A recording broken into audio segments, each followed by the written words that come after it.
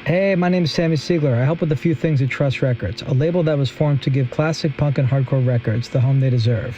Since Trust started in 2020, we've been lucky to partner with some legendary bands such as Bad Brains, 7 Seconds, SSD, Circle Jerks, SNFU, Youth Brigade, Ink and Dagger, and more. Aside from deluxe packaging and going the distance to ensure the audio is the best it can be, we make the merch you never thought you needed. Great documentaries, infomercials, playlists, and more. We made our own coffee blend, a book of Richard Pryor matches, and a Youth Brigade floaty keychain. So that's kind of cool. 1-833-2-TRUST-1 is the hotline. No one's going to pick up, but there's usually a fun greeting and you can leave a message. Me, I play drums in a bunch of bands, Judge, Youth of Today, Rival Schools, and more. I've been a guest on Toby's One Life, One Chance podcast twice. It's great to see how it's grown. He gets killer guests and always keeps the liquid death on ice. And if you're lucky, you'll get to see Derek Green or a Morse family member. Let me plug something. Trust Records is a proud sponsor of the New York City Tattoo Convention. That's happening in New York City, July 24th through 26th at Terminal 5. Over 150 artists, 2 nights of music, including Negative Approach, Murphy's Law, Judge, and a top secret Trust Records artist. Tickets are at nyctatcon.com, nyctatcon.com. You might have missed it, but we just partnered with American Nightmare on some tees and a hat. I say this because you should go to trustrecords.com and subscribe to our newsletter. We often give subscribers a heads up. Right now, there's a few special items remaining on the Trust website, trust.com. For example, a fishbone hat, DYST, Ink and Dagger raincoat and bucket hat, volume 4 of our zine, a super rare Have Heart SSDT, artist Devin Flynn's Trust design, Jesse Barber's design, BYO, Hepcat, DFL, Stylock 13, and more. That's all from me. Enjoy today's guest. Yo, go to trustrecords.com. Use my code LIKEGLUE, LIKEGLUE, like glue, and get 15% off of anything on trustrecords.com except for Ink and Dagger. That's trustrecords.com. The code is LIKEGLUE and get 15% off. So excited for this partnership with Trust Records. It's been a long time coming. Since 1987, Rockabilia has been around doing officially licensed merch. No bootlegs from all the artists that I freaking love, from pop to hip hop to rock to hardcore to punk. Over 500,000 items on this website, independently owned, operated in the USA. Custom limited collabs drop every month exclusively on this website from visual artists and tattoo artists. They have so many bands that I love and artists that I love, from Gaga to Blink, Katy Perry, Bad Brains, Beastie Boys, De La, Tribe Called Quest, 50 Cent, Billy, Deftones, Dead Kennedys, DMX, Dr. Dre, Eric B. and Rakim, Goo Goo Dolls, Hall & Oates, Wu-Tang, U2, Snoop, TSO, and Paramore. Those is to name a few of all my favorite bands that are on this website. I've owned t-shirts from all those artists throughout my life. Now I know to go here only. All officially licensed merchandise. Check out Rockabilia Instagram. Also go to rockabilia.com and use my code OLLC10 and get 10% off. That's rockabilia.com. Use my code OLLC10 and get 10% off your purchases. Thank you to Rockabilia for being our new sponsor. Welcome to OLLC fam. Welcome to the One Life One Chance podcast. I'm your host, Toby Morse. Today I have a very, very special guest in my house today. I have Mr. Nick Hexum. Thanks for being here. And Aaron Peanut Wills. Aaron, what's Peanut from? Peanut's from a head shape. You should know that. You should have done your homework. You have a perfect head. Looks good, dude. Your hair looks like a peanut. What? Both of you guys have amazing hair, by the way. Thank you. For the longest time, he wouldn't say he would kind of like, point towards it. Now he's like, head shape. Head shape. Yeah. It was like, it's because I'm such a Parliament fan that they call me Peanut. That was one. I worked with that as a teenager, just trying to be cool in the Midwest, which wasn't hard. But yeah, I came from my head shape when I was like 14, 15, just getting in garage bands and rocking out and not wanting to be known as Aaron from the band. It just didn't work. Did you have a shaved head or something back then? You could tell it was Peanut? Around the sides. Yeah, I shaved the sides, which probably added to the effect. Yeah, because it made it longer. And who was the first person to call you that? My friend Boyd.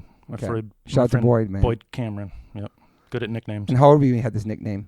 13, 14, yeah. Just getting into music. Okay. So you're in Madison, Wisconsin? Grew up in Omaha from the age of 1. Okay. And you're in Indianapolis, Indiana. Yeah, and I was there for months. Months. Like okay. maybe 3-4 months. Because you both meet in Omaha, right? Yeah. Yep.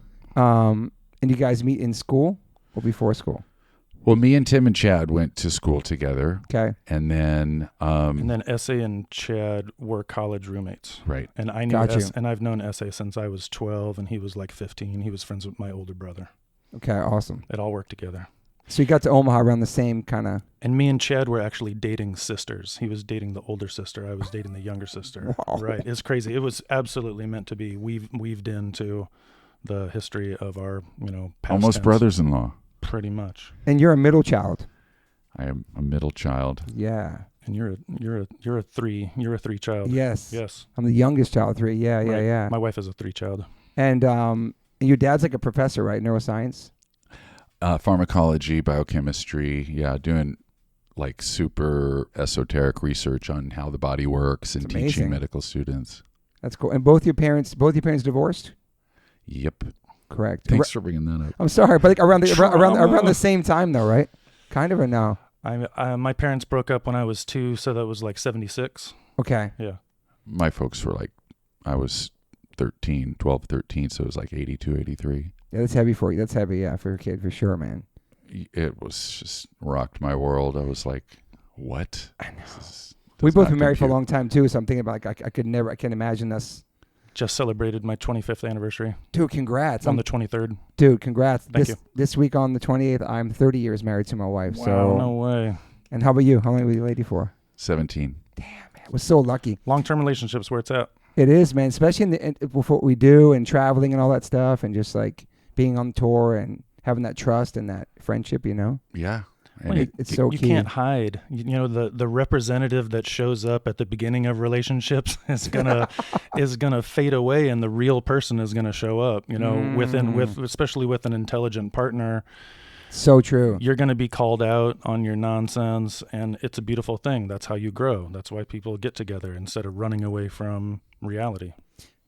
Love that. It's a commitment, man. I'm very lucky to be married this long, and communication is key. We know that, and trust. And our wife lets go out there and just be big kids and travel. And, when you're on tour with your brothers, you're like talking like sailors and not being like really adults. You don't have to check in to play music. There's no responsibilities.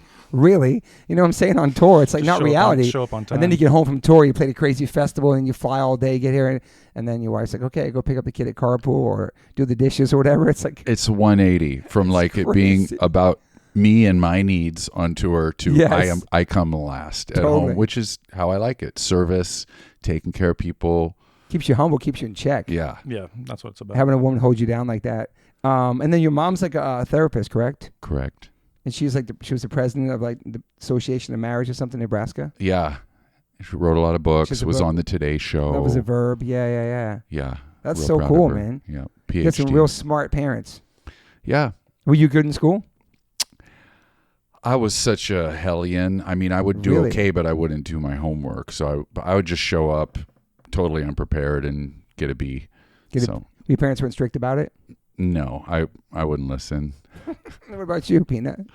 I was good in school. I realized that I could fuck off and just get it done. Just get it, make Yep. it by. But my kids don't follow my example.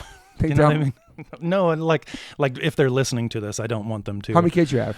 I have 2 boys. I've got a 15-year-old and a 12-year-old. Wow. Okay. And so they're learning how smart they are because my wife is super smart, and they're realizing the game, of whatever, getting grades, and I want them to do as well as they can, not just figure out that they can do the bare minimum. Yeah. Which is what I kind of did at a certain point because I was so just in love with music and where we were taking it.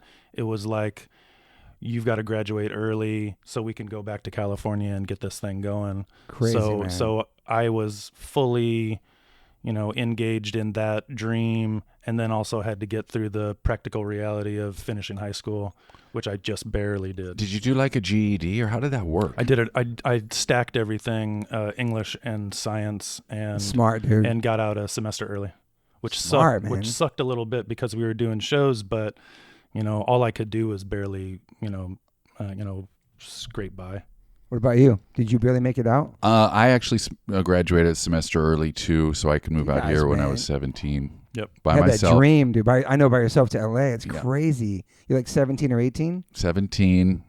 I came out. I was like, I got to live downtown. That's got to be where all the cool action Did is. you have friends here? There was nothing downtown in 1988. 88? Was like Crackton. It was not the Downtown place. now is crazy still, but you had any friends in LA? No, I didn't know anybody. Wow, man. And then I got a job at Guitar Center and started meeting my idols, and then moved to Crazy. Hollywood, and then moved back to Omaha for a little bit. Hooked back up with Chad and Tim, Yep. and then we had Unity for a while until we We was realized talking there was about that. already a Unity. Orange County Straight Edge band. That's crazy, man. What was you guys both kind of exposures to music? Were your parents playing music in the house? Like, what was like that for you, like growing up? What kind of music before you started playing? My dad played the cornet, which is like a trumpet, and my mom That's cool. sang and played piano, and she was in a band in college where they do like jazz songs and stuff. So It's awesome. Cool. cut a record. Yeah. So I started piano when I was 5, but didn't really take off until I got a guitar at like 12 or 13. Learned Margaritaville on. Nice. Classic. And so you guys listening to whatever the parents were playing in the house at that time? You guys were so young, right? So it's like when did you kind of find your own music? Like something you found that wasn't, or maybe through a friend or something, or? I mean, my first musical love was my dad's stack of 45s from the 50s. It was Jerry Lee Lewis, Chuck Yes. Berry, Everly Brothers, Buddy Holly, Elvis. But then when I heard The cool. Clash, that was Woo. my music, Game changer. big time. Was it the first Clash record? Probably. Um, So many. All the records are great, but I think it was London Calling, favorite, best. and dude. then I went back and Yeah. got the older stuff. I love Sandinista too. People didn't really like that one. I love all the records, man. Love it. Because they were mixing reggae, and then later on they got more like they came to New York inspired by hip hop and all that. It was just, dude, every style they played was so incredible, man. Like, Yeah, they had one of the first like songs that people breakdanced to. Yeah, you know what yeah. I mean, with like a Magnificent Seven. and Yes, dude. Sandinista. What about you, Mr. Peanut? Music in the house was my brother playing the saxophone Nice. and playing the Imperial March, and me picking up That's where you got that. picking up the the discarded remains of my skull and my brains that were splattered all over the room after hearing someone sit down with an instrument and play something so iconic. It was 82, it was like Wow. it was when Empire was coming out, and the song had already like left a mark on everybody who had heard it. So for my brother to just pull it out like a magician pulling a rabbit, that blew me away. And as soon as I got a chance to pick up an instrument, which was the violin, which I dominated on for years and years That's in elementary incredible, school. And then moved over to bass when I started listening to Iron Maiden and Metallica and Cliff Burton's Metallica, and I hit the mic. That's okay. And then Chili Peppers kind of turned everything around for me. Sure, dude. Because everyone was listening to metal and the college rock thing was going on, but it just bored the fucking shit out of me for what it sounded like country music to me. You know what I mean? Yeah. And I didn't understand the subtleties really up until like not that long ago. And there's lots of musical holes I have just because I was so stubborn about making the adjustment. But yeah, like to be able to create music really turned me on and made me want to do that, up until now. And my stepdad made me rent a radio from him for I would do chores and Rent? make like dimes. I would make like the smallest amount of money so I could afford to rent this little radio that I listened to. And in the way that, I learned responsibility like that, it was also coupled with just being obsessed with the shitty radio in Omaha. And if they would play a good song, it was just mind blowing and, starting to get my head wrapped around playing and everything. So Yeah, you bought like we did it ourselves. You bought like a Phantom bass or something, right, in the 80s, or Precision. I had Phantom bass. the first bass I had was a Phantom. Yeah, that was it. Yeah. That's a classic one now, or no? Is that still the company or no? No, I never saw one ever before or since. And you pulling that out is crazy. Good research. Come on. Yeah. So then what was like your guys' first kind of concert, or before you went to a punk show, did you ever go to like a rock concert? First big show? My first concert ever was Sha Na Na, which was like the 50s That's so- review. I know So that. It's punk. incredible. So punk. Do da do do da do. Yeah, Do-do. and Yeah. they played Woodstock, which is so random. Yes. Sha Na Na That is played. random, Yep. dude. But then Doo-wop shit. I love that. But then I went to lots of cool shows, more mainstream shows like Men at Work and Hall & Oates. Woo.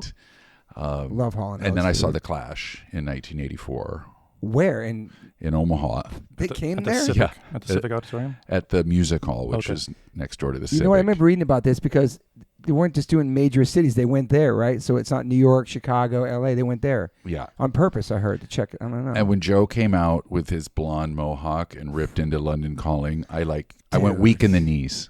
I would Like too, man. I was like, it was like that Beatlemania moment where I like lost control of my body.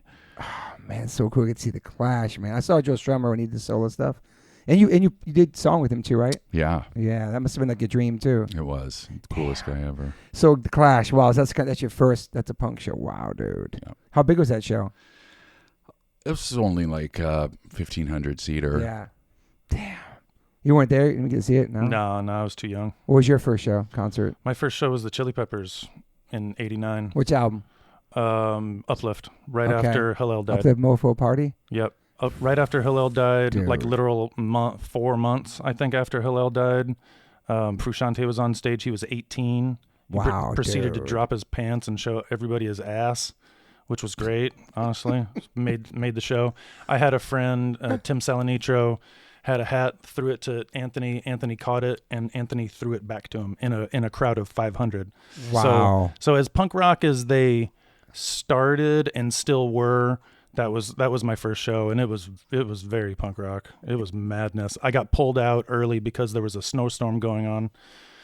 Midwest, I got horse collared out of the show before it was all done because we would have got snowed in, or my mom was scared that we were going to get snowed in. So it was really Norman Rockwell like that too. I wonder if the Chili Peppers got stuck there.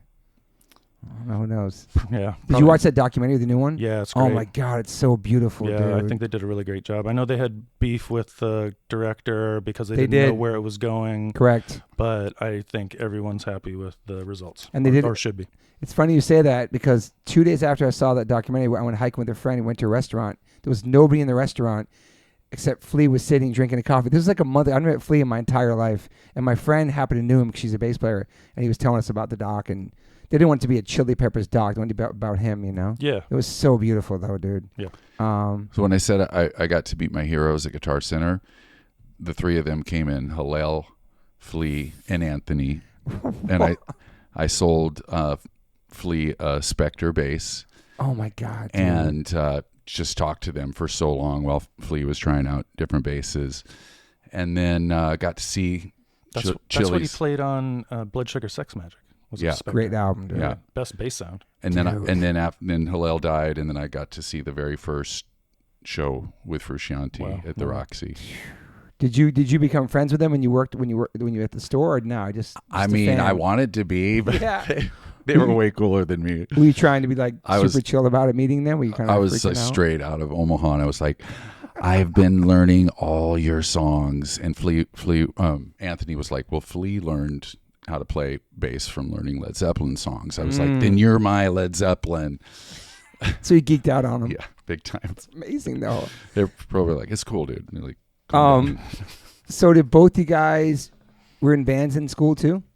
Did you guys in bands in high school? I mean, I was in 311 in high school. That was in high school? Yeah. For him, yeah. That was even after like were the Eds a band in high school? Yeah, that was our college rock kind of cover band where we were doing like REM and Husker Du and Guadalcanal Diary and a lot of English music, Smiths, Cure, stuff like that. And you were like in the West Side Jazz Band, right, at school? Yeah, that's where I met Chad. But you also performed as the Clash? That was my very first rock performance. school. I was junior high, and Incredible, dude. Introducing the Clash, So right? crazy. I got to that's tell bold. Strummer the story Wow. that like we wanted to be called a tribute to the Clash, Okay. and then the music teacher was like, "I just like the Clash. I'm just putting the Clash." just on kinda the works poster." better I was for like, me. "Okay, We'll just take the name for now for the school too. No one will notice. So you got to tell him that later on? yeah, That's amazing, man. Did you cover the Clash songs, obviously? yeah, we did." Wow, man. Protex Blue, which was on the English only version of their debut album. Okay. It wasn't on the green album. It was on the black version. Okay. And we did Police and Thieves, which was a cover of a cover. And then we tried to go into Should I Stay or Should I Go with like an unplanned encore. But like we told our friends, just start chanting encore. We told the lighting guys, do not turn the lights off. And we ripped into Should I Stay or Should I Go? And the music teacher ran out there and unplugged the microphone. So all it was Did all people it know the was Clash drums. at your school? Yeah, there was. I mean, the song was on the There's radio. punkers there. Yeah. Ska was really big when I was in junior high. It was the English Beat, the Specials, Madness. The original stuff. Yeah. Wow. And how did you both end up in Omaha, Nebraska? Like, why'd your parents end up going there? Military. Okay. My dad got a job at the university and worked there all his life. And Okay. University of Nebraska. It's like fate, man. It's crazy, dude. Yeah, it's nuts. It's Um, a good timeline. So the Eds was that, and then the Fish Hippos. Right. So This is before 311. yeah, so there was unity for a while, and then we kind of fell apart. Like Chad was out here in LA with me, and we did some gigs, and then Chad was like, I'm going to go back home and go to college in Lincoln, Nebraska, and then I went to Germany for a little bit. Yeah, what'd you go there for? Just That's what you do. You go to Just- Germany at some point. You go to Hamburg and you hang out. exploring, yeah, exploring, and You went there by yourself? I had a girlfriend who was It was like modeling. 1990-ish, right, or something. Yeah. This would have been early 90, Yep. right? And then I called Chad and he said, yeah, I've been jamming with this kid. He's 14. He plays bass. And I was the bassist in Unity. Okay. And I was like, well, I'm going to kick that guy's ass. I was like, I just kind of want to be a singer anyway. So it kind of all worked out that Chad had found a bass player because I was ready to just be a front man. Wow. And then he was like, we're called the Fish Hippos and we got a gig opening for Fugazi. I know, bro. This is crazy, dude. And I was like, well, maybe I should come be in that band. Did you guys love Fugazi at the time? God, what Or would no the them? show Yeah. have been like without you? Chili Peppers covers. Oh my gosh, right? We would have had 2-3 songs, right? So you guys Oh my loved Fugazi at the time? Was it Oh, yeah. some of the early shows Waiting was on that time? Room. Yeah, dude. 13 songs. Was Yeah. huge. So you're in Germany. How long are you in Germany for? Only turned out to be a couple months. It was for love. I get it. It was Respect. for love. So you like Love of Jägermeister and a girl. So the Fish Hippos, you had the 311. You used that name before, right, in school or something for another band? It was his. His thing. Yeah, it was. Okay. Yeah, it came from Jimmy Watson, who was playing guitar with us at the time, and yeah, we were. It was just about not taking ourselves too seriously, and I guess it was a little sledgehammer of a version of that. Like there's subtle ways of doing that could have been relatively timeless. Like the bouncing souls, you know what I mean? Like it's it's like we're not taking ourselves too seriously. We're named after, how Dr. Martens are described. It's crazy, so right? it's a really cool reference. Not many people know that either, man. Probably this generation, yeah. Yeah. Because they were a funk band at first. Right. Interesting. Go to the dude. bass, right? Yeah. But yeah, names are important, right? Totally, dude. And then when 311 came about, Nick attached himself. He was like, I don't even care what it means. Like it doesn't have to mean anything. It's like the Smiths, right? It's just a blank canvas for us to do what we're doing on, and that's why it's stuck. Yeah, we were on the phone and he said, well, I did a talent show as 311. I was like, I love it. And then he was like, it's the police code for a decent exposure. And I was like, I still love it. It's even better. I was going to ask you guys, any of you guys ever got one of those tickets before for being naked in public, nothing like that? No. Yeah. So it's not from experience. Jimmy got it. Jimmy, the first guitarist, got it. Ah, Yes. okay, so that's where it comes from. Okay, yeah, it works, man. Sometimes that happens where like you have to play a show and I need a name, and he wasn't down with the Fish Hippos name. Yeah, dude. I was like, We're gonna play with Fugazi, dude. We can't be the Fish Hippos with Fugazi. Yeah. And do you remember playing that show? And was it 100%. Yeah. Yeah. How were you guys? We were great. We were tight. Yeah. Yeah. I mean, Blew up how many the spot. many Everyone was times did ready we to practice? mosh. Did we practice like 6 times? Probably. It couldn't have been much more than that. Was it a big show with Fugazi there back then? Oh, full. Yeah. Damn, dude. Sokol Hall. Did you get to talk to Ian back then or meet him? Yeah, we met them all. I That's remember awesome. I met Guy first. He was super friendly. Yep. He was sweet. Yeah. Drummer said he had a bad show. I was very much disagreeing with him because it was fucking incredible. Yeah, dude. I never seen him have a bad show ever. Bing. ding to the bell, just like Underrated drummer too, man. I Totally, mean, the whole band totally. are incredible musicians, man. No, and fearless and energetic and positive. Totally. And still like frustrated and smart within all those things. I love it. Angry and educated, yeah. Yeah, come on, let's go. Were you guys Minor Threat fans? Yeah. Yeah. Yeah. Yeah. Didn't know him as well as like Tim Mahoney knows Minor Threat, but you know, I love Descendants and Misfits Yes, and that dude. kind of era. Yeah, me too. So you both 311. So what grade are you in when 311 starts? When you're in high school? Like what grades? I was 20 years old. Oh, you're already started. out. You were out. Yeah, I And was. You were He was That- 16. That Fugazi show wow, was that's crazy. The Fugazi show was 5 days after my 16th birthday. Crazy, dude. Yeah. So as a junior, I was a professional musician because there was $50 in my pocket after we played that Fugazi show. You guys got $50 each We got 200. We got Wow, we got that's $50. pretty good, Yeah, dude. it was dope. back then, especially. Yeah, cash in hand. So Yeah. you take off to LA, no friends. I'm gonna make it in music. This is what I'm gonna do. This is what you want to do. Are your parents supportive of that? My dad was like, I think you better get an education. I was like, come on, Dad, I ain't doing that. Like, get serious. Because they're so educated, man. They're like, Be hard Yeah. not to think that. Right? But I was like, just so hell bent. He was like, okay, I tried. What do you think it was? What do you think the fire was? What do you think how you wanted to do it so bad? Just the love of music, or just I mean, coming to LA? Just I just loved rock music so much and the energy of it that started with those 45s from the 50s and Yeah. just knew exactly what I wanted to do. I always said, if you have a backup plan, you're probably going to use it. So I'm just like, like that. music or bust. So no plan B, No ever. plan B. Hell And yeah. then you followed soon after. Yeah, or- 100%. No backup plan. My mom had some backup plans for me. I think she saw me as a plumber. respectable career though, Which would have been dude. funny. And she's coming from the point of view of being a real estate agent, and the first person in her family to have a master's degree. And didn't want me to die starving because I was hell-bent on being an artist, Yeah, which is a perfect thing for a parent to do, right? absolutely. But there was absolutely no backup plan. I mean, I would have taught, I would have found other people to work with, one way or the other. It was going to be music yeah. or comedy. And so by the time you get to LA, how long have you been there for? Like, Well, then we were in 90 and 91, we were in Omaha together okay, doing 311, yeah, playing at New Music Mondays at the Ranch Bowl, Yep. packing Ranch it. Bowl, packing it out. Opening up for Smashing Pumpkins. Really? Yes. Who were in a van at the time. So you guys like the local? Yeah. Oh, yeah. We were selling more records than Michael Jackson. Yeah. Maybe not the week that it came out, but Are there you were serious? But there were album reports, that from Homer's Records in Omaha. Shout out.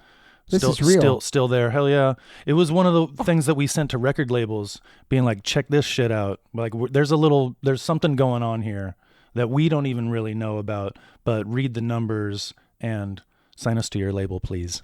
So who put out the first, like the EP, like the Downstairs, and then damn it, all those ones were like independent, or you did it yourself? So our very first record, I took a student loan and used the money for us to record. Thank you, local Yo, government. believe in yourself, putting it to yourself. I love this, dude. Yeah. It's an education. It is. Yeah. And then Student loan. we just reinvested our money from the shows and made 2 more records. So smart, dude. One called Unity, which Yes. was, kind of a tribute to our earlier name. Yeah. And then Hydroponic was a cassette we made. And then those were all kind of served as our demos to get a record deal. And then we moved out to LA together in 1992. All lived a little house in Who was in at our Van door? Nuys. Who was at our door day that we landed?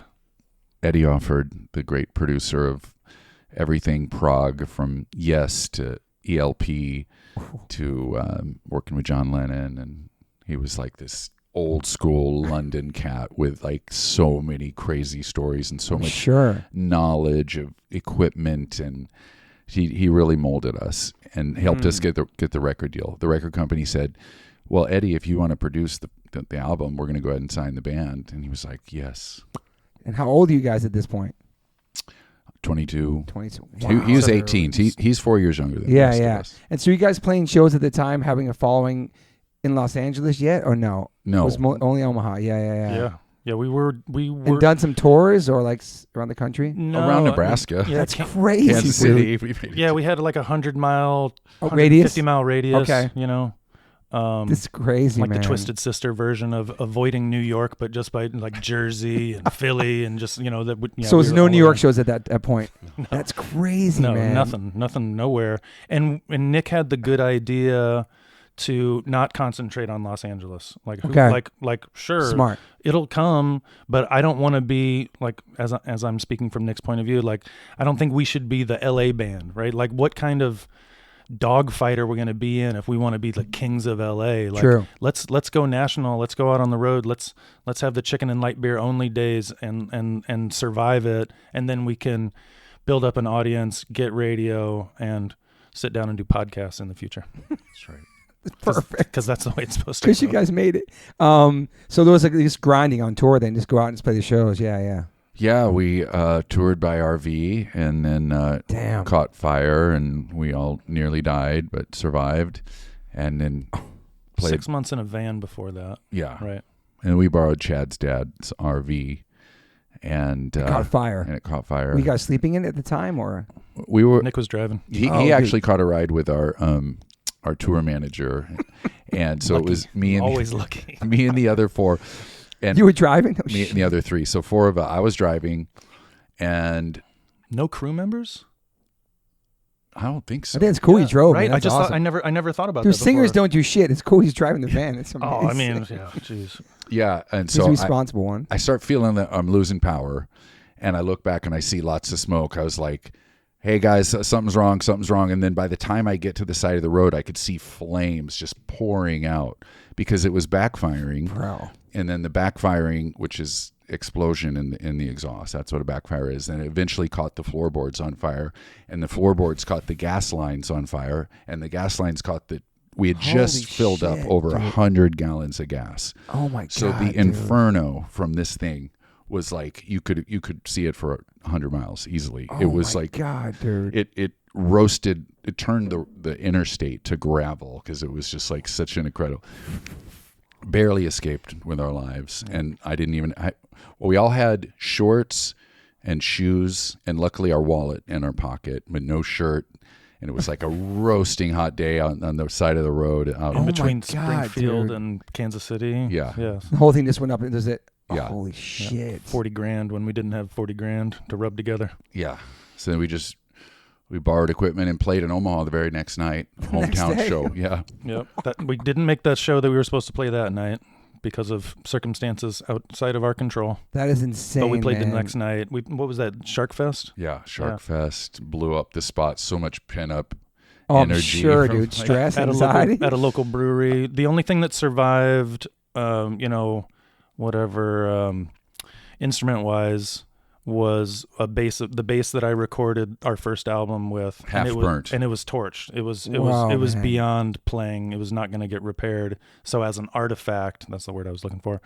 I destroyed it on stage, and it's like the only time I broke anything on stage, and I broke the stage too doing it. The And then stage gave way. and then threw it out in pieces. If anybody's got a piece of that bass, Oh, I'd it'd be love so cool to have I'd that, love to man. see it, or see a picture of it would be really cool. Somebody Yamaha has that. bass. Yeah. Somebody has that somewhere. So then you finished that tour somehow. Yeah, we borrowed equipment. We limped on the way home. We played with a band in Denver called the Reegers. They let us borrow their gear. Shout out to the Reegers. That's very nice. And and then we drove home through Utah, got pulled over by the cops when we were smoking. Kids, turn off the podcast for this 20 seconds.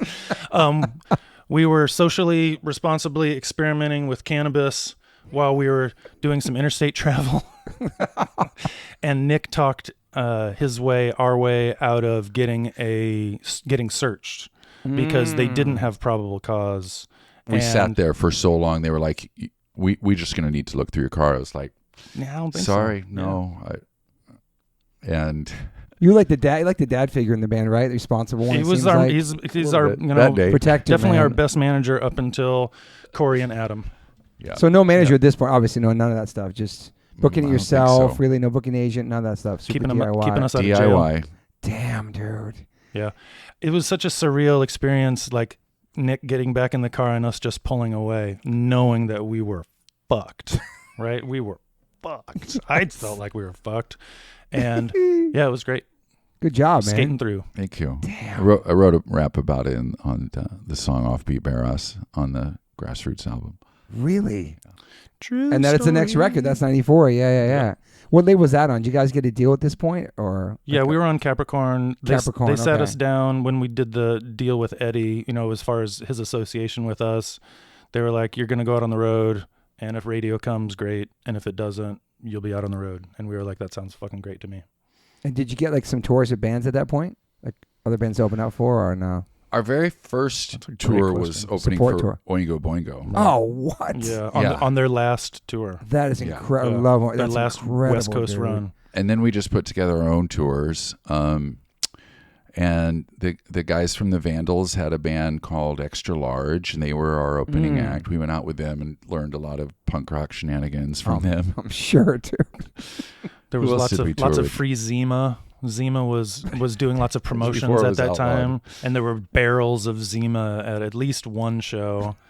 So funny. Yeah. And then the self-titled album, right? Which is called the Blue Album. Yeah, so 96 was a huge year for us. Yeah, man. And on that year, we did the Temples of Boom tour, which was the Cypress Hill and Farside tour. We did Incredible tour, dude. the Horde tour, which was the hippie tour, and the Warp tour, at least part of it, and that's where we probably first. You said in Florida, maybe. Yeah. Yeah. What was it? Who's on the hippie And tour? we played with Kiss too. Kiss? We did Kiss show at Madison Square Garden. Oh, my It was God. For real? It was a busy year. That's not your first time in New York, though, is it? No.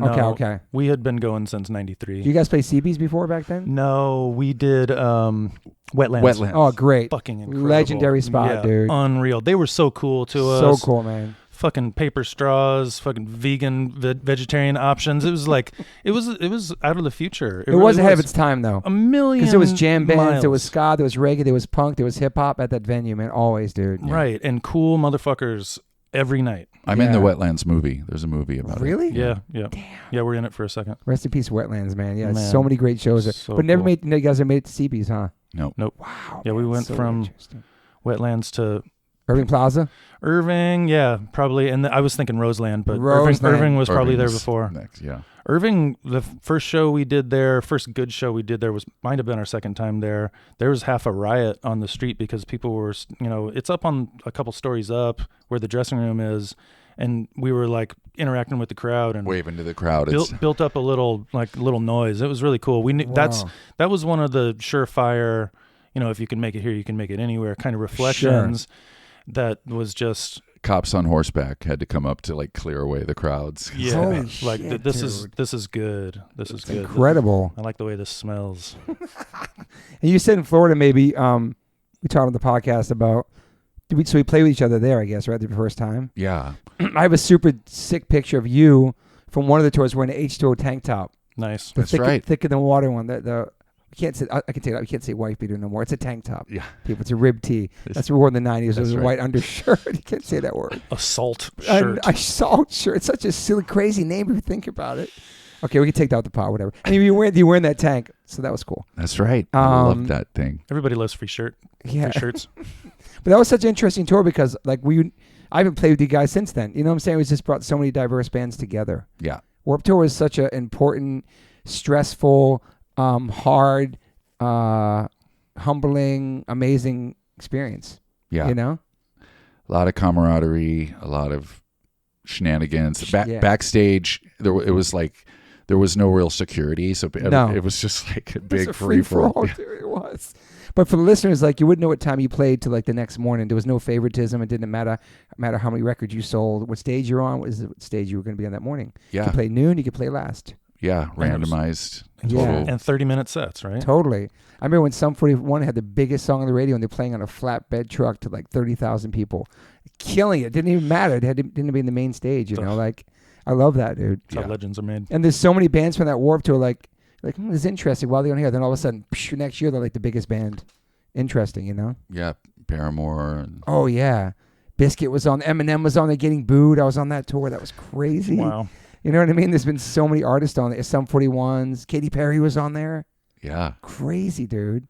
So the Blue record comes out. This kind of game changer. First kind of radio play, all that stuff, right? Yeah. All The mixed up and MTV Buzz clip really changed a lot. Yes. That's like this is the song everyone's talking about. And when Down got to be a buzz clip, then that all of a sudden, a lot of more younger fans started coming to the shows. And our fans that had been with us for the first couple of years were like, what's up with all these kids here now at your shows? I was like, good. We want them. When they're when your mind is your brain is plastic enough to just fall completely in love. Like whatever you love as junior high and high school will have a special place with you forever because your mind is more open. Yes, I agree, man. So the Clash will always have that special place. You're not jaded. You're not like and Bad Brains. Like I'll never probably have my mind blown like Bad Brains. Did you see Bad Brains before? We never saw. Well, maybe the true original. Yeah. We played with them, and we didn't have the original drummer, but the three Controversy. Yeah. Was it Mackie in there playing drums at the time? Do you know? It would have to be Mackie, right? Mackie's the only one that filled in. He's the only competent. Yeah, I never saw them with Earl and HR and Doc and Daryl. But obviously a massive influence, 311. Massive. Oh yeah. You can hear it and feel it, and you know what I mean. Like I know you always. That's why we were hunting down Ron St. Germain. And that's why the Blue Album did as well as it did. Wow, interesting. Yeah. Man. That was a dream of ours to work with Saint. He and how was that? Was it? He sat us down and he realized that we were good. You know, what our strongest point was delivering live. You know, everybody on stage at full power, doing what we do, and it's the only time we've recorded an album all in the room live, and it's our only triple platinum album. We did it on From Chaos too. We did we do some sessions in From Chaos live because it couldn't have been the whole thing unless not I'm Amber terribly and mistaken. I'll Be Here a While, but the rest that we had done at Sound City. Nick gave me the shoulder tap. Hey, remember this, and that's a beautiful thing because I want to remember that like that. I don't want to remember it wrong, but what I do remember is being in the room with everybody and not having a click track and working through the songs. You know, we'd take 3 takes, take a break, you know, come back and play other tracks. And if we wanted to come back, we'd come back, I would imagine. But I think that's why it worked so well as a bridge between the first fans and the future fans is that this was really a band recorded live, and this is what we're best at. So come see the show. I love that. And I think Down came out like 14 months later or something after All Mixed Up. Yeah, it was our third single. Because we had a lot of battles with the label that they were trying to push us more towards the pop stuff. Okay. Because Down was pretty hard sounding with the rapping. Yes. There was no rap rock on the radio, except like maybe Faith No More had that song Epic, which was and Chili Peppers. But other than that, there wasn't a format that played rap rock until Down, and then it kind of opened the floodgates for the Biscuits and the Corns and all that stuff. Wow, dude, you guys are the OGs. I like that. But the third single, that's crazy. That was a game changer. The Down song, right? Like, yeah. And does that change? Obviously, you start playing bigger shows. That changes everything for you guys, right? Yeah, yeah. People recognize you in the streets and stuff like that too. At that point, or no? Oh, you're the blonde guy. Yeah, it's crazy how powerful MTV was back then, though. Oh yeah. It just helps so many people. It was more of a monoculture back then. You know what I mean? Like, people would be standing out in front of a Tower Records at midnight waiting for a record. There was such a good vibe. There was no phones, so everyone was just like there in the room with you at the time because there was nothing else going on. So lucky to be part of that time, living outside with no phones. And did you guys do TRL back then too? We did it once. Yeah, UNSA. Yeah. And all that stuff for you guys, was it? You guys just in the moment at that time, you weren't thinking about like, oh, this is really blowing up. Well, I think we wanted to make sure that we were having a lot of cred, so we purposely didn't recreate the Blue Album, and we took a pretty big left turn with Transistor, which was super experimental. We were into dub, trip hop, just jam band music. What else would you say? We wanted to fill up a whole CD, so we were gonna make 70 minutes worth of music, whether the label liked it or not. You know? So you felt zero pressure from the success of that record to make the next one. I think the pressure that we felt was to do something different. Yeah, like the pressure was to do the same thing, and there was no way we were gonna do that. Like how on Sandinista, they were like, we're going to give you the most music that we can for the least price. So we filled the CD with every possible second of music. This is who we are at this moment. And we were writing a lot. We've never really suffered from writer's block. I think there's always something cooking in sure. in one of us, mostly Nick. I feel like Rancid did that too with after Outcome the Will success. They did Life Won't Wait, which is like their Sandinista, I think. You know what I mean? I love Rancid, but that was like after that big record, you know? Yeah. I like those artistic choices. Me you know, too, man. It might not, you know, if there's shareholders, you know, stock, you know, the like if it was a business, it might not be the best business decision. But I didn't get into this business to be really good at the business. I got into this business because I saw lots of cool artists doing really fucking cool artistic things, and then building, you know, a life around that. Big, small, little, who cares? You know, I wanted to play music with my brothers. It's amazing, man. And the fact that we get to still do it, we're looking forward to shows coming up. You know, it's crazy. Yeah, it's man. a family, you know. It's that kind of brotherhood of somebody that's gonna temper. You know what I mean? Like if someone comes up with something too crazy or is acting too crazy, I've got these guys to be like, yo. You know what I mean? You're being crazy. Yeah. It's all original members still? Yeah. Yes. We're one of the longest running original lineup bands. Oh, man. We were too for a long time, and then my brother left us for the Offspring. I love you, Todd. But I'm happy for my brother. But that's your brother. No way. I didn't know that connection. Sick. Yeah. We've done a couple tours with... Yeah, I so have it in great. here. You guys want to tour together. Yeah. It's my older brother, Todd. Oh, man. Older brother. But yeah, we started Ace Tour together, and he went off and did Juliet Lewis and the Licks, and he came back, and then he got the Offspring gig, but I'm happy for him. They opened for me when I did a side... Juliet Lewis came out when they did? Yeah, it was called the Hexum Brothers Rock for Carrie. We were trying to sway the 2004 election and that's failed sick. miserably, but Juliet was out there with us. Oh, that's amazing, man. Incredible human actress, musician, dude. Front Fire. woman, bro. Was that the Hanging Chads election? Or was that was that the year before? No, that was the one before. This was the post-war one. The 2000 was the Hanging Chads. Right. Damn. Crazy small world. So Beautiful Disaster, is that a pretty big song for you guys on that record? Yeah. Again, our third single because we Damn, that's weren't good crazy. at picking singles, or we were, I guess, fighting with the Did label. you fight the label every time over singles, obviously? Yeah. Yeah. Wow, dude. Yeah. Beautiful Disaster. That to me was the first song that I put forth for the album, and it was after listening to a lot of NoFX. Oh, wow. And also the band that we toured a lot before that was The Urge. The Urge. The Urge. Damn, I've heard that name in so long, man. They had a lot of like these cool horn lines at the beginning of the song. So I did that with like dueling leads, harmonizing guitars. Okay. And so that became Beautiful Disaster.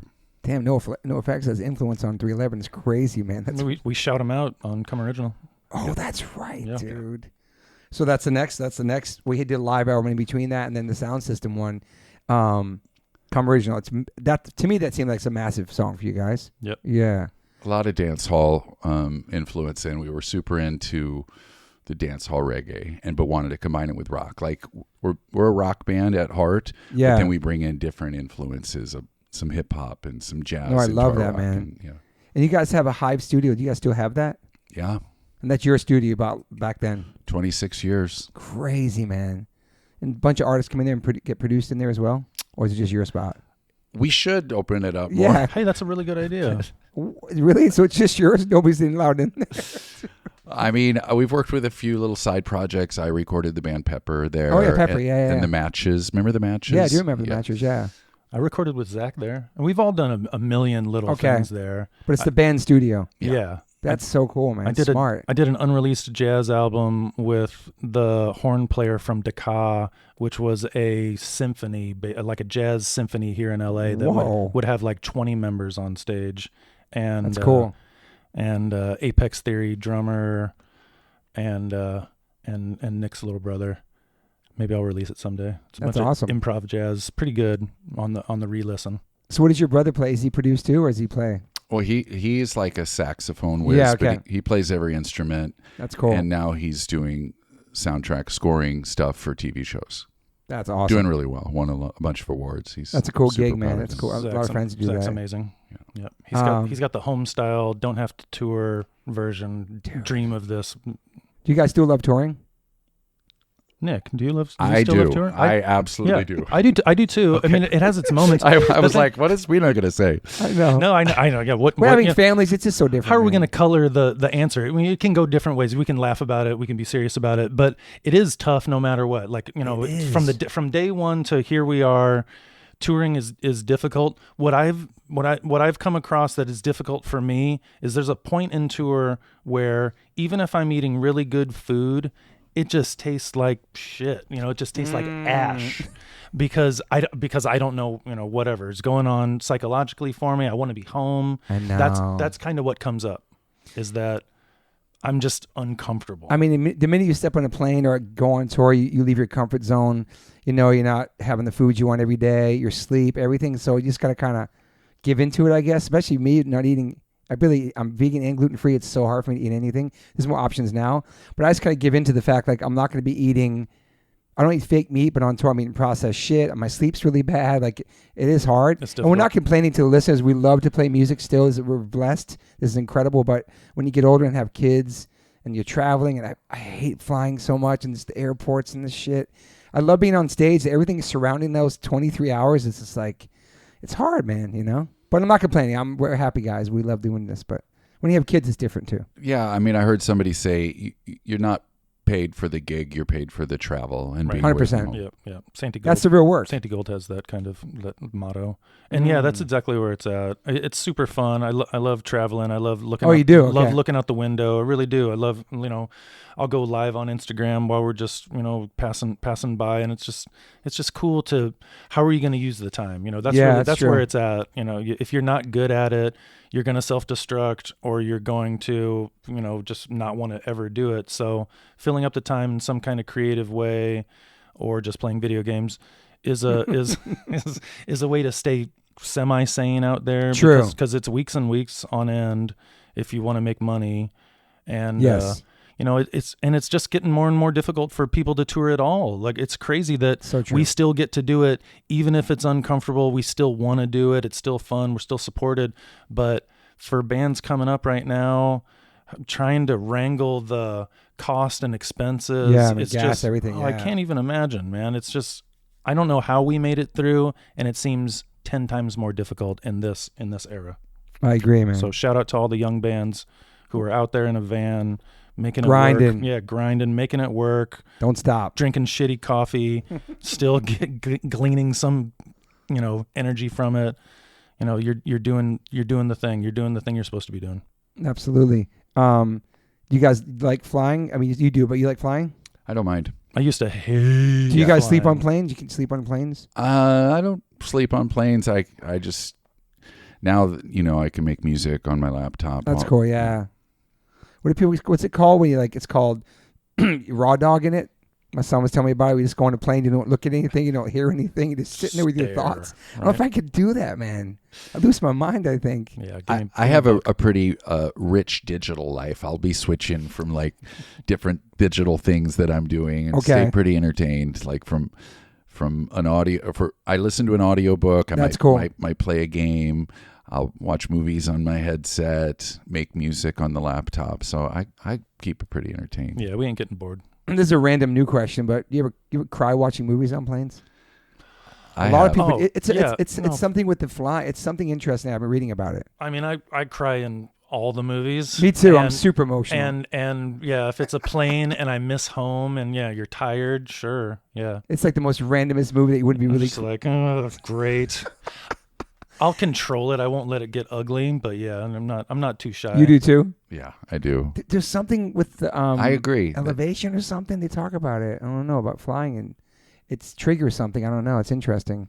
It seems like when we first started going back in the 90s, people would talk to each other on planes. True. And now they don't. And the people on the plane were like smiling when you got on the plane. It's so they're like so bummed. They greet you and stuff. What do you need? You know, like. We finally went to business class after like 30 years as a freaking band. It was the best thing we've ever done. And now we try to do it at least on the way to Europe. Going back, I don't care how tired I am. I'm going home. But over the overnight flight, we did it. It was just, oh my God. It's such, I know you guys have been there. It's just night and day, you know? No, it really is. Oh my God. Laying down the plane, dude, and you land and it's like, Oh man, you guys remember going your first bus from a van? Oh yeah, that was like Game dream changer. come true. It was an Eagle. It was before the Prevost. Oh yeah, with Eagles were 40, rough. 40 foot. Yeah. But at least it was a bus, dude. Little short. We were in heaven. Was though. it the We Warp loved Tour your it. first bus or before that? It was probably before that. Yeah. Like 90. So your 94, own bus. 95. Yeah, we had a. It was an old kind of country looking bus, but We hired loved the it. owner, Filthy Phil. Shout out. Filthy Phil of the bus company. His name was Phil, and he was covered in grease all the time. Who would do repairs and maintenance. Damn. It was just funny as shit. He really was great. Well, he was like built. He was like all puffed up, and He was and- kind of a dick and too. short. Yeah, and we had Chad almost had a fight with him. we had- Oh, really? We had our run-ins. Yeah, I mean it was because he was really, he was possessive about the bus, and we were fucking crazy kids. kids, So yeah. it was meant to be.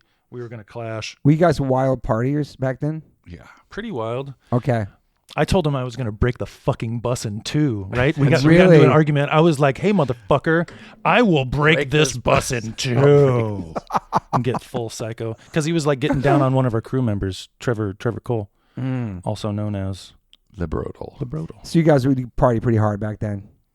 I would. Yeah. Nothing too hard. I mean, we would go hard, but I don't think we were, we weren't trying to kill ourselves. Yeah, for sure. We kind of had like a no white powders policy, so it was just a lot of booze and weed. Dude. Yeah. Yeah, we call out cocaine in the first album through Nick's voice. I've seen the devil and the devil is coke.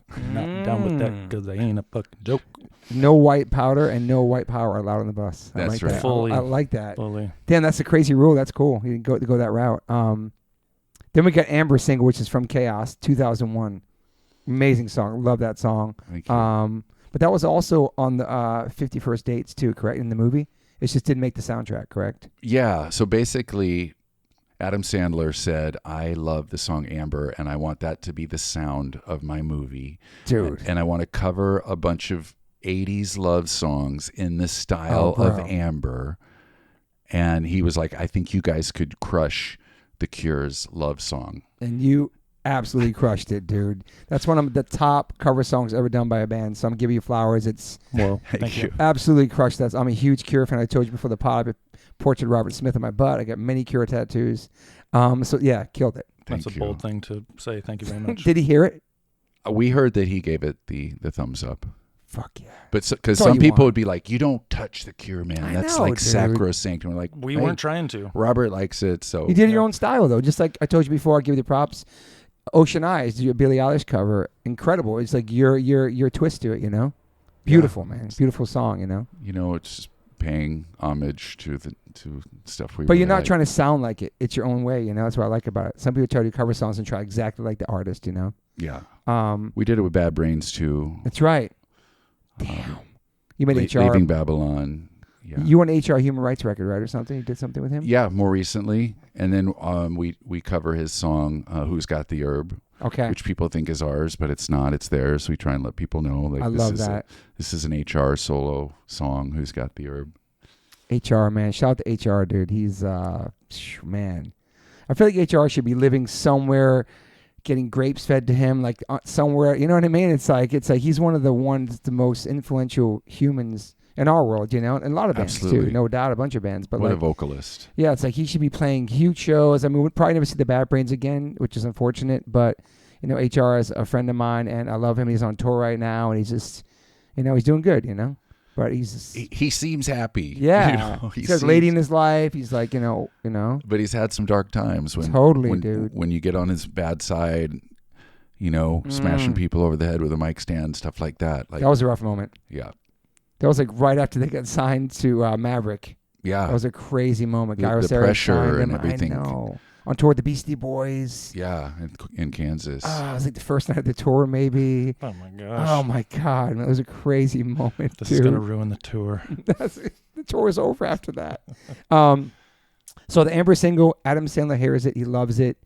Wants you to do a cover song on the 51st Dates. Yeah, and Crazy, then dude. I ended up Co-signed. producing a bunch of songs more in that style, like doing "Lips Like Sugar" that I got Oh, yeah. Seal to sing. Stop the World and Melt With You. Got Jason Mraz to sing and produced it on the bus. And I had Chad, our drummer, help me with the mixing. On the bus. So I produced 5 songs for that soundtrack. It was on the bus. On the bus. That's crazy, man. The Lenny song too, right? Lenny Kravitz, that was around the same era. It was a different, it was different project. Yeah. And so that becomes like a number one song, though, the cover song, no? Yeah, that was our last number one. Amber was number one too, and then Love Song. But both of those songs had such legs that they just lived through the whole 2000s. You know what I mean? Like that was kind of our peak as far as ticket sales and stuff like that. Really? Yeah. Wow. And then 311 Day. What obviously it's genius, whatever. But what started that? I think it was like 2000. So did a fan start that? You guys just claimed it that day. Like how'd that start? Well, people used to we used to not tell the full story. We'd be just like we're the number 311, yeah. And then someone was like, maybe it's the date, maybe March 11th means something, and so we were like, we got to do something about that. And then when we had a show booked in New Orleans on March 11th, we're like, let's call it 311 Day. Let's play all the songs, 3 hours and 11 minutes. Oh shit! And then that was just the beginning of the tradition. Is that how you remember it? No. Oh, but that's okay. It's a beautiful story. What's your version of it? This is interesting. Yeah, and tell me if I'm wrong. I think the first show that we did that was 311 Day was just like I think we played 46 songs. So I don't think it would have made it to the 3 hour. I think that's something that we built up to. But I like that part of the story. It's cool. I know. I can edit. Okay. But the point was that we were going to go all out and play, rare songs and for as long as we could. And I think how I remember it was that we had to build up to a 3 hour show because that's more than 40 songs, of course. The Cramps were on that first 311 Day. The Cramps we played with the Cramps in New Orleans. That's insane. You should have seen us looking. The voodoo was everywhere. Oh my God! You should have seen us looking at each other in like the area between the stage and the green rooms and everything, dressing rooms. It was like, oh my God, that's Poison Ivy. That's like crazy, that's man. fucking Lux Interior looking at us like we're a bunch of fucking weirdos. It was dope. That's crazy. You would have loved it. Wow. Did you guys ever play with the Damned? Mm-mm. No. Damn. And then the Unity Tour, Captain Sensible. Captain Sensible. Then the Unity Tour, which is awesome. There's been so many incredible artists on that tour, man. Does that tour still exist? We're not using the name this year. We did last year. It kind of just depends upon whether it's like a even co-bill or if it's more of our tour. But yeah, having like the Roots and Medeski, Martin and Wood on one of them, Ziggy Marley, English Beat, Modest Yahoo, Unwritten Law, Offspring. Even Snoop Dogg or no? Snoop Dogg. Yep. That was crazy, the coolest. Man. That was such a fun summer. Was he hanging with you guys on the tour? He called me Slick Nick every time I saw him. Yeah, he still does. I've seen it. It's crazy. Yep. So he was hanging, watching, chilling and stuff? Yeah, he was kind of insulated. He had like these like Nation of Islam people of course. but he was friendly. So yeah, 311 Day. So that's something because I actually posted on 311 Day because somebody sent me that picture of you in the tank top. I was like, oh, it's actually 311 Day today. That's awesome, man. Boom. That's official. So then, so let's see what after that. Amber, Big, 51st. Oh yeah, the record Evolver too, right? Yeah, that had Creatures for a while, which was kind of. It's a good closer. Like it really blows up this. You guys stay making records. You stay busy. There's not many gaps in between your records and being on tour and everything, man. Yeah, it was every couple of years. I know. For the first. We're due. It's that cycle. It's been a minute. We're due right now. How many years now? Well, since the last one. Was it last year that?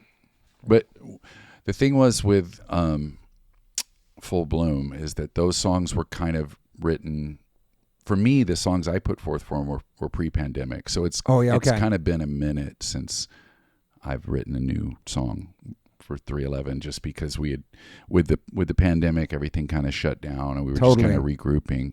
So I feel like we're due now to kind of get back in the flow, and we've just been talking about what Peanut was saying about recording all at once, more of an analog approach, more of a freewheeling approach. So I think it's like the wheels are turning. When you write songs, do you journal a lot or no? Just when you work on a record, that's this record time. Are you always writing stuff? Or no? I've done the artist way, which is where you do morning pages, where you just write like free form in the morning for like fill up 3 pages with just whatever. I haven't done that lately, but that's kind of been like the journaling thing. But I'll just try and always drop stuff onto my phone about little ideas of lyrics and little observations. You guys gone through so many different labels during this whole time too, right? Majors, indies, everything. I mean, our first record contract lasted all the way through the Uplifter album. So holy shit! Yeah, 2008. It was wow, dude, that's pretty long. How many albums you do there? Like 7? That sounds about right. That's crazy, dude. That's major labels like wild with that shit, dude. Yeah, they're like, let's just make the number bigger. Let's make it. Let's keep adding on. 20-year contract. I have to pee. I'm gonna let you go pee. Yeah, start. go pee. Yeah. But that one you have like a your highest charting song from that record, Uplifter, supposedly. I don't think so. Number 3 on Billboard chart. Oh, album-wise, yeah. So, That's pretty crazy. No, dude, go pee, man. So the Uplifter, that's 2008. Yeah, that's like your highest charting record. That's pretty cool. That late in the game, Peanut. You know what I mean? Yeah, I mean it's a testament to the audience that was still supporting us. It's the open-mindedness of people who hadn't heard us before that attached themselves to whatever the fuck we're doing, and it was great, And shooting the video in LA was a lot of fun. LA's our biggest market. It's weird that we don't play here more. And it's frustrating as someone who, lives in town. When's the last time you played here? That's a great question. I couldn't honestly tell you. You guys could play the Forum, dude. I know there's a way to do the Forum. I think for us, it would be like a low ticket kind of thing. And if we told people that we were doing like the Blue Album and Transistor, I think that would fly, I'm good at marketing. So you haven't done anniversary tours on records and stuff? We have. Okay. We have, and we've recorded those live shows, and they sound great, and it's a lot of fun. You have some good live records too, yeah. Yeah. I mean, that's where it's at. If you like the songs, great. But if you haven't seen us play live, you're missing out on the majority of our flex. Yeah, for sure. Yeah. There's a Don't Tread on Me record too. There's so many records, bro. Yep. And then Universal Pulse Records after the Uplift one. Yep. Was Uplifter a big record for you guys? I mean, the charting it was, but yeah, I mean, it's kind of how it goes with us. Like the support system is there, and they buy records the first week, certainly back in that era. Yeah. And then it falls off kind of fast because we're not, whatever sustaining it in like the pop way of doing things. We just have our hardcore group of people that are going to buy it the first week out and support us and give us those kind of chart positions that we can forever look back on and be thankful for all that support. You have so many people that grew up with you, and now they have kids, or kids are coming to your show. It's same with us. It's pretty amazing to see that, man. It is. And people then growing over with you in a sense, Totally. And before you even mention it, it goes on to the cruise where the people from Six Man Productions in Atlanta, Georgia were like, hey, you guys should do a cruise. And we're like, you got to be out of your mind, right? Like, really? Like, when did you start those cruises? What year? That's a great question. It's been quite a while. I would say 2008 or 2010. Yeah, something. And how many cruises have you guys done? 6, wow. 5 or 6 now. It's every other year. What year did we start doing cruises? Oh wait, Nick? when's the last time he did one? My friend was on it. He was a comedian. Yeah. Wait, when's the last time? Who'd you have? Chappelle Lacey. Oh yeah, Chappelle. He stop. I asked for him. You did? Yeah. Wait a second, bro. Okay, so my friend Chappelle Lacey, like my adopted son, who's been on the show like 15 times. Yes, he did the 311 cruise. Was he the only comedian on there or no? No. Always had like 2 or 3. And you chose Chappelle Lacey? Yes, I chose them both. Dude, that's incredible. Me and Doug Benson are relatively close. He's the comedian booker. Like, okay, Chappelle Lacey, 311 is one of his favorite bands of all time. And I told him you guys were in the podcast that he was so bummed he couldn't come by because he's flying on tour. But that is so cool. Does he know you hooked it up? Does he know you? Yeah. Okay, cool. Yeah, I told him I got to sit down with him. Oh, that's amazing, dude. Ariel, I can't remember the name of the female comic that was on there too. She's so great. I'm spacing on the name. You guys the first ones to do the cruises, like band cruises, maybe, or no? No, for sure. I think that's why Six Man came to us, because they saw success with other bands, and then we're big in Atlanta. we've been massive in Atlanta. Really? Just randomly in Atlanta? Just wow. Whatever. Yeah. Just clicked with him for some reason. Really? And kept coming back. We're like, oh, you like that show? Here's another one. You like that show? Here's a fucking another. Here's just like, 5 nights at this place. Yeah, bitch, we're gonna keep coming until you the stop coming. The Masquerade. We fucking wrecked that shit. I'm sure.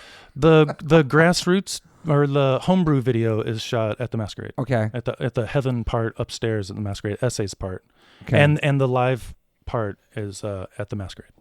So the cruises, I know Kiss have a crazy cruise. I heard Yes. it's incredible, man. Yeah, and after they did it a couple times, I think that was one of the like other bands from our generation can start pulling that off too. They were, the mass gatherings of, the rock cruise or the funk and jazz cruise were happening too, but for us to sell it out and keep doing it year in, year out, and awesome, man. Have it be lots of fun. It's just like a total victory lap. People show up in their, just like 311 Day, they show up in their jerseys and their kits from wherever they're from. It's awesome. 311 style, and it's just it's almost family. It's like a family reunion. It's like a victory lap convention. It's all like fruit from all the hard work that we put in years. I love that, man. And how many shows you guys playing on those cruises? We usually do 3. And how long are you out there in the water for? 3 to 5. Okay. Yeah. 4 or 5 days. Yeah. And so you can kind of do the shows and walk around the boat and nobody really bothers you? Can you kind of like be out there hanging on the boats the whole time? And no, you got to come. I know. It's interesting. Like, how you guys maneuver on the boats when you're not playing? Like, well, me and Peanut play basketball with fans. That's awesome, dude. Against each other. Yeah. We got to team up, though. You're good basketball players? Yeah. Damn, we did that once and we lost. Too, man. Oh, shit. We got to stop. You guys got skills. Okay. So you playing basketball with the fans? Yeah. Wow, that's awesome, man. And we take a picture with every person on the boat. And on every cruise. How many people on the boat? How many people cruise. on the boat? 2,000? 2,500? Wow. So you just sit down, they all come through? They come that's through. That's incredible, man. Yeah, like the really nice. cabins, whatever, whoever's sleeping together, rooming together. That is super sweet, without man. a sexual connotation. That'll be the picture. Did you guys play basketball in high school? I didn't. I played like in the after hours league, not in any kind of way. That's like keep the kids off the street. Did you guys play any sports? I played football one year. That was junior high. I wasn't very big. I was super scrawny. Really? Yeah. I've gotten into basketball more in my... Later on in life? Nick's fun to play with. Are you the first one in the band to get married? No, Peanut was by far the first. Okay. I was the first one to have a kid. Okay. Well, I started the avalanche of 311 right? babies. Just a hose of babies. After Echo was born, 8 more 311 babies came with it. Are you serious? Within like 3 years or something like that? Yeah. Did that change the traveling and touring for you when you had the baby at first, or just kept it going? We'd bring the kids out That's to awesome, visit. Man. We all had to deal with it at the same time because it was such a band event. It's incredible. It really man. was. We were waiting. I mean, so how old were you when you had your first child? I would have been 39. Okay. Yeah, I was 36. Okay. So it was like the same year, Yeah, there was a note on the wall, and it was like, have babies and right now this year. Yes. If you're gonna do it now because we'll make the adjustments together. That's what families do. Yeah, people think we're having a baby like everything changes, but actually your kid kind of adapts to your lifestyle. You know what I mean? My son's been on tour and all that stuff, and people think your life's over when you have kids, but it's really not. It's exciting, actually. You bring your kid around the world, and they adapt, and to get to see, like, real cultures and travel. More stuff they get in school, I think. I don't know. Yeah. Meeting people and... experience. Get out there and see different places and socialize. Do they like you guys' music? Do they like 311? I mean, with my kids, the 311 is very popular with their friends, so I'm like, that's amazing. We're like the cool dads. Cool dads, that's sick. Yeah. Your kid too? Pretty much. I mean, my kids are kind of hardcore, so I think we're on the soft side of it, but that's okay. What do you mean hardcore? What are they into? Like just harder stuff? Yeah, I mean, my 15-year-old's such a Deftones head. Yes, Deftones great, man. It's a great one. It's insane. And Damn. it's a little bit more of a surf vibe out there in Topanga where I live. Oh yeah. My son's always out, of course. It's very laid back, flip-flops, the whole, yeah. Yeah, I'm in the Pasadena area, so we're doing like the backyard punk rock thing, and it's that's cool, fucking man. Cool as shit. It really is. There's so many bands now. There's so many young bands like doing all that stuff, man. And it's $5. Show up. Fugazi style. Totally. I love that. The scene's thriving, man. It's crazy to see all the young bands out there and like I live in LA, so there's always a show. There's always something happening here, man. But something's happening with, and I can ever since the pandemic too, I feel like. Right. I can see it just because my kids are doing it, and we've got a garage full of instruments, and they're in there every day jamming with the 12-year-old group of friends or the 15-year-old group of friends. So cool. And it's so cool. I'm just like, this is how it's done. Like, this is how we did it. Right? Yeah. This is what you're doing at this time is exactly the right thing to be doing, and the scene is evolving and benefiting from all this young blood that's coming. It is. It's fucking cool. And it's very diverse. And it's like a lot of the bands I grew up listening to, 7 Seconds, and so many bands talking about unity and community. There were still fights at those shows during Walk Together, different songs. But now the diversity is insane with all the girl singers. It's just so beautiful to see as an older person. It's great. In the scene, I guess. That's how it should be. Also, you're SKP, Escape. You're a nonprofit. Yeah. Basically. It's very cool. I was doing reading on research on it, what you're doing with the artist and getting that control and dealing with through labels and all that stuff, direction and helping them figure out. Yeah, because back when we started, there was such a huge barrier to entry. You needed to have a real studio. You needed to print tapes and CDs. Getting those distributed, like you had to have a big bankroll. Yes. But so now it's totally changed that people, like we were talking about Billie Eilish earlier. Yes, like, in her bedroom. Yeah, made records for free in her bedroom. Crazy. And just put them out. So now it's a very different thing. So what you need now is more of the tools to get noticed above the fray, because there's like 100,000 new songs a week. So getting noticed out of that, you kinda need the technology. So we're making like a kind of a self-serve distribution system where people can put their music up, and 311 are co-owners of it. And your wife's the CEO, right? Yeah. That's amazing, man. Yeah. And so, I feel like, getting your songs heard, and YouTube's huge, I guess, for that right now. And just like this, you're right. There's so much music with Spotify and Apple, and just all day long, so many new bands. And it's just like, it seems like it's easier for kids because of social media, because of that, but maybe it isn't. I guess you're right. It's just getting your name out there and getting heard, right? Yeah, it's just so much noise. And then now with AI slop coming in, it's like, dude. It's very different. Scary, man. Yeah. So your AI stuff are you know a lot about that? I mean, the latest. I saw you post about something the other day about it, actually. Yeah. So the latest thing that my wife has been spearheading is this, a piece of technology called RSL Media, which is basically setting permissions, because right now there's no signpost to tell AI whether they can use it or not. You know what I mean? Yeah. So having a piece of code that sets permissions is the first step towards protecting human creativity. Okay. And so it's having a registry, because like when you have a fence, you can have a no trespassing sign, right? It says Correct. Posted, no trespassing, but there's no like digital fence. There's no machine readable, stop sign. It could be like a red light, yellow light, green light, because some people are going to want to license their shit to AI. You've got like Michael Caine says, for a fee, you can use his voice, an AI version of his voice, to make a commercial. So that's an artist's choice if they want to do that. Totally. So it's not just all about saying no, but it needs to be the choice of the artists themselves. I love that. You know what I mean? Yeah, for sure.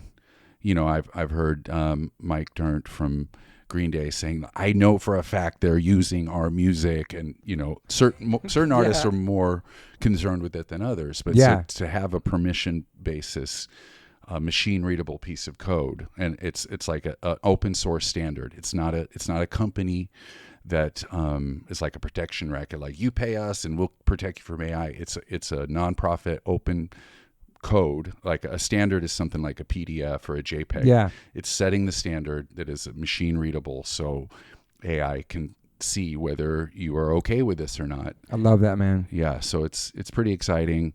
We've got a lot of buy-in from really the film stars have been the first supporters. We've Kate Blanchett, George Clooney, Tom Hanks, Margot Robbie. Wow. So now we need more musicians to get into it, because the film stars have been the first person to be like, this is the thing. For sure. We just got Liquid Death sent me a commercial that they put together. It's out now. It's but they used one of our songs, but they sent it to me, but they AI'd the whole thing. So it was us, but it was AI. It was so strange. It sounded amazing because we couldn't find the stems to the original songs because they're 18 years old. And so we ended up having to we ended up getting the real version, but the original one they sent me was all AI. I was like, this is crazy, dude. It just sounds like our song. Right. But it needs to Scary, be your dude. choice, like if you're cool with this or not. It's crazy. You do stuff for Music Cares too as well? Yeah. Yeah. They're amazing, into man. The sober community of, trying to give back what's been so freely given to me. Yeah, they've helped so many of my friends, man. Like put people in rehabs, just different people's medical bills, all that stuff. Because what we do, there's no retirement for this. There's no, you know what I mean? What we're doing, we dedicate our lives to this, and we're getting old doing it. And it's like having Music Cares is like so important, man. Yeah. Because it feels like it's just, we got to figure out for ourselves. Yeah. Especially health insurance in this country. I'm dealing with some stuff with my back, and like nobody takes my insurance. And it's so fucked, dude. That's a whole podcast, but like insurance is just so fucked in this country, man. Yeah. I mean, music is such a vital source of bonding that has been keeping people together for 50,000 years. Exactly. So it's like an essential service, Essential. that needs to be taken care of. And whether it's AI rights or healthcare or mental health, addiction help. And that's what Music Cares does, the mental health too stuff, right? Yeah. It was crazy during the pandemic. They kept naming all the things that were coming back and like what were essential. And music was like the lowest on the totem pole. And I was like, dude, this is the most important, most powerful, beautiful thing that people can be connected to. During that time, I was like, dude, I never play a show again, I'm good. But this is really, it was a crazy time, dude. Yeah. Just not knowing. First time ever being home in my house with my wife during a summer, not in Europe playing festivals. It's like, it was a true test. True test of being married, true test of just like, I don't know what we're going to do next. It was such a weird time. Yeah, it was. Were you guys bugging out during that time or? Yeah, it was pretty weird. It was like, well, what we figured out was how to do live streaming from the Hive. Yeah, okay. That's smart. So you could have like people at home on the couch. It was still kind of weird doing that though, like playing to no audience, right? Yeah. People were going to empty venues doing that. It was just like. Well, it's like doing TV, Yeah. It's just like first few times you're like, well, this is weird, like this isn't why I'm doing this, but you got to be good at it, and through experience you will, most likely, unless you totally say no to something like that. We did a drive-through gig in Ventura, and that was pretty interesting. Where they sat in the cars and beeped the horns and stuff? Yeah, it was Flash cool. the lights. We were up on a stage, and the closest person was in a fucking car 30 feet away. Oh my God. So, dude. and they were loving it, and it was an audience. But yeah, it was so far removed. It was weird. Yeah, I remember Newfound Glory did that. I remember them seeing them do that as well. I remember the first shows back. I'm like, I don't like barricades, but I'm so happy there's a barricade. I don't know what's happening. The crowd's there. I'm like, I'm not going into another crowd. It was just like easing back into society and stuff. It was really wild, man. It was. And the things we get. It brought out the best and the worst. It did. It really did. And I feel like that moment, social media was, because it's such a dark place. It was just, you could see everybody's going through it at the same time together. Yeah. They could see like, okay, it's not just, we're not alone, in a sense. Yeah. It was such a dark, weird time. I just couldn't believe while that was all going on that, I would just pick out one city, I would pick out Paris, and I would go, there's no music in Paris, right? Yeah. Right. Crazy. And then I think about all the other cities, the 20,000 other cities that we could possibly name, and that there was nothing like that going on. And if you know the science of music, right? Mm-hmm. If you're playing music and you're listening, right? If you're on stage and we're doing what we're doing, that is one of the highest level uses you can have of your mind. Absolutely. Right. Man. And the fact that was low on the totem pole for getting people excited about opening up the world again is crazy. It was crazy. People need to really understand how good music is for us. For right? your souls. We need it. Yes. It makes us smarter. I guarantee it staves off the dementia as good as anything, if not better than almost anything. It's like the swimming for exercise in keeping your brain healthy. It's playing music. I agree, there ain't man. Nothing better. So I have this study that I keep in my phone that I show people. It's a British Medical Journal. It's an aggregation of all these different studies about what is the best thing you can do to stave off depression and improve your mental state. And SSRIs and stuff like that are pretty low down there. And then there's like exercise. But the very number one thing you can do is dancing. That is the number one thing you can do for your mind state. So the fact that it just kind of validates what we're doing with our life. To get people together to move, synchronous movement together is like such a higher calling. I love that, man. It's so true. And moving like all your body and the traumas, just everything you're getting out, all that stuff. It's like, it's so true, man. Cathartic. It is cathartic. Yeah, it's so important. Like going to those first shows, and now it feels like music's thriving even more since the pandemic. Like there's so many tour, everybody's on tour. There's so many shows. We couldn't get a bus. We were in like these shitty buses because all the buses. Really? Yeah. Especially going to Europe too, man. It's like so many people in Europe. A little more expensive now, obviously, going on tour. We talked about with gas and bus rentals and stuff. Even merchandise costs, all that stuff. Toby, what's the last show you saw? That's a great question. I saw a show the other day. Hang on a second. 3, 2. I was supposed to go see Gorilla Biscuits last night, but I was too tired. Honesty. Hang on a second. Last week. What was the last show I saw? What am I talking about? Wait. I went to see. Nick, what was the last show you saw? Oh, I saw Haley Williams. Haley Williams. Cool. I saw Haley Williams at the Wiltern. Beautiful. Oh, I wish I was there for that. Oh, that. man. I wish I was connected to you by then in the fall ago. But yeah, it was incredible. Dope. Brought my wife to that one. I went to the Topanga Folk Festival and sat in with Water Tower and did a couple songs. So watching bands and performing. That's the band who backed you up on your live tour. You still listen, correct? My bluegrass shit. Okay. What about you? I saw Flea at the Fonda. Oh, you went to the solo. I went to the solo. It's fucking so cool. Man, when LA dresses up and chills out, and we're all on the same page about this is going to be a slow and low kind of experience. Chill vibes. Like Andre 3000 record.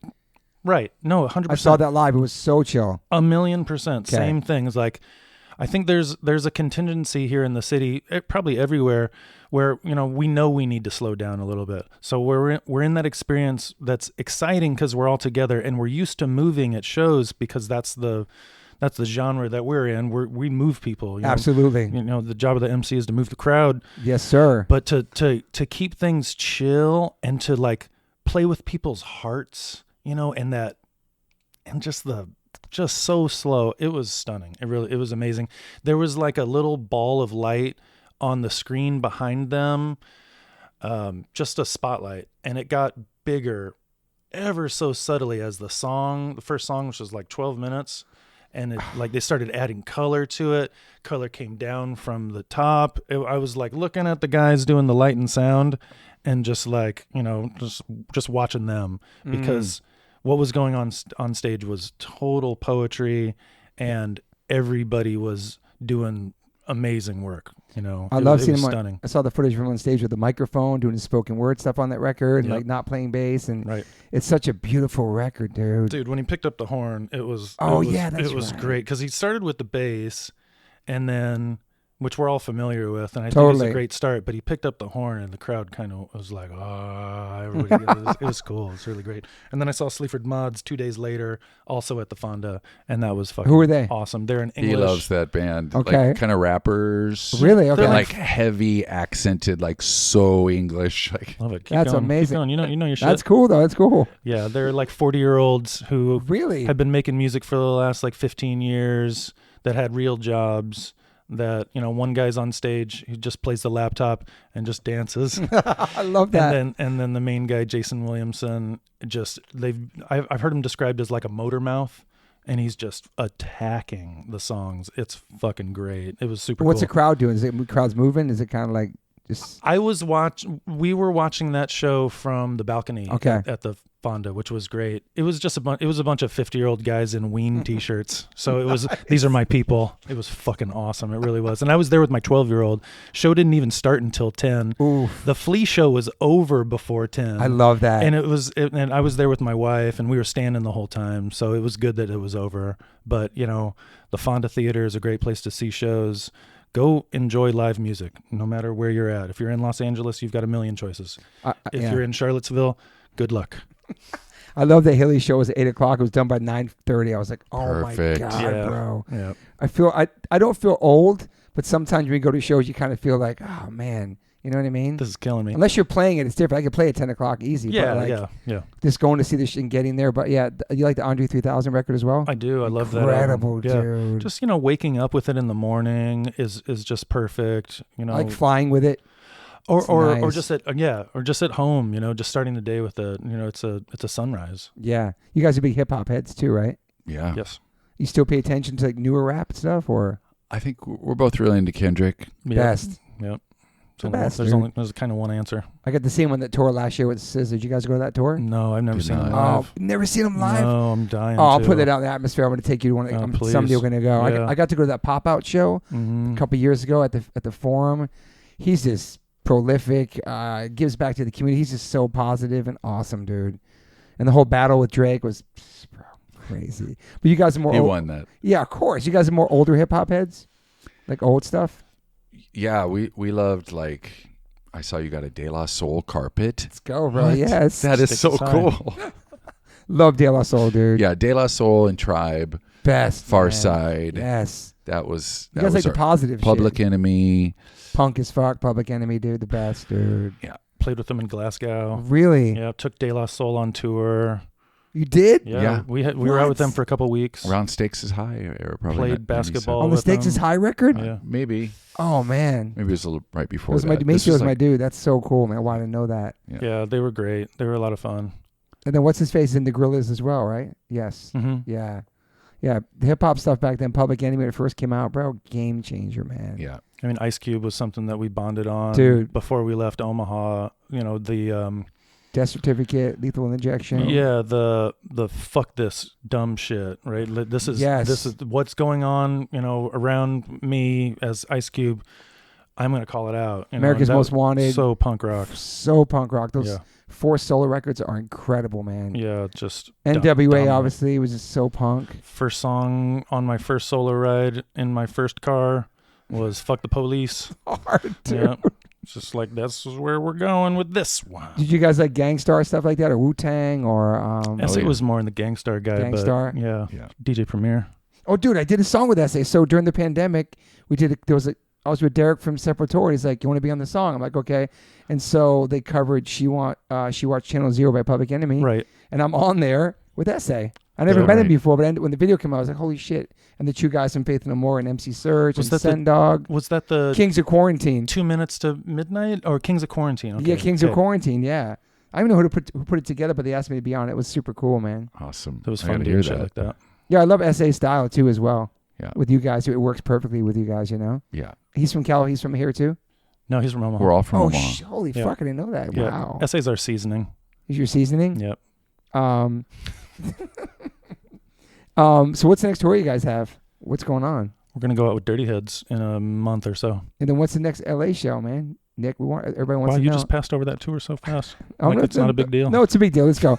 When's that kick off? When's That it gets go? us back into amphitheaters, which is really Oh, cool. that's It's like huge, the okay. 1-to-1 is 3 kind of thing, and we're looking forward to playing with them. They've got new music out. Yeah, it's gonna be a good time. Starts like July 10, and Long Beach is our LA area show. I'm coming to that shit. That's cool. We'd love to have you there. That'd be awesome. But we were talking about what show did we just see? I know my next show.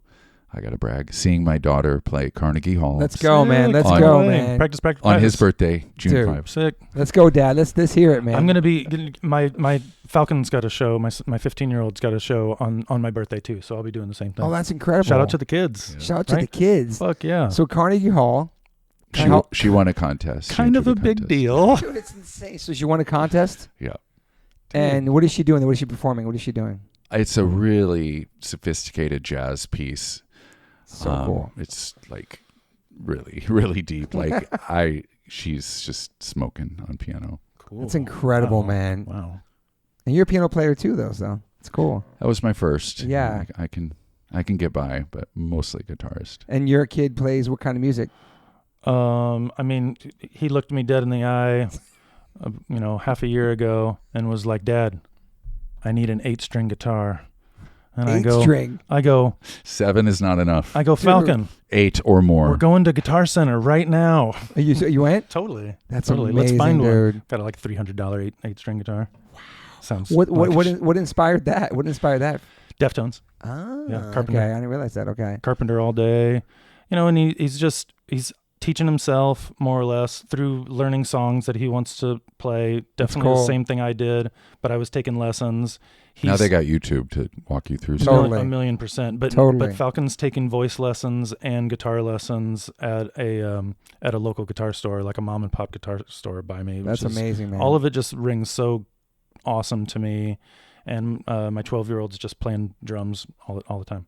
Hey, Chino, if you're listening, check out the band because Chino listens to every single episode. That's my brother. He's a big supporter of the podcast. Yep. So happy for him. The band, the new record, like Deftones are bigger than ever, man. I saw they did like 3 nights at the Forum, dude. It was crazy. That's amazing. So proud of them. It's so cool, like seeing those bands. So you guys killing it. I'm saying this is like this.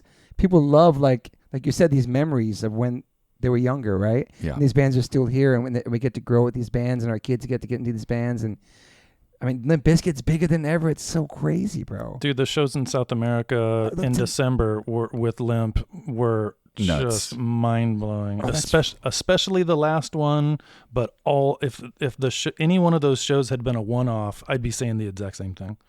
But the Sao Paulo show in front of 40,000 people Oh my God. was bonkers. Who else was on that show with you guys? Eka Vandal. Oh yeah, shout out to Eka, man. Yeah, fuck yeah. Eka's the homie, dude. They just played Monty's Burgers. Monty's Burgers. I wanted to go to that. She dropped a new record this week. Shout out to her, man. Killing it, man. Stoked for her, man. Bullet for My Valentine.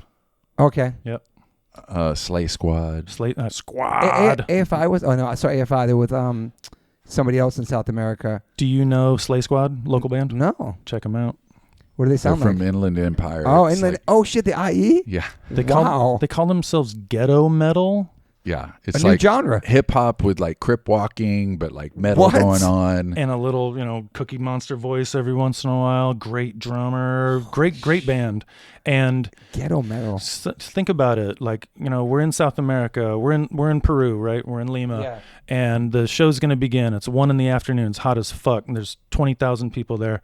And 5 black guys with dreads down to their ass come on, or if they're not bald, wearing a balaclava, come out menacing and just whip the crowd into a frenzy because they are masters of what they're doing. I gotta check them out, man. Yeah, like to just say yes to being the opening act on that tour would be really intimidating. But I bet they were like, oh yeah, Bring it. Here we go. Yeah, watch me cook. Wow. Hold Ghetto my beer. metal, a new genre, man. There's so many new genres, man. Yeah, they're dope. You'll love them. Great show. I think it's cool you guys covered, when you did the Offspring tour, you guys covered each other's songs. That was pretty awesome. So, Yeah. Yeah, it was really cool. Yeah. Cool idea. Bob Rock, who we'd worked with, was working with them. So he kind of helped make that happen. Yeah. And it was cool to like share a 45 like back in the day. I remember Yeah, man. seeing that at Drastic Plastic. It was a split 7-inch, right? Yeah. So cool, Yeah. man.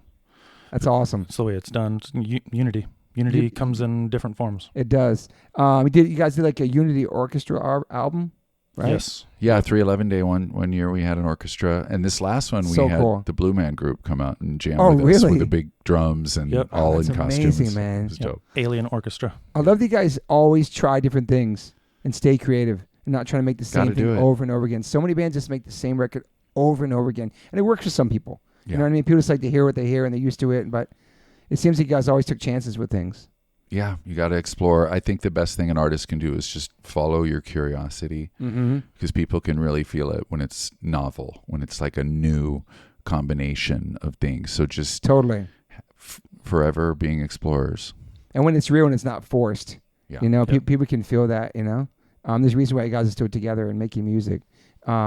And then obviously with 2020 here, whatever, the pandemic, but the Ocean Eyes cover, when that came out, were people kind of tripping on it? Were people excited? Were people?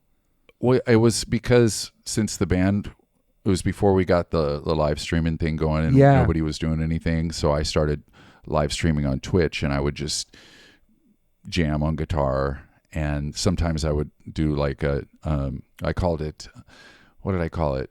Cover Letter Mondays, where I would do That's like cool. a love letter of covering a song. Peanut came out and did Men at Work's song, Overkill. Nice. And then I also did the Billie Eilish song, and then that one started to kind of take on a life of its own and got like lots of streams and stuff. So it was cool. Crazy, man. Such an incredible song too, dude. Yeah. It's crazy. She was like 14 or something when she wrote that or something. Yeah. It's wild, man. Actually, Phineas wrote it. Yeah. But He's she amazing. sang the hell out of No, it. for sure. Those two together, it's crazy, man. It's like, dude, you met a brother them? and sister like so I know, man. connected, and it's pretty nice. I have a great relationship with my sister. She wrote some songs with me on my bluegrass shit. Oh, that's cool. We wrote a song about what life was like in 1978, when before there was any computers or anything, and so it's kind of nice to have some sibling collaboration. No, for sure. I got some of those with my brother before he left me for Offspring, but I love him still. I'm just kidding. I can see the resemblance now that you say that. But no, I wrote a lot of great songs with my brother.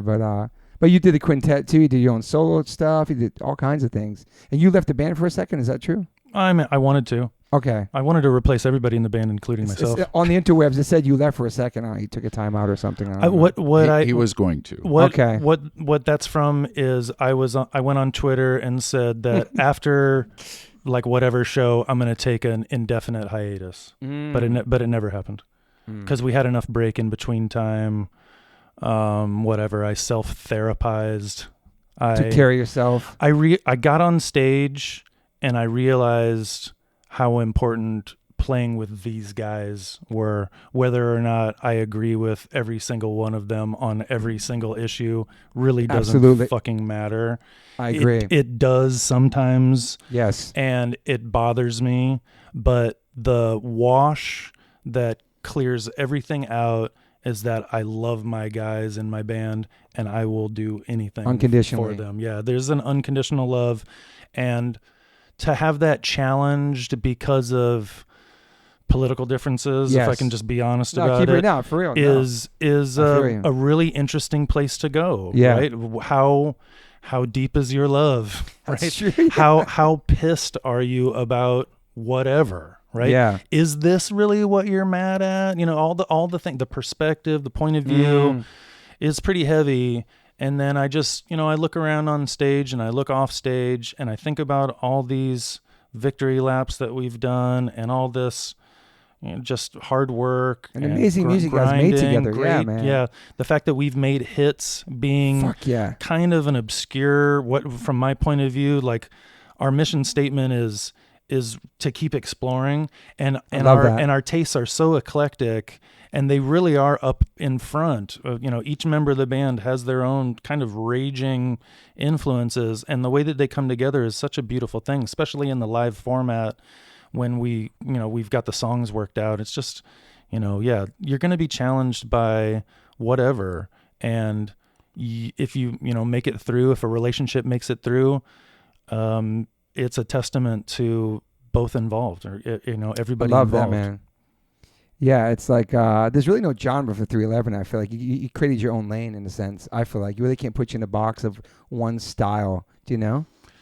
Yeah, it's cool. It's anything really, goes. We just say goes. yes to what we like, and didn't acknowledge boundaries. And that's kind of what was good about coming from Omaha, where there wasn't like an established scene. Exactly. We you could want like this huge do anything we wanted. I love they'd be so creative with it. Yeah. But back to what you're saying about like people in the band, it is like a dysfunctional family at times. Yeah, and people aren't on the same political wave, and some people may be vaccinated, and some people maybe not. Who fucking knows all that shit? But like in reality, we're brothers, we're humans, we're friends. But it was interesting to see during the fires how many people... We're probably doing our best. Chances totally. Are, right? And sometimes we have more in common with somebody than we really, more than we think. And I feel like the fires, I saw that with LA, with people just helping their neighbors. They didn't care what they voted for. They were just helping each other out, make sure they're okay. My whole community came together over here. We had a tragedy in the corner once. Just how the communities can come together, not care about any of that shit. Like you said, just play music. We're a family. We join together. Fuck all that shit. We're going to sing about this shit and bring people together. It's a positive thing. We could talk about other shit later, whatever, or just have that conversation. Yeah, and be able to have that conversation with your brothers, Totally. Humans really are hardwired for altruism. Like totally. When the human ego makes us kind of see each other separate, but the truth is when the shit hits the fan. That's what I was going to say. People take care of each other. Absolutely, it's man. It's a hive mind where we... Hive mind, yes. But I wish it was like that all the time. It's tragedy that makes it happen. Yeah, at certain points we lost. Well, it's like a muscle we need to flex, right? If we're aware that we don't have it, then we've got to do what we can to create it. Yeah. And then it'll be easier to see the connective, collective But that's what you did with putting your differences aside or beliefs aside and just going on stage with your brothers and playing this music to bring people together. Yeah. That's the whole That's point why we of always love music. the word unity. Fuck yeah. You know what I mean? Yes. And at a certain point, I think we felt a little out of step when there was so much like angry music in the late 90s. Oh, 100%. You know, and we Junkies, right? Junkies. I don't want to say the name, but I remember. Junkies got a lot to complain about. I'd be complaining too if I was all strung out. Fuck that. True. Right? But it was so aggressive too. And it was a time when, Lollapalooza and Warped Tours and these different things were bringing in people who, civilians, I want to say, that knew nothing about any of the culture. And the Warped Tour wasn't like a culture place. It wasn't like a CBGB. It was punk rockers on these big stages playing this music. But it brings people in, right, who aren't really from our scene. People may be homophobic. They may be racist. But I'm going to come push somebody in the pit. They don't know what it's about. It's more than that. Do you know what I'm saying? Yeah. And then when you saw like the Woodstock, Yes. shit got pretty weird with all this like Women getting white male Totally, rage. man. So it was like I'm gonna say 311 it- wanted to kind of be the antidote for that. Because it's really like on some jock shit. And we didn't like jocks growing up. They fucking hated us. They picked on us. They called me names I can't say on this podcast because I was a skateboarder with a weird haircut. Do you know what I'm saying? Like, Yeah. and so then these people in the crowd, like, let's slam dance, dude. And so it brings this anger, this fucking crazy mentality that has nothing to do with why I got into punk rock in the first place. Absolutely. And that Woodstock documentary is crazy, bro. Yeah. I was like, this is what I was talking about. This is not like rock and roll should be about uniting people. Absolutely, man. Offspring comes out like fucking gods Dude. on that documentary. They did it perfectly. Yeah. And no shade to anybody in Limp Bizkit because we love those guys. Yes. But they're gonna do what they're gonna do, right? They to try and control what they were gonna do was not something that was gonna happen, and the ramifications are something you're just gonna deal with if that's your point of view. But Offspring came out and leveled the audience without it being a destructive thing, and I love that too. Who played after? Go ahead. I think Fred's changed a lot now. He's he's got a real sense of humor, Dude. And like Loserville, it's a very kind of endearing thing. He's gone through something. No, for He sure. has. No, he's a super smart guy, and yeah, he's a big teddy bear. He is. He probably always was. I'm happy to meet him back then. I'm happy I met him now. Like, he's zen. Like, he skates. You know what I'm saying? I met him in the Vegan Illuminati out here. And, like, he was on my podcast as the pool man. He wouldn't be himself. I don't know if you probably know that. No way. He's on as a secret character in this party. I love that. He wore an outfit on. He didn't be Fred Durst on my podcast. He came out as the bass player for Slay Squad when the bass player The didn't crazy wig. couldn't make it on stage. But I The like his mask. old dude. Look now. He's Bass wasn't plugged in. No one knew until he went off stage and he did a reveal. I like his sabotage look. This whole thing right now. Yeah, But yeah. dude, who played after Korn and Limp Bizkit? I think it was Bush. Somebody had to play after that shit. I remember I was like, oh my Yeah, god. it might have been Bush. Dude, I've been so nervous to come out and play after that insanity, man. Yeah. When people like riding on the pieces of wood and all the Fire that doc everywhere. was crazy, man. Okay, so we got your hiatus shit. I respect that. No, I get it, dude. Like, dude, you're human beings with opinions and feelings. You know what I'm saying? Like, I get it, dude. And we're on this train that is like endless, right? It's the endless numbered days, right? Shout out to Iron and Wine. It doesn't feel like it's ever going to end, right? No. Right? I haven't died yet. I must be immortal. This band is going to last forever, right? So at that point, with any kind of static, I was just looking for an off-ramp so I could find something else to do. Yeah. Because as satisfying as it is to play shows and to work with my brothers in this band, it's still not everything I want to do creatively. Gotcha. And we all find our ways to do that. Totally. That was just my like burn the fucking house down version of it, hoping to just, I don't know, one way or the other, find solace in the band or find escape being released from the band one way or the other, and then just figuring out what I was going to do next. Yeah. But I'm happy where I'm at because I'm doing both. Yeah. You know? And you do solo stuff. You have your foundation. You have other outlets besides 311. You go on tour. You know what I mean? What other stuff do you do besides the band? I got a couple secret projects going on Okay. that I'm really excited about not talking about too Sure, much. It's not jinx it. It's all good. That I'm working on. I mean, I've done it so many times. You're like, oh, I got this and this and this and this, and it's like comes out to a little mouse squeak. But yeah, I want to finish a couple of things and then you'll hear about it. That's cool. Yeah, but I'm writing and I'm having a lot of fun collaborating, and it feels really good to be creative because I'll be ready for the next chapter in 311's output because I'm putting in so much time. It's awesome. And the last record, it was 2024, right? Full Bloom. It's the last one. It's only 2 years. It's not really a big gap compared to all the other records, It's like, but you did like 3 or 4 solo. You had songs. You put like a box set of your 7 inches or something for your solo stuff, right? Like a little thing with all your EPs. Oh, well, last year I just was like trickling out EPs that's every cool. few months, and then it like, turned into a complete album. And you did a tour last year too? A solo tour? This year and last year. Yeah. Just out in the RV with no roadies whatsoever. So you're by yourself? Well, I didn't know that. And your band. the Water Tower guys. The Water Tower guys. We like carried our own instruments. You're driving? I was driving. Dude, that's incredible, man. Back in the RV, it didn't blow up. Yep, good job. It wasn't you. How's it feel to get out there and just do that? It was great. Wow, man. Back to basics. I was tired for you. And then what size venues are you playing on that? Kind of smaller places where they would have like bluegrass. Yeah. Yeah. That's so cool to be We able to played do the that. Troubadour here in LA. Okay. That was the size. That's just cool to be able to go from different worlds and do that and just like, that's for the love of the game, man. This is for the love of making music and expressing yourself, Yeah. I mean, I believe in always kind of looking for challenges.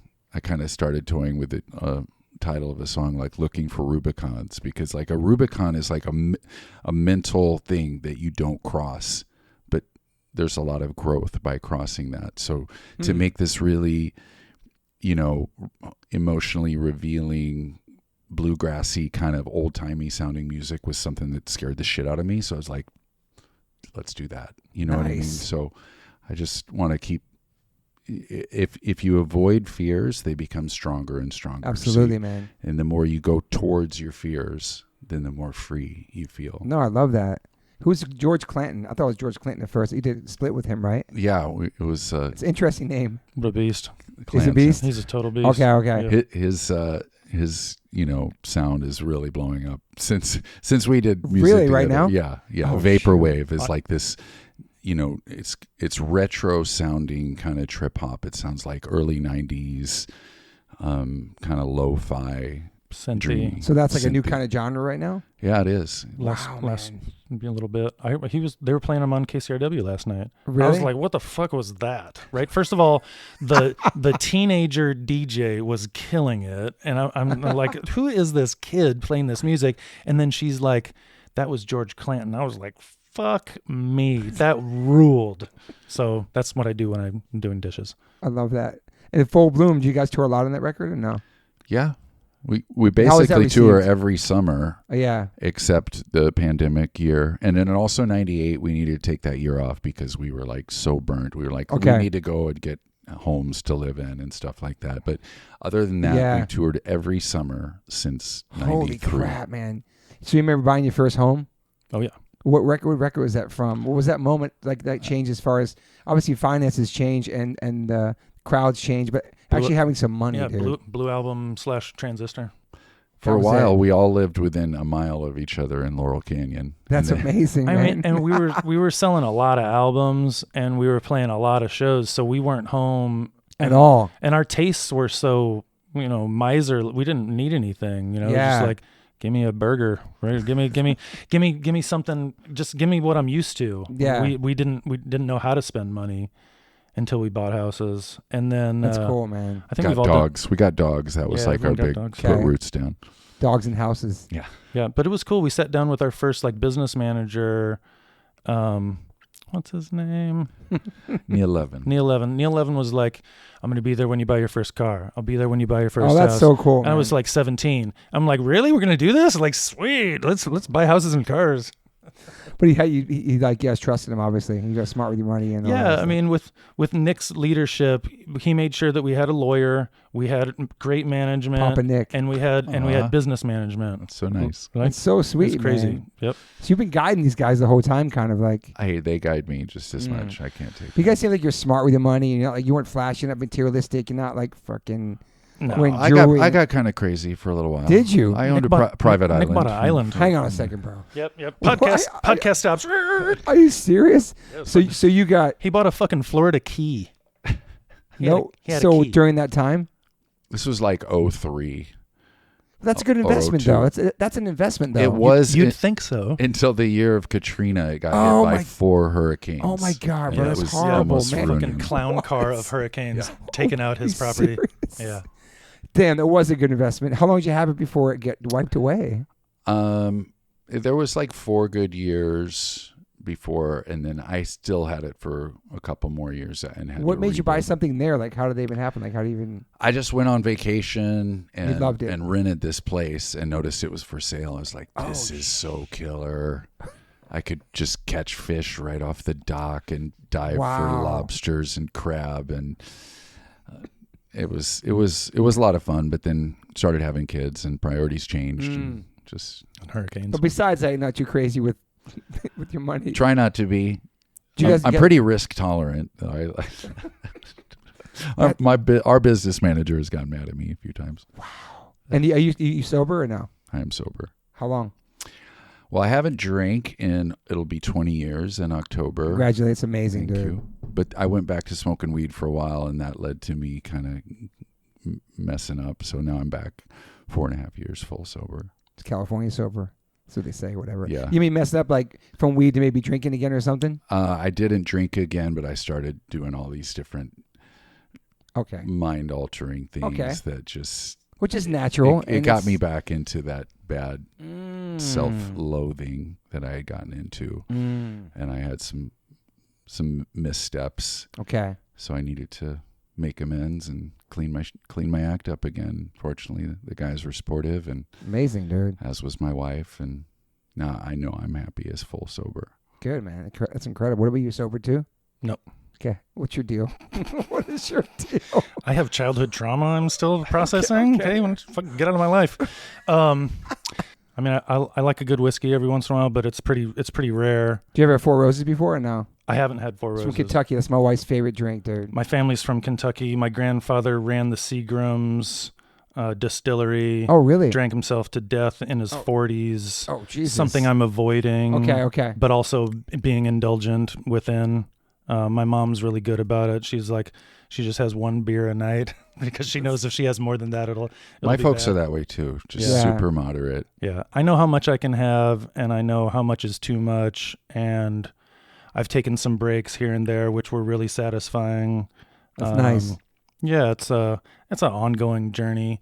Nick's a good inspiration for clean living within the family for sure, and I think we keep each other in check one way or the other, even if it's a little kind of hands-off version this far into a relationship. No, I love that, man. But if Nick needed me, I'd be there, and if I needed Nick, he'd be there for me, no matter what the subject is. 100%. That's the brotherhood, man. That's the unconditional love no matter what, man. Yeah. That's like, it's beautiful, man. Yeah, like I don't know how solo artists do it, because you need that sort of that push and pull of a family. Yeah, man. I always wanted to be in a gang, and that's Yeah. what you know what I mean. Like My we gang walk will into a get place you. and have that confidence because we Totally. got our bros with us. There's no Omaha gangs you guys could have been in back then. It's a positive musical gang. Positive Plenty music. good ones. It's Like like, a a lo- crew. like Let's a- say a crew, not like a a gang. loving gang. Yeah. Like Michael Jackson and when he's early, I forget. You guys see the Michael movie? No, I'm scared. Why? It's incredible though, man. Why? I don't know, man. It's so, I'm a Michael fan. Sorry, man. But I've been deep diving all the other stuff that never went to court, never was real, and watching all these testimonies. It's so fucked. I still never watched it's too- the live video, the last thing he did before he died. Oh, Is yeah. this it? Right? That this is it. Yeah. You're a Michael fan? Yeah. I mean, the movie's I like incredible. I like man. Prince and Stevie Wonder better. but- Yeah, respect. I don't think there's any not liking Michael. You know what I mean? Unless you're really offended by something he did. He was just like a Pop Smith wizard. If you listen, like his vocalists, I can put you into this corner. If you hear his vocals, alone, the naked stems, Yes, it's mind blowing. it's mind blowing. Absolutely, the control, his doubling was perfect. So Yes. good. And he was relentless about getting it right. You can hear it in those sessions. Yeah, And I love that shit. As complicated as it is, I can still really appreciate how unicorn he was because of absolutely, man. just the performance was Yes. like it's got to be this good, vocal or dancing, just delivering the song. And as a performer, lifelong performer, and listener of music, that's a luminary. That's a pillar that kind of can't be taken away. 100%, man. But Prince obviously is up there as well. And Stevie Wonder for sure. Stevie Wonder. Yeah. Yeah, Prince was like one of the first things that me and Chad bonded over. It was Okay. like the Love Sexy era Yes. that we just like we covered those songs, and that was part of the language of the Unity stuff that was pre 311. Did you see Prince back in the day? Yeah, Which tour? a you few remember? times. Really? So our 311's very first tour, we played at the Metro in Chicago, at like the radio stations, like alternative show, and Okay. then Q101. yeah, and then they cleared everybody out and said Prince is going to do a surprise show Dude. after his big stadium show, and I got to watch that. Oh my God. And they were like, and 2 of you can stay, right? Are you That's serious? yeah. It was only me and the tour manager. Are and you Yeah. serious? Bro? Yeah, That's I'm like, fucked. oh, we gotta go. Okay, That's. I'll be at the hotel. Have fun with Prince. Did you get to meet him? No, I've never met him. And so he performed like some hits in that night or whatever. or We no, played just- his club too here in town. He was a club here. That's He had a club. right. He had a club called it called Love Sexy? Love, yeah, In it LA? was Yeah, it was all white, Wilshire area. Oh my God. downtown, bro. yeah. It was it was like a showcase for this That's Midwest band called 311. You did your showcase at Prince's Club? That's Yes. right. I Oh forgot my all God, bro! about That's that. crazy Yeah. information. It was fucking dope too. I mean, nobody gave a shit. It's not like it was a good performance, but we had a great time. And you're at Prince's Club. We were dude. beside ourselves. Yeah. That's incredible, man. Yeah. That is not of the interwebs. You been to Paisley Park? Haven't. No. I'm going this year with my wife. It's like my bucket list this year. I have to go there. Yeah, let's go. See the motorcycle and fuck, dude. Yeah. I just watched the whole Dave Chappelle thing last night with him and Prince story. It's so good. From the Dave Chappelle shows back in the day playing basketball. Charlie Murphy. Charlie Yeah, Murphy, he was dude. good hooper. I know. But then they deep dived the whole story, and it was a true story, actually. Yeah. Incredible, man. That's what makes it funny. That's I the know. authenticity that you were talking about. Like in creativity, if someone was making up a story, it could still be funny. But the fact that it's so fucking funny is that it's real. You know? And that it can be corroborated through whatever pictures and whatnot. It's amazing. Charlie Murphy forever. Totally. And I heard that Prince used to drive his bicycle around town and go to record stores by himself. Yeah. Like later on in life, too. Like pull up on like a fucking 10 speed. That's so sick, Big dude. fro. So no plan B for you ever. Any plan B for you ever with this band? No, Damn, dude. No college. a little bit of college. You went to college? Tiny bit of college, just like as a way Community to. or something? No, it was Lincoln, Nebraska, and that's where Huh. Cornhuskers.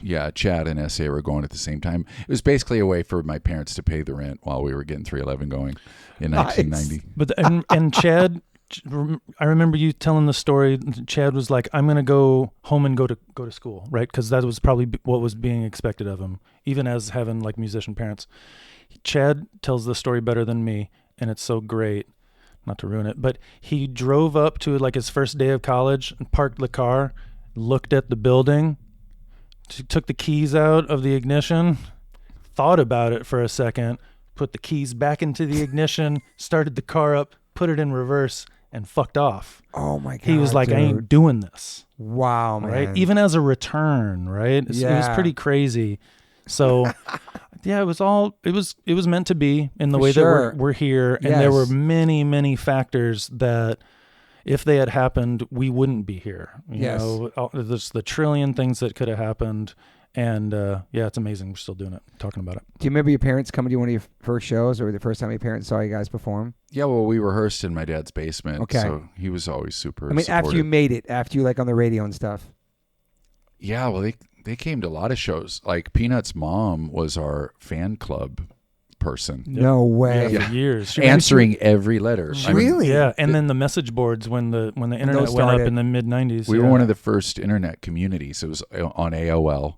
Hey, oh, well. You know what I mean? We've had 311.com for fucking 30 years. Yeah. Wow, Yeah. man. Yeah. So you had the first kind of message boards? The government wants that from us because, 311 is the number you call when you need somebody to move their car or And whatever. the fact that we haven't made a song or made money off of this is really frustrating. That is true, dude. That's true. It's in every cab in New York. Oh, that's right. It is. right? So you were the first message board, you think, in the music world back then? Oh, first generation. Yeah. You know what I mean? AOL, and dude. thriving on there. It was The Grateful Dead had a lot of had activity. one of the first big Were you guys online communities. The Grateful Dead did? Yeah. Were you guys interacting with fans back then on there or talking to people? Yeah. You were? Yeah, Okay. I've always been really rabid about it. Nick as well, for Not sure. as much as him. He's really good with answering all the questions and stuff. But I was perplexy on AOL back then. Talking to people on the message board. That was amazing, my screen name. man. And you guys spend a lot of time on social media these days? We're those guys. Yeah. More than the other Him guys. too? He's the most. Because I see you he's like the most. art guy. You're the savvy guy with like keeping the band, what's going on in the world. Keep talking. Keep in touch with the fans and, Yeah. and keep paying attention to what's happening. I feel like a responsibility to share, but sometimes I neglect it, and I'm like, okay, I want to open up and tell people what's going on. You know what I mean? Yeah. But I get very into my home life. I've been super into like home improvement lately, and amazing, dude. gardening, and Love playing that. pickleball with my youngest daughter. She's incredible. Dope. At pickleball? Like, just a prodigy. Oh my She God. hits the ball so hard. She's 11. Dude. Um, I played pickleball once, and I might tell a story off the podcast to you. But go. So you love pickleball. yeah. It's fun. It was Got a really driveway fun. court. We just every time she gets home from school, Daddy, pickle. I'm like, let's do it. And she kills it. Yeah. I have to try my hardest. It's a great exercise. And you're such long, great exercise. I you know, know? guys. Yeah, it's I like- know. I'm always like hitting the ball over her head to take advantage of her. It's such. But- It's fun. It was fun though, man. It was fun. So yeah, you're more like living your life off the net, off the gram. You don't check DMs or answer talk to people on there. Well, I've got Instagram in a place where it's like it's only funny and it's only music. Love that. You know what I mean? It's not political. It's nothing that's gonna piss me There's off enough or hurt politics. my feelings. You know what I mean? Yeah, I feel it. You're sensitive, right? Yeah. Me too, man. We're such sensitive souls, man. Musicians, dude. You know, I was on this kind of hip hop podcast last week called No Jumper, and they were You all want No Jumper? Yes. I was on there too. that was I had that dude in my pod once too. Yeah. they You want No Jumper? the show is a lot about beefs, right? I know, and, dude. and I was like, You're the most positive. I was dude. like, I might be the first person that has never had like a public beef. I've got my feelings hurt. I've gotten offended, but I've never clapped back in the history of Say social clap media. back. I love this dude, man. How'd you get on No Jumper? It's the most random. I was Guy's on a this. fan. No, I know for sure. Was he trying to get stories from me and stuff, or no? Yeah, kind of. He was probing, and but like, No, I know. It's all hip hop beef and all that shit, dude. yeah. I mean, That's they've cool had on there. violence in there. Yes. Like I watched a clip of all the different. Like, Did you know the pod before you went on there? not really. I was did my research I like the love day this before. I was like, wait, they want me? You know No Jumper, right? No, I don't. Come on, Yeah, bro, that's come on. outside of my realm You of should know that. understanding. You're in the know, bro. 5 million subscribers. It's huge. Wow. It's huge. Cool. So you went to the location. They give the address last minute. It's a secret Yeah, spot. secret. There's yeah. a reason. Yeah. Yo, that's crazy. That's cool. No way. I love that. Sign me up. I got beef. I got crazy beef. Yeah, there's never 311 beef with anybody I've had my feelings hurt, but we from another artist. yeah. I'm not going to mention it No, because I don't want to start a no. beef. No, you're like a really chill, sensitive soul. I love that, dude. Me too, man. I should have been in Coldplay, not H2O, because that's my favorite band, and I'm so sensitive. They make me cry still. I listen to them all the time. Like, I fucking love them. People know that in the pod. People get mad because I'm supposed to be a hardcore dude, but I have fucking Coldplay tattoos. But anyway, I love all that shit. I love emotional shit. It makes me feel something, Yeah. you know? And we're all sensitive souls. We do give a fuck what people think. We could say we don't, but one negative comment of 1,000 great ones kind of sticks in your head sometimes. I don't know. Yeah, well, we have a magnifying mind. So what we choose to focus on, whether it's in a marriage or a band or society, will grow in our perspective. You know what I mean? Like nobody's perfect, but we have a choice if we're going to focus on what we think are their flaws or what their strengths are. Correct. So I've learned to really focus on the positives of my life. I do gratitude lists on Thursday. It's Thankful Thursday to really take Dude. stock in you know what's positive, because that's going to grow in my perspective. You know, my life is at least 90% of exactly how I want it, but I have a choice to focus on that 10 that I'd like to change or the 90 that's like perfect. I love that, man. And you're on the webs. That's pretty good. That's really That's good. a good one from Nick. That almost leads me to my other question. Let's soak in that for a second. Yeah, let's soak in this. Hang on. And there we are. This guy got the PMA heavy, super positive. PMA, man, I love it. And when we ran into each other, I was so pissed and At the world? just full of energy, and I couldn't see using it necessarily in a positive way. Just from like a philosophical point of view, I was just there to kind of fuck shit up, burn it down kind of thing. Yeah. And to hear what Nick and Chad were doing in Unity and the point of view was so interesting that I really had to learn how to be positive in the group. As we were flying the plane, I had to understand that if I wake up and I focus on the good things, then I'm probably going to have a better day. Absolutely. You know? And that was a really it was a conscious day before, day after kind of event, being in the air with the guys and knowing that that's how we were going to get it done. Mm-hmm. It's not going to be a negativity thing. We're not going to be here talking about the beef or causing it, you know. Totally. We're gonna do what we're gonna make our favorite music. I think that's one of the things that we did, as well as any band getting started, is when we sat down and we got together, what came out was our favorite music. No, for sure. I love that. It's magic. That's why it's unique, and that's why it's kind of own lane. That's the way to do it. You know, make your favorite music. The audience will come around. You start thinking you know what the audience wants. You're shooting yourself. We're trying to cater to that as well. Right. Yeah. Yeah. You're shooting yourself in the dick. Yeah. I love the bands that make music for themselves because they want to create something together. And if they like it, they like it. And once you put it out there, it's theirs to interpret and dissect, whatever. But you made it together. You love it. And it's like, you don't do it just to gotta get those kids in the pit for this one part or just write this one, you know what I'm saying? Now, do you think Angine de Poitrine loves their music? Do you think that's their favorite music? Or were they just trying to really do something different and hoping to get an audience? Because either way, it doesn't really matter. Yeah. And to bend people's minds like that, visually and melodically, so interesting to see that go through the web. Like, what is this? Yeah. And why is it so interesting? True. I love it. So the question, are you on social media too much? I'm probably on social media too much. Yeah. You run the band account? No, I'd love to run the band account. So somebody runs your account. It'd be fucking way different if I ran the band account. Okay. But somebody runs that for you. But the thing, like how I do it is my Instagram is Aaron Wills, right? So I'm me. I'm not Peanut. On Twitter, I was Peanut before it got taken over by a fucking Nazi. So I'm not on Twitter anymore until me either, man. Twitter's wild, man. Until the Nazi goes, I ain't gonna fucking be on there. And I suggest everybody else do the fucking same. Not that Instagram is much better, but in that world, I can control it better than what Twitter turned into. Because there was a Bitcoin named Peanut, and that was my whole feed.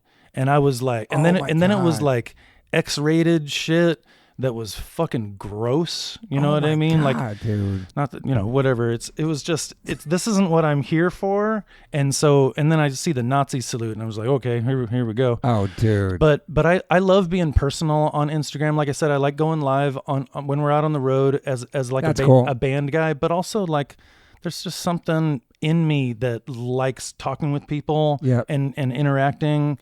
I think people are really interesting, and I see that every day. Every day of my life, I'm intrigued by people I don't know and by people I know, and to have a positive spin on that is the way to get through it in my version. And I've learned so much from social media. I've been distracted so much from social media. Sure, me too. It's the adjustment that we're making in this new, whatever digital present tense. I heard someone, they were like a family. They were like, we want to be a good influence for our kids, so we don't have our phone, all the time, right? Yeah, that's cool. So when we get home, we put it over here. It stays over here. We don't have it in our pocket like a digital pacifier. And I was like, oh, that phrase is gonna fucking stick, isn't it? That's a sick one, dude. Right? I was like, oh, digital. I'm like, oh shit. Oh, what's going on Instagram? And I see it like that. I've taken steps to like keep it out of the bathroom just on my own accord. Sitting on the toilet with it, yeah. It's kind of stupid. Doing two things at once. You're at war with yourself, kind of, in that subtle way. Just limiting it is smart. I love the Tyler, the Creator, don't touch the glass whole motto idea. Oh, dude. He was even saying that at the shows, right? Of course, right? You're at a fucking show, Put your man. phones down. Put your fucking phone down. I am killing it. I love that record. I love him so much. Great record. Chromacopia too. I love that like the comedians do that, so why can't musicians do that? Dave Chappelle does that at his shows, put it in the bag. Yeah. I love that, man. Yeah, there's something about it. I think we're going to get better at it. We need to watch out how, as elders and parents, how much we're using it around our kids. I agree. It's a necessary evil that we need as musicians, or we're promoting a pod or whatever we're doing. You have to at least put it out there. It's the only thing. It sucks. But I think there's a responsible way to use it that you can be for good, and then you can learn a lot from it as well. And you just got to watch the distraction factor. And like I said, just be a good influence on the youth, because they need to have some kind of analog life. There's a lot of kids growing up on iPads, like from the jump. They're super young. They're on that. Their parents are doing stuff. Oh, they're on the iPad in the other room. I see that a lot. And just like, it's just, I don't know. It's just crazy. Our kids, that's all they know is that. We grew up without that. We're talking before the pod, like looking at records, seeing thank you list, or telling your friend, I'll see you at the show next week, because we have no phones. And you see them at the show next week. You don't talk the whole entire week. See what T-shirts bands are wearing in the back of the records. Like all that discovery, dude. So magical, man. Phone numbers on pieces of paper. Yeah, so dude. Cool. The little map quest with the books we had to use to get around, like reading directions. Thomas guides. Guides, dude. Get anywhere. Just all that stuff, like though, man. when we had the RV fire, we just had a road atlas, and we had like usually I think Tim was usually the navigator, and I was driving most of the time. But like it was so hard to Tim's get our anywhere. logic guy. Tim's our statistics guy. Yeah, the Thomas guide, bro. That was so important, man. It never made any sense to me. I would put on Pure Guava by Ween that I had on cassette, and I'd get in my car and I would just drive around and try and figure out the city, at least the area that we were in. Yeah, that's how I did it. And I got lost on the way here. You did? Chevy Eurosport. What was the last real jobs you guys had? Where you had a boss, you had to clock in or something? The only other job I Get ever your had water. was a waiter. I was a waiter. Yeah, I worked first in the Music Center, which is down there in the Dorothy Chandler Pavilion, and Dorothy Chandler Dance, right? Yeah, where they do like the ballet and stuff like that. So cool. That was your last job, kind of? Yeah, I was. How old that you was were? my main. That would have been 18, 19 years old. Damn. So music since then. Yeah. That's incredible, man. Just think about that. 18 years old, your last job. Of course, your last boss. What about you, sir? Peanut? I was 17. I was just trying to make money so I could buy a rack for my amp when we were moving out to LA. Yeah. Shoney's. Yeah, I was working at Shoney's washing dishes. Damn. And that's it. My name tag said Peanut. Did you guys see? I still have it. Are you serious? Yeah. That's sick. I need to see a picture. Yeah. So you guys didn't work in LA jobs when you got here? Oh, you worked at Guitar Center. So that could have been the last one, maybe. But not on this route. That was before all I that. quit Guitar Center because it didn't pay for shit, and then I went back to being a waiter. So yeah. Yeah. Wow, it's crazy, man. And then what's like a latest obsession for you guys? Well, woodworking, gardening, pickleball. Last year it was learning old-timey instruments. I learned the mandolin, I learned the pedal steel, I learned the banjo. All last year? That's yeah. incredible. Didn't get really good at any that's of it, so but cool. I could competently. Those like resolutions for you, kind of New Year's resolutions, you do just stuff like that? Following curiosity. I love that, man. Yeah. Do you read books a lot? I listen to audiobooks constantly. Okay. I'm in the middle of the Rolling Stones new book. It's like Okay. a 22-hour audiobook, and it is fascinating. Wow. That's crazy. Yeah. So you're better listener than reader. Yeah. Me too, man. But this author named Jonathan Haidt, H-A-I-D-T, he wrote The Anxious Generation and The Righteous Mind. We were just talking about like the effect of iPads on kids and how it's a huge conformity machine, and it makes people feel bad about themselves. And it's a really interesting scientific study of showing what social media, and he's not a doomer. He's like, I didn't set out to write this book to scare parents about what's going on. Okay. But this shows This is what it is. Yeah, how there is a mental health crisis being caused because of puberty age kids being on social media. I agree, dude. I agree. Because it's the biggest conformity machine in the world that makes people want to act like each other. Yes. And that can be to the extent that like there was a social media influencer that had Tourette's, and then all of a sudden all these kids started developing those exact same tics. What? Because the you know what the cure was? Stop watching that person. No way. Because people would be like, "Look, this guy is showing his tics, and I'm so proud of you." And then they would start doing it subconsciously. It was a thing in England, a Tourette's oh my God. little epidemic because of people crazy. watching. So, yes, It's crazy. so I actually get mostly into it's going to be either music, biographies or like scientific kind of books like that. Do you like Andrew Huberman? Yeah. He's a bastard. Yeah. I get into a lot of like health and fitness and wellness kind of stuff. That book, the longevity book, Dr. Peter Attia. Okay. Really, really, what is it called? It's all about longevity and how we can just maximize our health today. Yeah. Through mental health and physical, diet, sleep, exercise. So important, dude. So you're in tune with your body. You're pretty in tune with your body. I think so. Like I had a nice workout before I came here today, but it doesn't take that long. Like I do 15 minutes of music synced cardio. It's like jumping rope in time to beats, and then I do like a weights kind of strength training thing, and then a whole lot of pickleball. Do you have a trainer or do you do it by yourself? All by myself. That's incredible, man. I suck at jump rope. I wish I was better. It's such great cardio, man. I like running and stuff. Do you run? I do run. You look like a runner, man, for sure. Long ass legs. You're probably running far as hell. You run a marathon before? I've run 2 marathons. Damn, that's my goal. I'm trying to do a half one maybe this year. Tell them about the Empire State Building. Yeah, I did a charity race up the stairs of the Empire State Building, and I won. How many floors is that?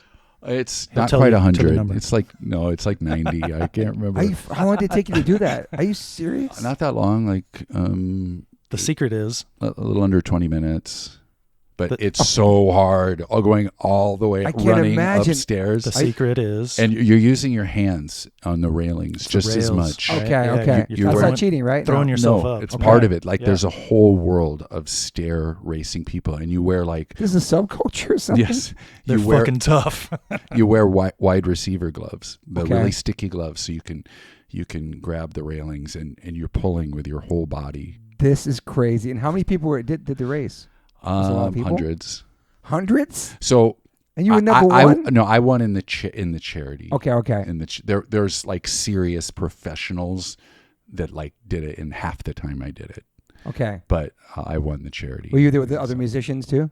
I don't remember any other musicians on there. I invited some. They showed up. I think I would like to try that actually. Sounds exciting. Were you wrecked when you got to the top? God, I had a really bad headache, but it was raising money for multiple myeloma, which is the kind of cancer that my mom has been fighting for like 20 years now. She's kicking ass. So tough. Okay. Wow. 20 years. Yeah. That's so sweet you did that. That's amazing, man. So you're in great shape. You're doing good, man. With the same age too. It's very inspiring, man. Thank you. So your daily rituals are working out in the mornings and all that stuff, and spiritual practices, breath work, give some breath work, meditation, some giving thanks. Cold plunge sauna. I do some cold plunging. Me too. Yeah. Feel great when afterwards. It's a natural high, man. Oh yeah. So you're pretty into. Are you eat pretty good too? Not as good as you. I eat burgers and stuff, but I try and stay away from the bad stuff. No, you're in good shape. But you have a skin regimen too. You got some good skin, man. Skin regimen? No, it's going there. Not really. No. You get good genes maybe too. Well, I do have a lot of 100-year-olds in the family. Oh, so. You do? Wow. Do you like getting older? I find that I get happier as time goes on. I like the 50s, man. I'm enjoying it, man. Yeah. You know what brings you joy, and you know what not to do. Yeah. Amazing, man. You're on top of your shit, man. Respect. What's your latest obsession, sir? I mean, I'm playing Forza 6, so I'm racing. What is that? It's a racing game. It's been out forever. It's like the Xbox version video games of Gran Turismo. Okay. So I'm in Japan collecting cars and driving around and challenging my eye-hand coordination. He likes off-roading in his I've been off-roading. Defender. I've been off-roading a lot lately. Where do you do that at? A few places. Like Angeles Crest, that kind of up there? I wish there was places in Angeles Crest because that would be my backyard. But I go up to Gorman. I go to Azusa Canyon. And what are you driving? What do you mean? I've got a Defender. Okay. Yeah. And I had a Land Cruiser in the 90s that Sick. after we went to Australia, I saw what I was supposed to do with it. So I kitted it up and loved it until I dunked it into a lake like a fucking idiot. Are you serious? With no snorkel. Yeah, no snorkel. Are you serious? Yeah, I ruined it. What? But I was living next to Pat Wilson from Weezer at the time. So when I limped home, I got the truck started and drove home and was like, I walked over to Pat's house. He's a gearhead. Walked over to his house and asked him to join me to go down to the car wash at Fairfax and Sunset. We've all been there. Yes. And I wanted to go there because there's an incline that you park next to if you're going to go into the shop and buy some air fresheners, which you shouldn't do because it's all chemical bullshit. But I leaned my car up against this riser because I wanted to drain the water out of the engine. And Pat Wilson was there like backing me up. It was a really cool scene. And That's amazing. I had dude. the engine rebuilt and I took out the upholstery and did all the things, and it was just still never the same. I sold it. We were in San Diego playing with Slightly Stupid months ago, and the dude that bought it from the dude that I sold it to came up to me and was like, I was got your old car. I had your truck for a little bit. That's crazy. And I go, where the fuck is it? I want to buy it. Right, I want it back. Yeah. I sold it for pennies on the dollar because Those I was are just valuable now. so Really? frustrated. And yeah, it's like such a sought after vehicle. He's like, yeah, it's in Utah somewhere. I'm like, son of a bitch. Oh, man. But I love my Defender. My Defender does all the things my Land Cruiser did. And yeah, I love going off road. Just something about it. I like road trips where I'm driving. I'm going to miss that out on the road.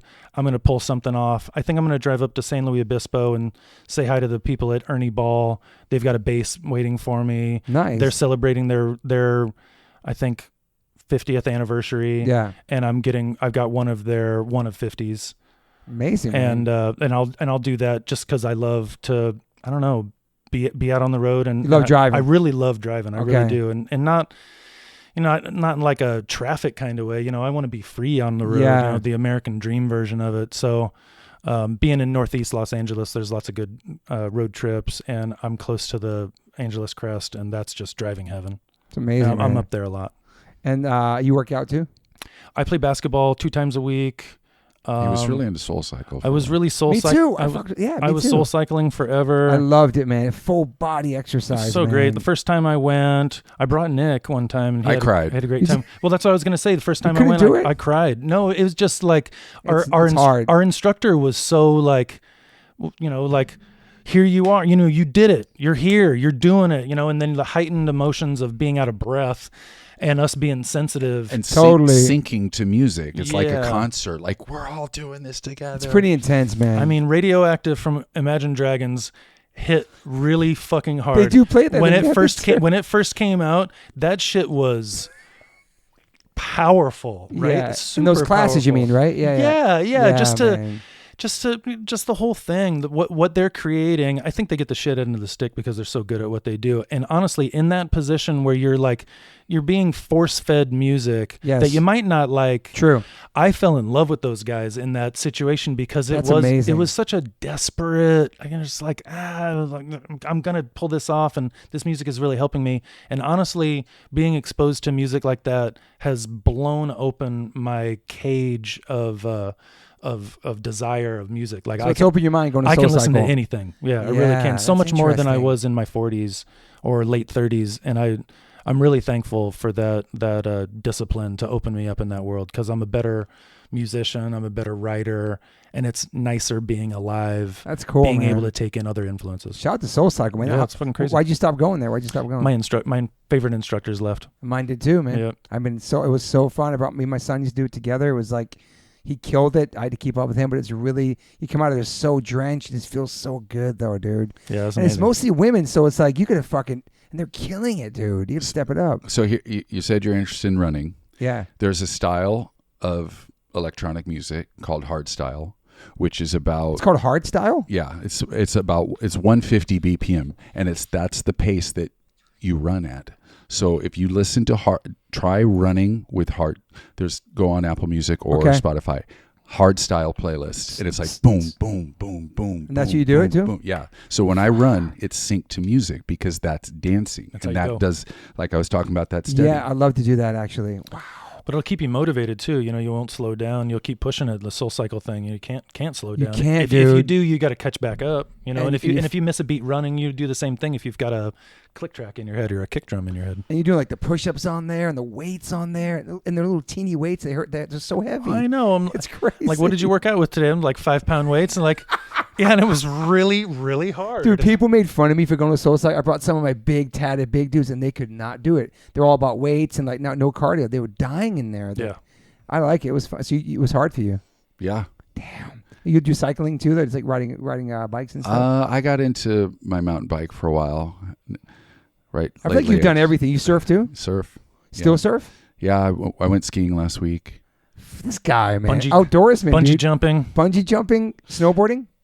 Never snowboarded. Weird. Okay. I did. That's when you lie, Nick. You're supposed to lie. Lie. I'm not going to. Lie to Toby. I can see you skiing. I can see this dude skiing.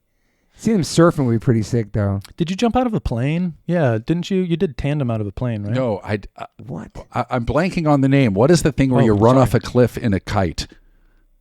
No, man, that sounds nuts. Gliding, hang gliding? Hang gliding. Like Thank hang you. gliding. I've hang glided. I'm like heavily having a senior Suicide? moment. Dude, that's a crazy one, too, hang gliding. Yes, I've done that. And jumped out that of was the planes? scariest. Okay. But I've never jumped out of plane. But you would probably. I would do it today. You're pretty fearless. Yeah, Nick's always been fearless.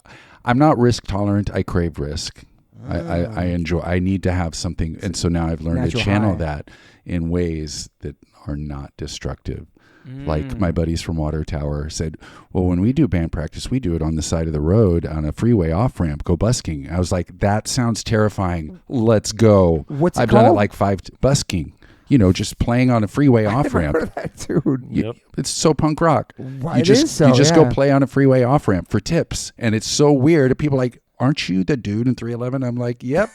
Oh, that reminds me. I got my Nick Hexum episode. So Okay. I'm having my anniversary dinner with my wife, 25th anniversary. We're at this great place. Honestly, it was a little weird, and because of the host. And I'm not going to say the name of the place because I've already said too much. But it was a great night. Thank you to my wife, Abby. Thank you for loving me for so long. Shouts and I'm to her. sitting there, hell yeah. So I'm sitting next to this dude, and we start talking about how weird it is, right? Because that's what you do. We're like, is this fucking weird? And they're like, yeah, this is fucking weird. and the dude looks at me. He's in the position that you are, caddy corner to my right, across the table. Well, we're at different tables, right? But the same angle that we're at, you and me, Toby. I'm indicating to the audience and Toby. And he goes, "Are you Nick Hexum?"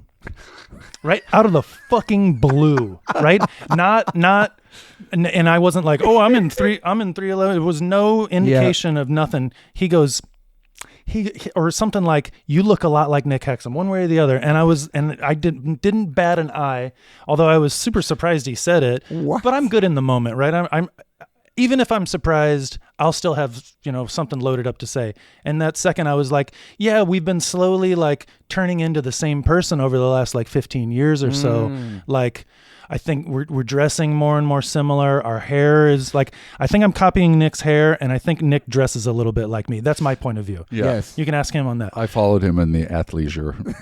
And we're still comfortable as hell. And it was just so funny. So I'm looking at this guy and I'm like saying these things, and he saw me as you. That's crazy. Like, that's how connected we are. Yeah. Maybe he saw us in a video and didn't know the difference between the two, but who knows? It was That's magic. hilarious. It was total magic. Well, That's incredible. What that reminds me of is that, like, when people talk about their influence, they might say, "Oh, yeah, the Clash," or what.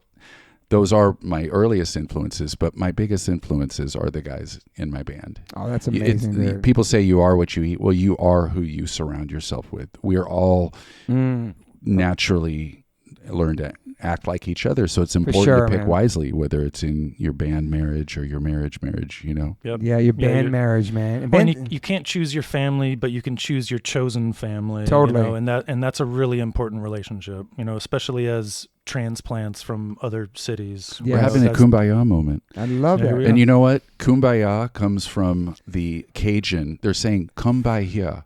Kumbaya is come by here. Come by here, my lord. Did not know that, man. I didn't know that. It sounds like cumbia music too. Do you guys ever do band therapy?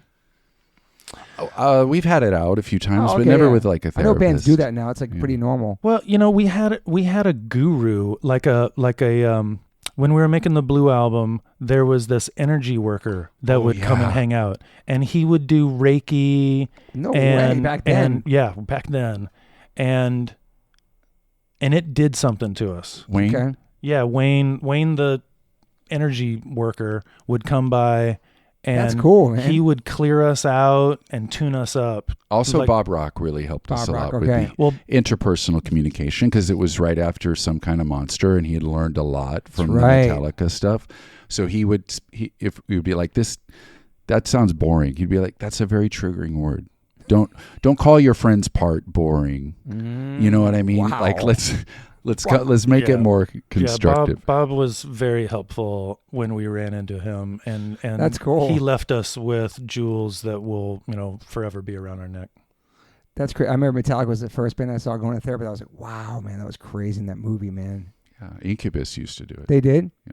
Also, man, Lars always, man, shout you out because all that downloading stuff that people flipped on you for back then, the Napster and all that stuff, it's kind of right about stuff, man, what it turned into later on with our music, you know? He was pretty courageous. Yeah, back then, to say stuff. People flipped on him. Oh, you're rich. Oh, who cares? You have all this. It didn't matter. He was actually speaking for all of us, I guess, in a sense. So that's the thing with AI now. Is Yeah. it's the Napster thing is happening all over again. Music has always been a canary in a coal mine for piracy, and True. so technology creates a problem, which is like Napster and file sharing, Sony, Yeah. Sony. and then technology invents a solution, which is streaming, it's kind of a flawed solution because the Yeah. royalty rates on Spotify and so forth. But So bad. that we're at that same moment with AI where they're just, it's a free for all. They're using whatever they want with no respect to permissions and privacy. So Gotcha. maybe I'd like to be like the Lars of Yeah, of but you AI, lost this you know? generation. Exactly what you're doing with your nonprofit. Exactly. Was there ever a time when you guys, besides you, that one moment, is there any time you guys wanted to stop, ever not want to do music, ever? No. You No, can't. It's I in mean, your blood. It's like your everyday. even when I It's the best job in the world. It's what I it's what know, everybody man. wants to do. Even when So I many wa- movie stars came out here to be musicians, and then It's so true. movies were their fallback. You It's know so what I'm true. saying? Having actor friends, I'm sure you do. They're like, oh, I wish I could go play a show. It's like, I wish I could act. It's like people want to be on that side, you know, what we do. even when I wanted to torpedo the band, there was no me not wanting to do music. You know what I mean? Yeah. It was always music. Yeah. I would have loved to have gotten into directing of films because I loved visual artistry and narrative storytelling like that. It's always going to work for me. Same thing with like making music for video games. I could see that being really satisfying. Totally. But you're never going to beat being on stage playing originals with people that you've been doing, you know, for decades. Even when we were first getting started, I knew that was the top of what I wanted to do. There was no achievement bigger than knowing that, you know, dozens or hundreds or thousands or even tens of thousands of people are coming to see you. Yes. Right. And to be in the room with what we're making, you know, and to be together too. That's a part of it for sure. But I saw that as such a cool energy that we've figured out Yeah. that I never wanted to step away from. Even if I saw working with other people as like what I wanted to do next, it was always about performing and being original. I love that. And I always say, like, you don't choose music. Music chooses you. It's Sure. like something that you feel like you have to do. Yeah. It's not, it's, if you're just like, maybe I'll do music, maybe I'll do something else, then you probably don't want it bad enough because it's such a desirable job that you have to be like dead set on it. And 100%. coming out of Nebraska, we got dismissed a lot. I'm sure, man. You know what I mean? We had to, and that's why having a crew, having our own little gang where we relied on each other for confidence. Like more and more now, I realize how much I got out of that relationship that I could have never got. No, on for my sure. own. If there are other bands from where you guys are from that kind of made it too, or are you guys like the main ones, like other rock bands or?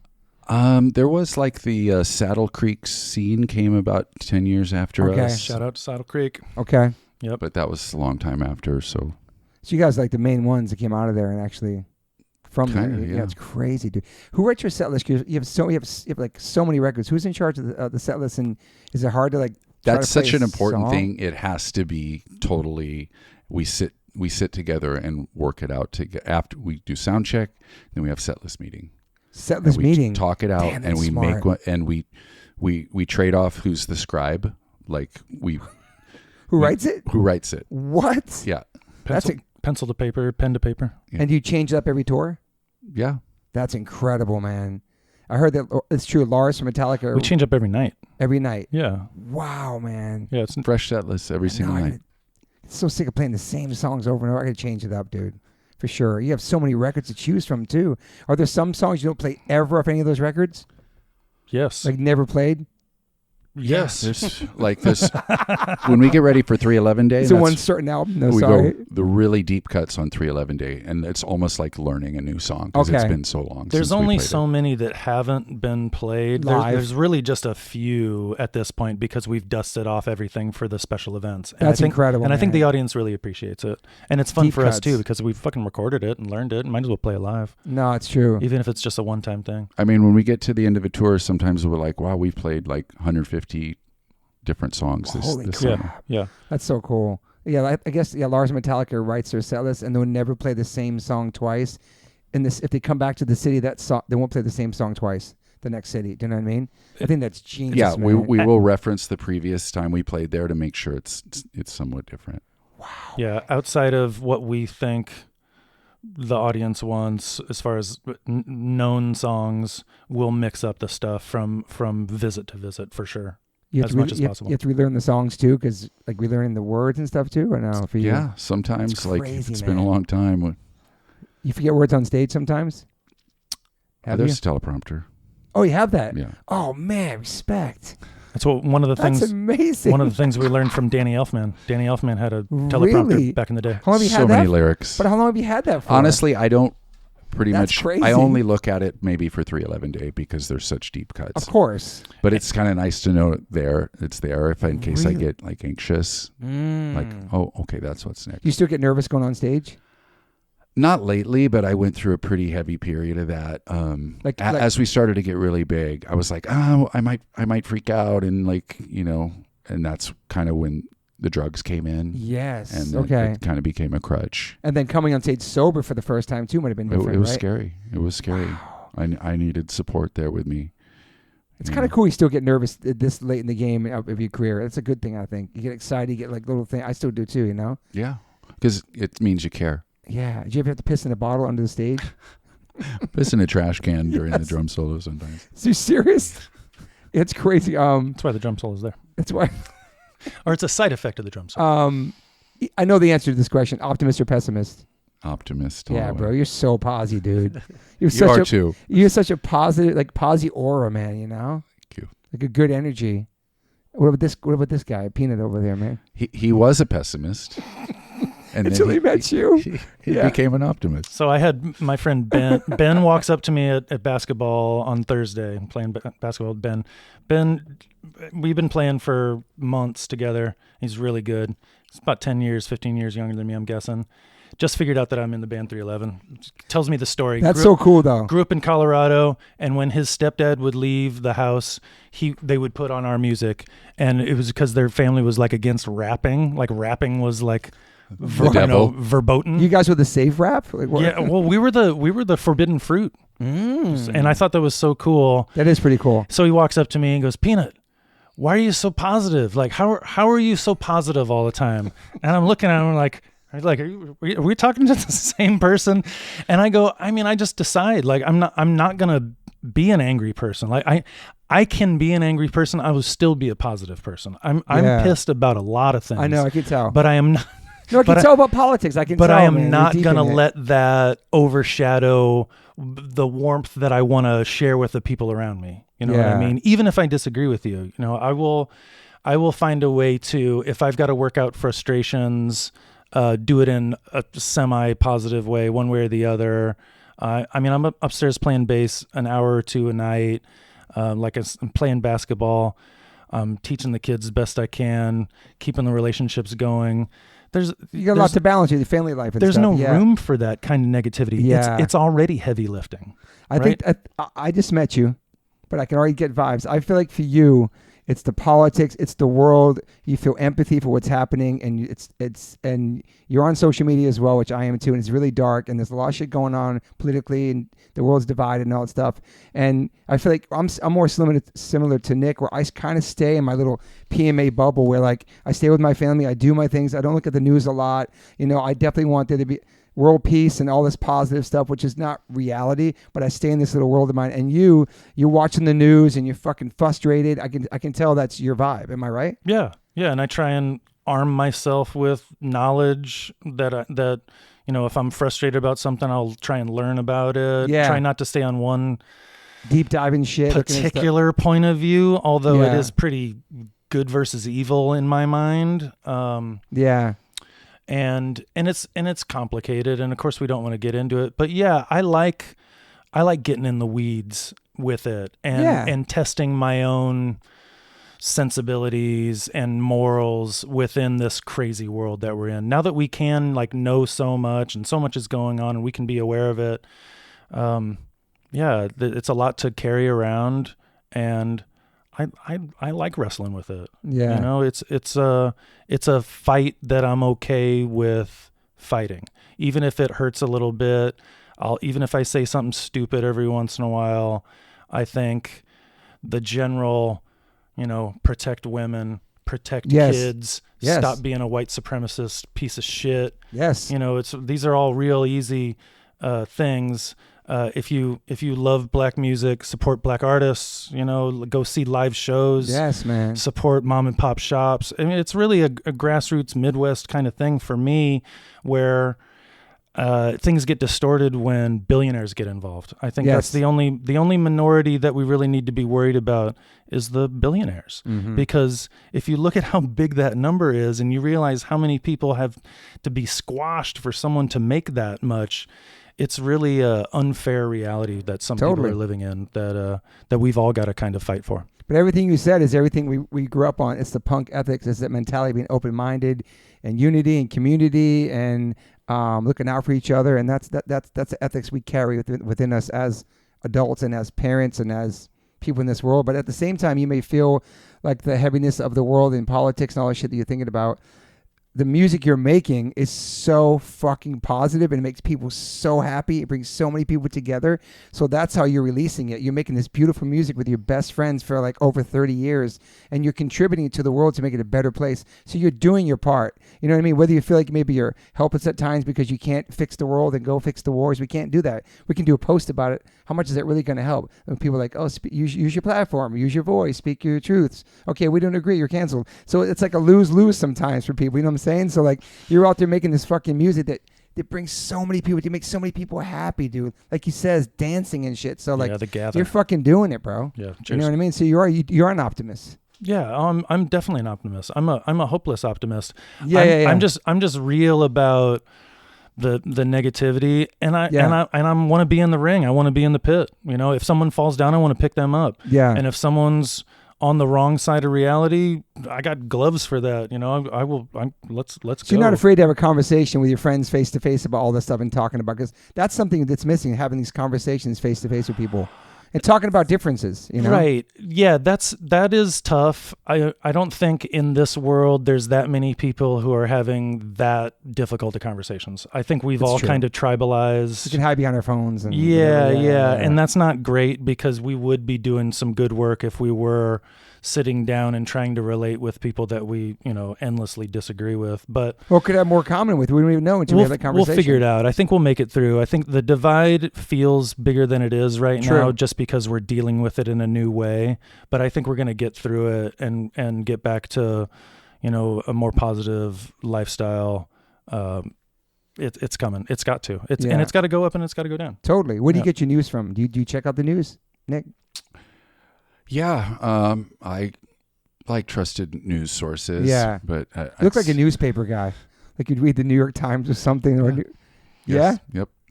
Fuck yeah, dude. I'm deep in his mind today, dude. So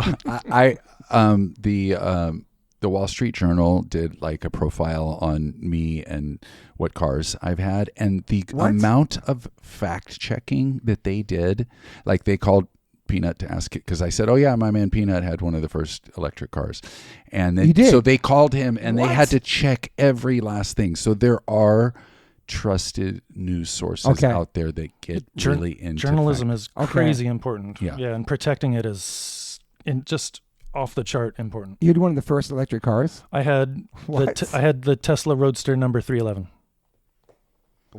Wow. And the first 100 were soaked up by, investors and stuff like that. What? When was that? When was that? That was 2008. 2008? Yeah. Holy shit. Yeah. And you have a crazy car collection? You had one? I was mostly just talking about Teslas and Okay. So you have a Tesla, yeah. I've been a car slut. I've had every different like German car maker in the world, but you've had some high-end ones. I'm all electric now. Okay. My big car thing is because like my dad and his rock and roll culture meant so much to me. I could identify the different between a 55 and a 57 Chevy. Like I knew all about it. So I got my dad a 55 T-Bird for his 60th birthday. Oh, that's incredible, dude. He takes such good care of that thing. It's pretty cool. Baby, that's amazing, man. So are your parents all still with us? Both your parents? Yeah. Ours are. Oh, yeah. Man, that town car. The Continental, excuse me. Oh yeah, the Lincoln with the last one they made was Suicide Doors. The '69 Lincoln, gold metal shiny flake paint was like. It's about as long as this room. Yeah. Did you have a big collection at one point of cars? Yeah, kind of. Not anymore though, really. No. Downsize everything. Downsize. I got an RV now. I really like the RV. What was the craziest car you owned at one point? Let's see. I had that Mercedes E55. That's where I was going. And I had a 911 at the same time. So I'd like $250,000 in the garage. That was like a big waste of money. The E55 was a 2001, and that thing that was such a great car. It was a beast. That was like a little sleeper. You wouldn't know it was a demon until it had passed you by. Whoa! What years was that? Like back then? Early 2000s. Yeah. All pre-kids. Okay, pre-kids. Yeah, they changes everything. And you had man. a Boxster like right when it came out, right when the Porsche Boxster came out. So those are your toys, kind of. That's where you kind of like went crazy a little bit. Yeah. You went really crazy with stuff like that, or buying stuff, or no? I mean, yeah, a little bit to a lesser degree. The bass player version. Let's be honest. Just get equipment and stuff. Totally. Well, I saw Tesla coming, and 2008. That's crazy. And I bought the vehicle. And loved it just because I always wanted a Lotus and I wanted an electric car. I thought the idea of, and still do, having solar panels on the house and then charging the car at home was like fucking gift from Thor. Incredible, just as good as it gets. Yes. And I bought the stock the day it came out too. So I pay attention to technology on that side of things. And I've been lucky a few times with finances as well. In that world, just by paying attention. It's kind of like knowing the cool band, like knowing Turnstile before they popped off, Turnstile's right here next. And being and being a mind reader, and yes, and just paying attention, and that is kind of my thing. I like just hearing the undertone, right? It's there, and sometimes you'll get it, sometimes you won't. Do you still have a Tesla now? No, I sold all of my electric cars. I've got the Defender. Okay, that's right. Which is a V8, which is very satisfying. Was this because of the way Homeboy acted? Oh, yeah. Okay. For sure. Like you separating the artist from the product and all that stuff like we do with But not 100%. Yeah. Well, it was just, I was also a little frustrated with road trips and electric vehicles. And then also just I wanted the reliability of being able to fill up the tank in the amount of time that I can, And Did you ever have a Tesla truck? No. I was thinking about the people who ordered those, right? And then they ordered those a long time ago, right? And then by the time they get them, this dude's going crazy on Twitter, like, okay, so now I have these. And then they got the bumper stickers that says, I don't, whatever, this. There was some stickers they made, right, for those cars. Bought it before I knew he was a dickhead. Yeah. But that's also, it's still a great car, though. And it's like, so we don't know all the owners. There's not a bunch of people who made other cars that are on Twitter talking shit. So you don't know, like, maybe the owner of Ford or the owner of this car. They could be just as crazy. You don't know. Yeah. But the Tesla's a good car, man. He was a fucking Nazi. So he was a straight up fucking Nazi. Talking shit, right? though. Yeah. Social media ruined everything. Right. It ruined everything. Yeah. It magnifies everything. Makes everything so much worse. I don't need some business magnet to be some moral, high ground. I don't. I need them to do what they're doing, and if they're shitty people back in the day, we would have no idea, I know. Right? Unless they threw a Nazi rally in Madison Square Garden, which Henry Ford fucking actually did. Look it up. Holy shit, dude. And people still, I see what's going on. People here. still support him. It's fine. It's great. There will be separation from the person and what they do, one way or the other. Yeah. But there'll also be the coming together of it too. The part that you can't separate. No, totally. And then with the awareness of social media, it's out of hand. We know too much about each other. I know. It's like back in the day, we'd get the news. That was it, 5 o'clock news or the newspaper. There was no presidents tweeting, talking shit to each other or to other like leaders. Like I can do without all that. Like it's just so much all day long. Dude. It just gets so fucking. It fucks everybody's mental, man. Yeah, that's why I'm more like this guy. It's over the here, fog of war in my bubble, dude. But it is a lot though. No, it is, and it's intentional. And if you can digest it all and maintain your mental health, respect, and go through your day not thinking about it, but I feel like Trump, whatever president, lives rent free in so many people's heads all day long. They're online talking shit about. It's like, what do you do in your life? You could be online talking shit to people about politics and people wearing T-shirts of the president. Who has merch of a president, bro? It's just crazy to me, too. Yeah, we're in unprecedented times. And I shouldn't know all this shit. It doesn't round me up. It makes me feel like it's just a crazy world. But I don't know why I even get off track. But I'm saying social media is just like we never knew about what a president ate that day or what he was doing. You know what I'm saying? We lived through our lives. But you would hear about cool things like when Jimmy Carter became president, he sold his peanut farm, right? Because he had a peanut farm. Because fucking dope. And how would that look, right? Yeah. If it was like Jimmy Carter's peanuts, right? And he's like the president, like presidential peanuts, right? You're going to make money off of the position that you're in, right? Even in that subtle way, he sold out. He dropped out of his career to have a moral high ground because the position he was in would be manipulative. Respect. Yep. So that's probably the last good president we had, or yeah, that's pretty much back then. Straight up. Let's go to Turnstile real quick. I know you're friends with them. I know they're fans of your band. I know they're fucking heavily influenced by 311. You hear 311 in their songs, and they're a hardcore band. And it made me so happy when they first came out. They've been around for 15 years. They've gradually grown into what they are now, which is incredible. They're representing hardcore to the fullest in a positive way. And it's just amazing to hear bands from from this genre that can show other influences like 311 and not be afraid to do that. Well, I'm kind of glad you're saying positive things about them because I've heard of hardcore people that say so corny. They suck now because there's keyboards, but that's not punk rock to keep somebody in a little box. What's punk is doing what the fuck you want. Like you guys did, made different records all the time, dude. Come on, man. They had Blood Orange on Glow On, right? Like, dude. If you haven't seen the road sign to their diversity and their open-mindedness for composition, right? Just even the way they compose songs, they're going to do whatever they want, and that's punk rock, no matter if you like it or not. They spent a lot of time downstairs. This was like almost like a hardcore like frat house because there were people renting. Franz, other guys would stand down there skating here. I know those kids for such a long time, and they're the same kids. They still play festivals. They play in the park for free. They put on all their friends' bands on the tours. They give back to the community, but it's just so cool, like their love for 311, dude. And did you sing on one of the songs or like? Well, I kind of introduced a fair amount of people to them by covering one of their songs during the pandemic. What song did you cover?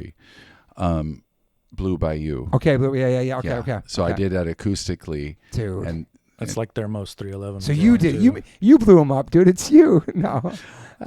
Mutual appreciation. But yeah, the people that say that crazy. are like the gatekeepers. I mean, Gorilla Biscuits had a harmonica on their first record.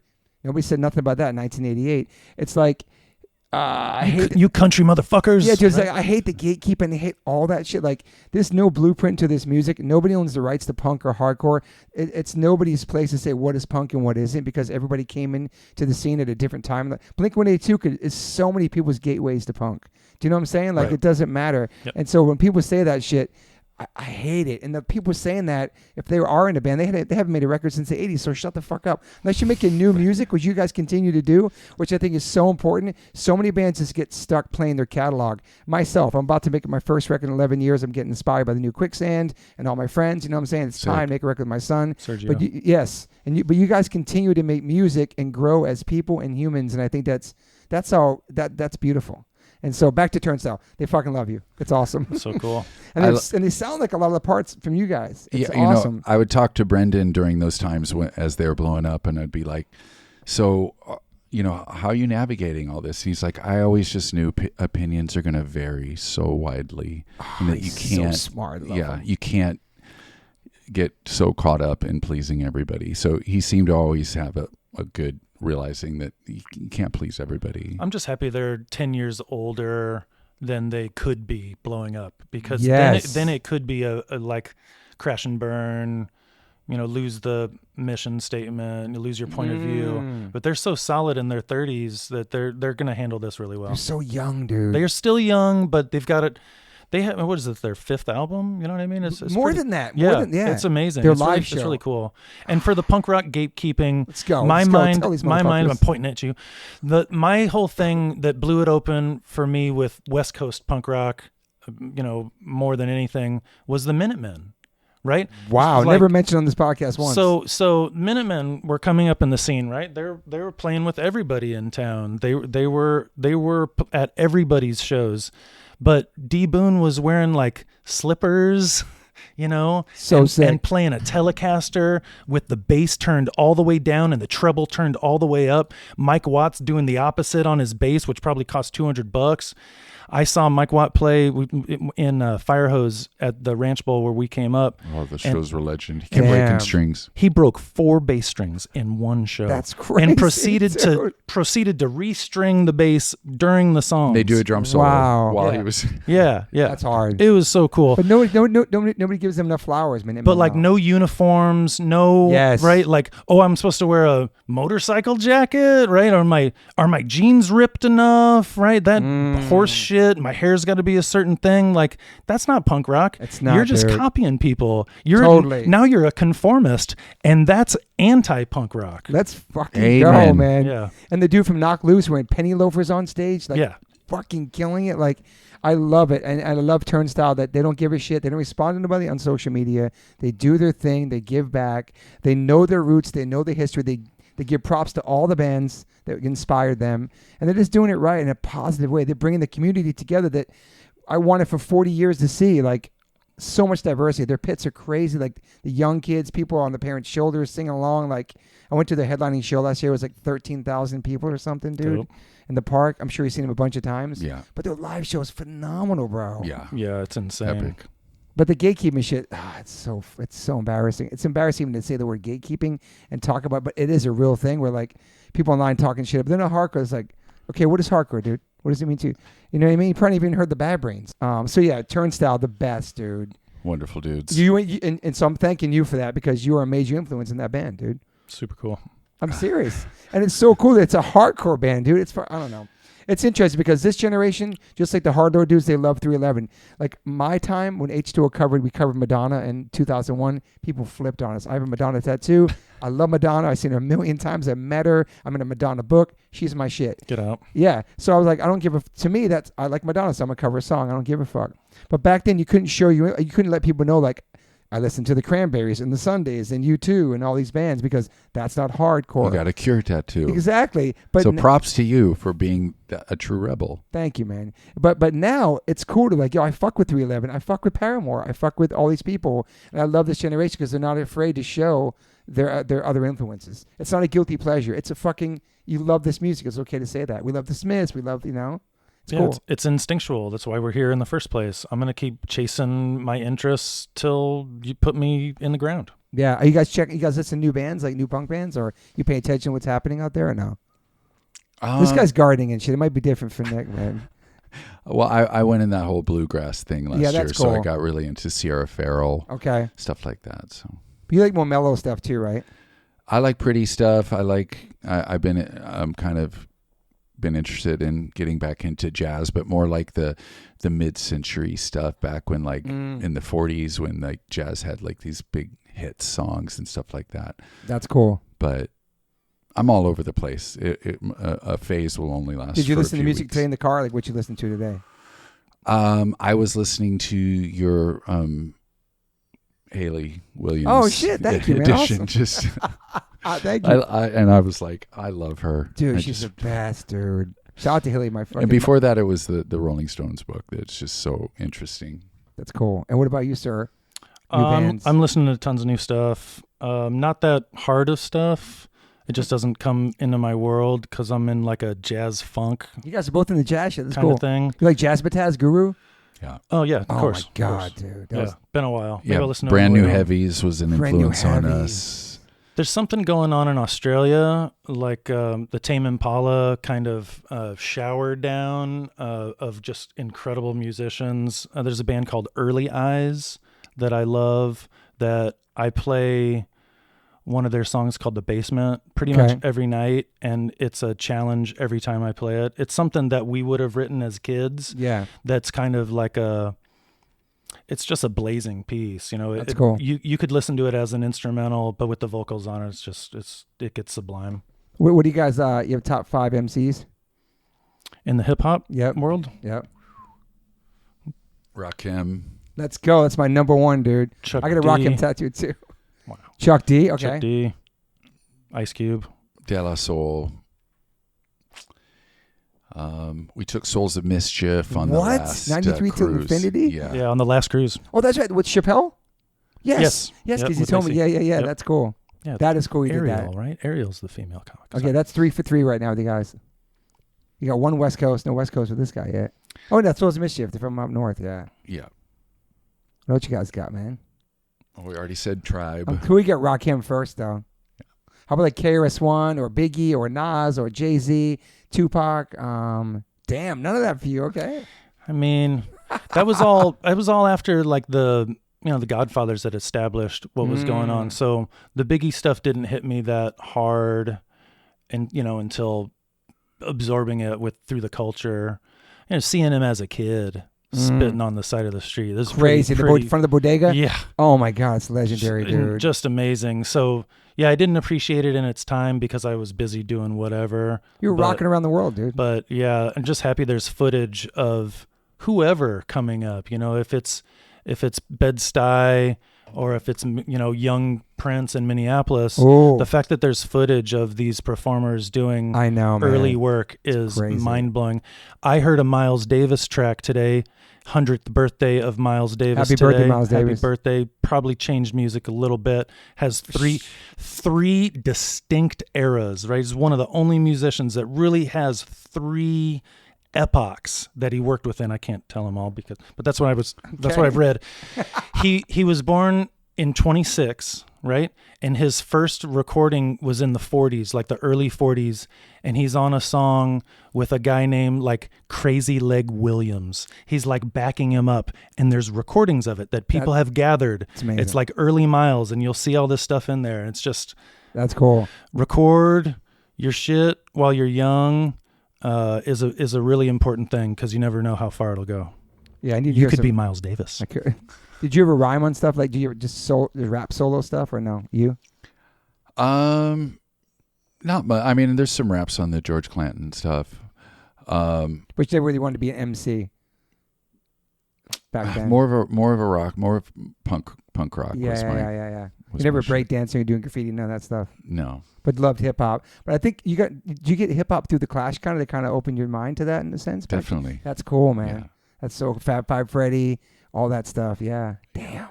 Yeah. We could put like so top 5 punk bands and we're done. Let's see. Bad Brains. Yeah, Okay. Bad Brains. Got really into the Descendants. Best. Maybe them and the Buzzcocks could be like the first pop punk band. Maybe Yeah. in that genre, right? Yeah. Ramones, Yeah, Milo obviously. Goes to College was just like Perfect. memorized. Just the melodies. Perfect. Yeah, Bad Brains is definitely up there. Misfits. Ooh. Minutemen. Dying on that hill. I will stab a motherfucker too. Fugazi in there? Yeah, for sure. Fugazi, yeah. They don't come off as punk to me though. Yeah. If Their ethics were punk. Sure. Yeah. More punk than everybody, right? Totally. Yeah. And nobody paid for $5. Ian's like, I don't give a fuck about t-shirts. He's like, why aren't you selling t-shirts? He's like, I don't give a shit about No merch. t-shirts, right? I don't care. Have you hung with him before, Ian? Just that one show. We Damn, met you- him. He was no? super No. nice. Next time we play DC. You guys playing DC Go to the anytime soon? Discord house. Yeah, I'll make it happen for you. I do it all. Please. Yeah, man. You go spend the day with him. You do the whole walk through the Discord house, go in the basement, see where Fugazi and Minor Threat rehearsed. He'll show you all the original lyrics. It's fucking like going to see Willy Wonka. It's insane, bro. Love it. He has everything archived, all the Fugazi shows, every flyer. He pulled out a postcard from my brother from 1985 that my brother had written him. I swear, everything's all categorized. Wow. It's incredible, dude. Incredible, man. Shout out to Uncle Ian, dude. Okay. And you guys, last question. Any regrets in your life? Regrets. I've had a few, Nah, but chill then out. again, too few to mention. No regrets, really? I mean, I have regrets, but I've worked them out. That's cool. You know what I mean? Like there was a time when I had some self-loathing, but I've cleaned up my act. You're and pretty now harsh. Yeah, go I ahead. do a lot of service. You do. If you want self-esteem, you have to do esteemable acts. So whether that's helping other people in sobriety or just being like the very best dad and husband that I can be, Love that. or just being extra kind and patient with fans. Letting me write lyrics with you. Yeah, It's very sweet. I mean, it's a huge breakthrough in the band, honestly, from my point of view, where I was in a frustrated place because I write kind of strange. I like write movie soundtrack kind of stuff. If it's not a movie soundtrack, I'm writing a bass solo. Yeah. Me and Nick are going to talk about this after the podcast. But what Nick saw the frustration, and I would bring songs and just wouldn't get worked on for whatever reason. They're not as well thought out. All these things that add to it. Nick was like, "You're really good with words. Come in on this session and let's see what you come up with as we're trying to get the words right for whatever song." And that has been such a bright point in That's this amazing, chapter man. of the band. It's really cool. Shout out to he's the eloquent. personality that lets you in, right? Because that's your shit. That's your and Essay's shit, right? And That's really nice. we're all writing bass lines for each other, and we're all in it together, and we're not Metallica. We're not going to sit down and committee write a song, Yeah. necessarily, although that'd be fun. But the way that me and Essay and Nick write together is really, really satisfying because, either it works or it doesn't, and there's no real ego on it. Like I love that. I'm trying to write for them. You know what I mean? I'm not writing for me. It's not my... You're contributing. Yeah. I understand the philosophy and have benefited from it so much that I really revel in adding to the lexicon I love that. of our songs because the meaning is so much and the words are 70% of the music. Absolutely. And to have even that little bit of not control but influence has been great for me. Really been a balloon in my life. Really nice of you, Nick, to let him in there with the Yep. lyrics and start. Yep. That's what brothers do. That's what brothers do. It's additive. So no regrets for you? Peanut? I mean, the truck, driving the fucking truck in the lake, really. And my kids will be right here. They've heard me say it. I've got one regret. It was goddamn dunking the Land Cruiser. That's it. That's pretty much it. Everything else has been, shitty decisions. Yeah, of course. That, like Nick was saying, like you recover from, so you're thankful for those shitty decisions. Yeah. Because you're a better person because of it, because you faced it, right? You weren't afraid of why you made the mistake. You wanted to uncover it, right? You wanted to and not do it again. Don't want to make the same mistake thrice. We don't have, life's too short. Life is One very life, too short. one life, one chance. Let's go, man. So learn from your mistakes. Don't be afraid of them. Limit your regrets to, whatever works for you. And then, keep moving, keep kicking. It's a wonderful answer, man. And no regrets for Mr. Nick. He's been through all of them. He's faced them. He's worked through all of them. I love that, man. It's all life experiences. Yeah, getting out of isolation to make sure you're really connecting with people and letting people in. That kind of emotional intimacy is I Super love that. important. You have any tattoos? I am the one rock and roller with no tattoos. I love that, dude. I love that. He's got a brand. Yes. He's been branded. There's only a couple of people like you in this world, man. It's far in between, man. That's so cool. You made it through all of that. Never want to get one tattoo ever, huh? I mean, if I did, it would either be something to do with my kids or the band. Totally. But it's amazing, man. I figured it was pretty much an anomaly to. Yeah, you're a clean canvas, dude. Keep it like that. That's hard to find these days, especially. You been getting more tats too lately or no? No, I haven't been tattooed in 20 years. Wow. Yeah. You have a 311 tat? I do. I have the first 311 tat. Fuck yeah. How about that? That's right. Wow, Tree dude. 1-1. That's incredible, dude. My Celtic clock. Hard, dude. Yep. But dude, this has been really great to hang out with you guys and have you here. I really appreciate your time. Same. I know that Nick Denody's getting himself involved. I hope you enjoyed this. Fun talking to you in my kitchen. Great. Nick's up for it, We whatever. went deep. I have a gift for you. I don't have it in the room. I left it in the truck. Oh, come on. I'm going to come out to your truck. Yep. Lovely. Okay, guys. Dude, thank you guys for being here. I appreciate you so much. Hell yeah. Let's do it again. It's like to hang out with you guys in real This was life after great. this. Thank you. Giovanni's going to take a picture. Okay, peace, everybody. Bye. Man, I had to jump back on and give these guys a shout out. I always shout out. I'm envious of hairlines. So fun. I tried to tattoo my hairline. It didn't work. These guys have amazing hair. I don't know what kind of products they use, but shout out to Pina and Nick's hair. It's incredible, man. You guys are chilling, man. It's incredible, dude. That's it. That's all I got to say. But your hairline, what kind of products do you use? I don't want to know, but I'm going to be honest with you. My daughter's boyfriend had this really cool hair. I was like, how do you do that? He was like, you use this base powder first, and then you use clay on because they're all into curly hair these days. my son is curly hair. What the fuck? The powder never works for me. So I did the powder and clay. This thing is your today. secret thing today? This is my first time trying it. Oh, wow. Looks great, dude. Good work. God damn, man. Ballsy Dude, on the endorsement. podcast doing first hair. It's maybe because where you guys are from, man. Maybe it's made something in the water back then. Okay, and the last thing, all right. My person that does my hair is a person that did hair on the You Wouldn't Believe video in 2001 that we did with Shaquille O'Neal. She was on set and still going to see her. She's at Lucas Salon in Frogtown. Okay. Yep. Well, Great salon. Well, we're gonna come back and talk about sneakers next time. Peace. Toby Morse. Mr. Nut. Good morning, Good morning, Peanut. How are you, brother? Good. How about you? Good, man. You've been. Did you watch? How are you? And did you watch the Knicks finals? Yes, of course. Are you a Knicks fan? I was rooting for them. I was happy with the competition just in general. Yeah. You know, seeing young San Antonio come up is, going to be nothing but inspiring. But New York needed it more than San Antonio, and I was definitely rooting for the blue and orange and white, whatever fucking colors. Dude, it was such an incredible game to watch, man. It was so awesome, dude. I'm not even a sports guy either, I don't know. Yeah, no, it's just you need a win every once in a while. Every once in a while, and New York really needed a win, and it's cool the momentum with Mamdani, and the Knicks, and just kind of focusing in on that area. Like people said the last time the Knicks won the championship, they fucking invented hip hop. Right? Holy shit. Yeah, 53 years ago, dude. So all eyes on New York, right? So the way they celebrate is something that I think we all benefit from. Yeah, man. Much more than fucking San Antonio, Texas.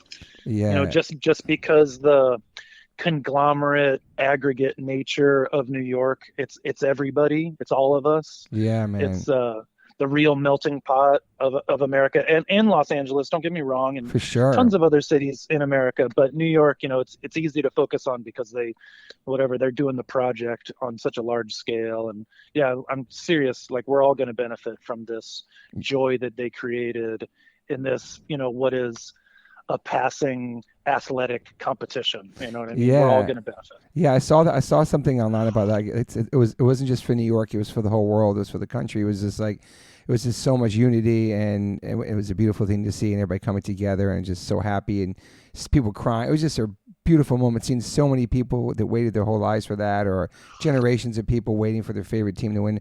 But I saw just like certain people posting about like, this is great for America, this is great for the world, just to see this, man. Yeah, it was so beautiful. Straight man. Are you watching the World Cup too? No, I'm whatever, paying attention to scores here and there. Yeah, me but either. my older son's obsession with soccer has waned a little bit because he's so music focused now. Yeah. So yeah, so that's a beautiful thing. So we've got on the podcast, I know we talked about it after the pod, is the connection with our mutual friend Brian Bowensmith, and I know you're gonna get it video. It's like the Fight Club bare knuckle thing. I remember seeing this video too. It was amazing. I rewatched it yesterday. But also he's been with you guys. He's been around with you guys for a while now, for a long time, right? In the mix. Yeah, 30 years. Wow, yeah, more or less. Dude. Yeah, totally. How'd you meet Brian back then? He was an inline skater for a little while. Yeah, I remember that. Yes. Right. He was a pro, semi-pro, sponsored. You know what I mean? If they give you shit, you're a professional. That's how we looked at it in the Midwest. You know, because there were a couple of kids that when we were coming up, they would get decks sent to them, and that was the fucking absolute coolest thing that happened to 12, 13, 14 getting flow versions. yeah Just, and the recognition, it's just so cool. So what were we talking about? I got lost. Brian Bowensmith. I got lost in a memory. Yeah, he was putting our music on their videos. Oh, that's cool. With B Love, who was also a part of that crew. Okay. They were out west, Texas and Colorado, and just doing DIY, blading videos. Yep. And you had to put music to it, and our music was some of the music they chose. We would get stuff from like snowboarders and shit like that back in the day too. So cool. But yeah, the athletic music connection with the photographic genius Brian Smith happened so randomly and so organically, and it's as real as anything. That's why it's still around. Yeah, so he connect you guys a while. This is the first video he did for you guys, all right?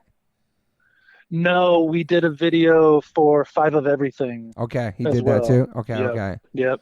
And did he come on tour with you guys too and take photos and stuff like that, or? Not since we first kind of met him. Yeah, and he came out on the road. I think he's in our first home video, not the second one, the Enlarge the Show Detail. He's filming some of the stuff, and he's also like taking on a character named Bucket, who's awesome. who's like a inbred Southerner that has 2 brain cells to rub together, just running that, whatever, into the ground. Super funny, kind of, self-deprecating, kind of throwing himself around kind of humor, and wearing some fake teeth. It's pretty great. He's a good actor. Yeah, it's cool to see how far he's come too with his photography and everything, his books, all that stuff, dude. No, it's amazing. It really is. It's cool. It's cool. When people kind of come up with you guys around the same way, he was just some guy like doing what he was doing back then and using your songs, and then fast forward 30 years later, you guys are still friends, and he's crushing, you guys are crushing. It's just, I just think that stuff's beautiful, those stories, intertwined with each other. I can see him listening to our music on a motorcycle, driving by a giant billboard of a photograph that he took. You know what I mean? That's where, that's the LA, dream that he's put together from hard work and passion. Yeah, dude, I love that, man.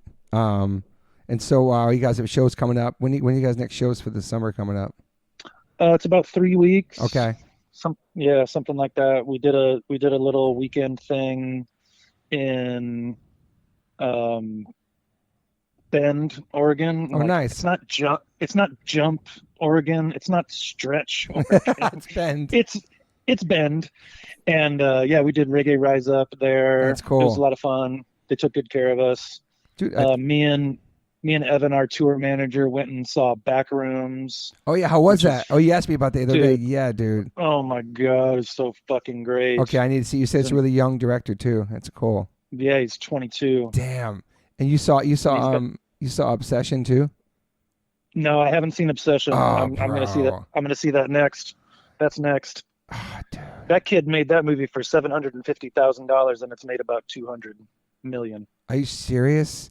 Yeah. Wow, and dude. I think Backrooms was 10 million, and he's up to 300 million. Dude, that's incredible, man. It's incredible. And I hear these, you know, people our age, probably maybe older, or certainly slower in their ability to bend, if you will. Like, oh, why is this such a sensation? You know, why are kids suddenly going to the theater? I'm like, look at the fucking directors, right? These are kids themselves. They can speak the same language. They came up in the same way. Just like we're talking about Friends coming up. Like this is why this works, because it's their time, right? Yeah. We don't need more movies from 40-year-olds and 50-year-olds. Certainly if they're not original. Like if I see another fucking Shrek 15 or fucking Scary Movie 20, it's just gonna make me break a coffee cup. It's just there's so much creativity in the world, and it's you know, it's gate kept. Yes. And it's hidden within us all, within our fears and our anxieties about putting shit out there. You know what I mean? So if anybody puts anything out there, music, art, dance, you know, poetry, anything, you got to give them some modicum of respect to get over that, you know, get over yourself and just put things out there. And the fact that these kids have captured these really, you know, from the Backrooms guy, it's really so do it yourself. Yeah. He intentionally, like, he filmed it in a certain way and then ran it back to VHS tape to give it the look. What? It's just perfect. It's what we would want kids to be doing now when we grew up watching movies that we could never make, right? We grew up watching Spielberg and all these crazy budgets, and, you know, movies are fantasy, but then you get whatever, like 500 Blows by Truffaut. And it's a dude walking around with a camera following a kid, more or less, you know, walking around Paris.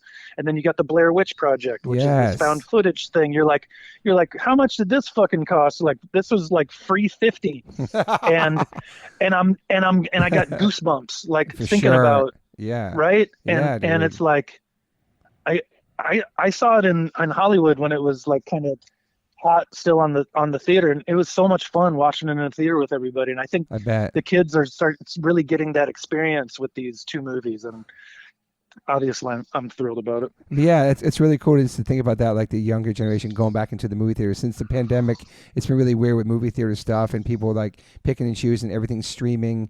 You're right. When I went and saw Obsession, it was sold out everywhere. It took me a couple of days to actually find a time to go see it with my wife, and it was just like a very young audience. Like my son loved it, all of his friends loved it, like we loved it. Like, yeah, it's exciting. I'm definitely going to see that one. Yeah, you're right. It's like we got Toy Story 5 out, we got Jackass 6 coming out.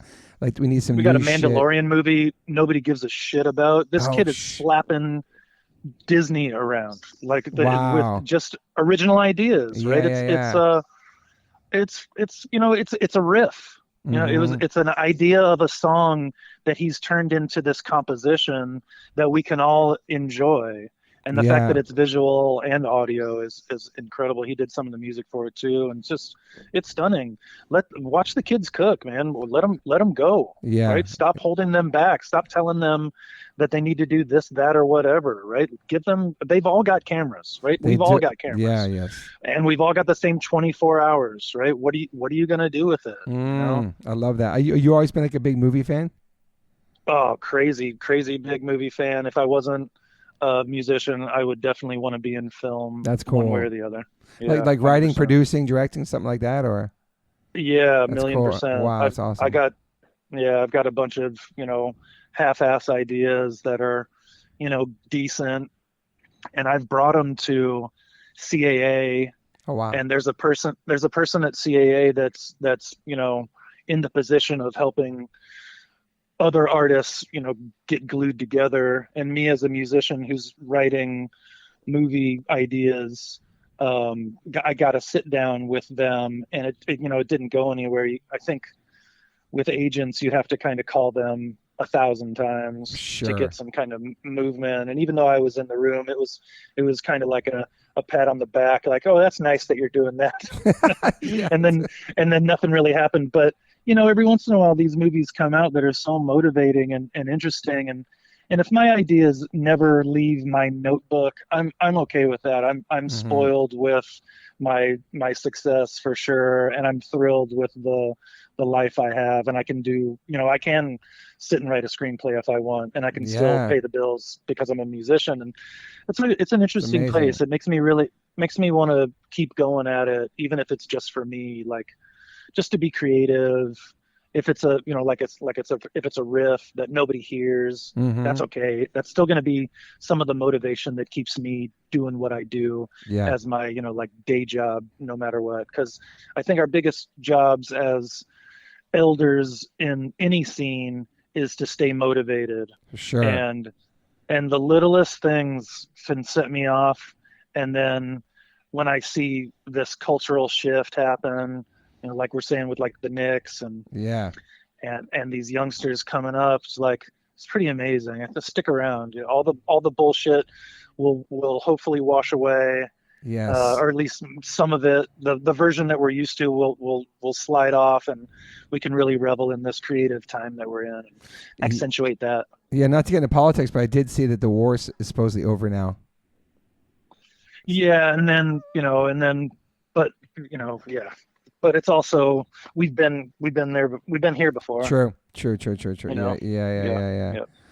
I hope so. I mean, just release the files, right? Just release the Epstein files, right? Bro, that's all you got to do. Stop killing people. Stop wasting our blood and treasure, man. That's our blood, man. That's our treasure. Yeah. Right. Yeah. And he's pissing it away because he's a fucking pedophile, bro. And there's proof. Exactly. And we ever going to see those files, man? Ever, dude? And without being tampered and fucking everybody's taking their shit out of there. It's crazy, bro. Nobody's even talking about it no more, really. It's so crazy, dude. Yep. Everyone saw it coming too. It's like, oh, he's going to start a war, and then it's going to be a distraction. And there's enough people still paying attention. But it's like, I would be like, I'm not covering the war at all, right? If I was a news person, I'm going to stick straight to the Epstein files. Yeah. That's the biggest cover up in American history. So somebody's got to be focused. Yeah. They're talking about the news. Yeah, you're right, dude. We get swayed back and forth. A couple weeks ago, there was this crazy pandemic coming off the ship. I remember reading that. And then it came into America, and all of a sudden, that's gone. It was crazy, man. There's so many distractions. And I knew that, like, we don't really get into politics on this podcast, but I definitely knew that you had, feelings and emotions, and you're involved in it, and you pay attention to it. And I love that. You know what I mean? You're paying attention to all the stuff going on, Yeah, it's in me. It's interesting. I want us to do good as a species. Yeah. And I can love unconditionally, and then I can also be really pissed off about how stupid and easily confused people can be, and I'm not outside of that either. We all have our deficits, we all have our whatever, like, exaggerations, within our own belief systems. And it's so complicated that I have to pay attention to it. And being a military son, who was the son of a military son, and another generation back, my mom served, growing up in Omaha, Nebraska, you're surrounded by the Offutt Air Force Base, which was a SAC command center, which is one of the, it's like one of the bombers that would go up immediately if there was any threat. And, you're just, and then growing up in the 80s and seeing Reagan fucking fuck this country up like nobody else has had up until now, was enraging. And I'm never going to let it go. It's a part of me. I think it's what makes America a good place is when people are engaged in it, and they are critical. I'm gonna poke holes into it until I think it's getting into a better place, and that's coming from a place of love, not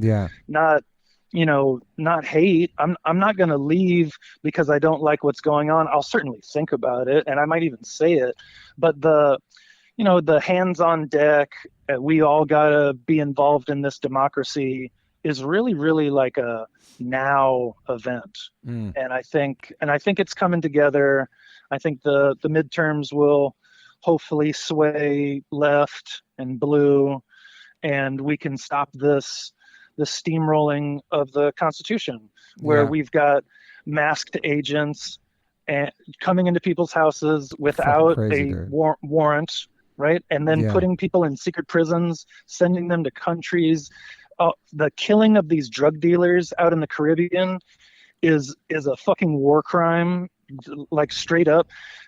Dealing drugs is not a death sentence, right? You don't Yeah. just get to kill these people because you think they've got drugs, and if they're not, right, if those are just fishermen and this is political theater, then someone needs to fucking go to jail, Yeah, right? for Because that's 100%. murder. That's fucking murder. Yes, agreed. You know, dude. and that's like a toenail on this fucking administration, right? They're doing that too, right? And now they're arresting people straight up for dissent because they're saying that it's going against the federal government, but the federal Yeah. government isn't obeying the law.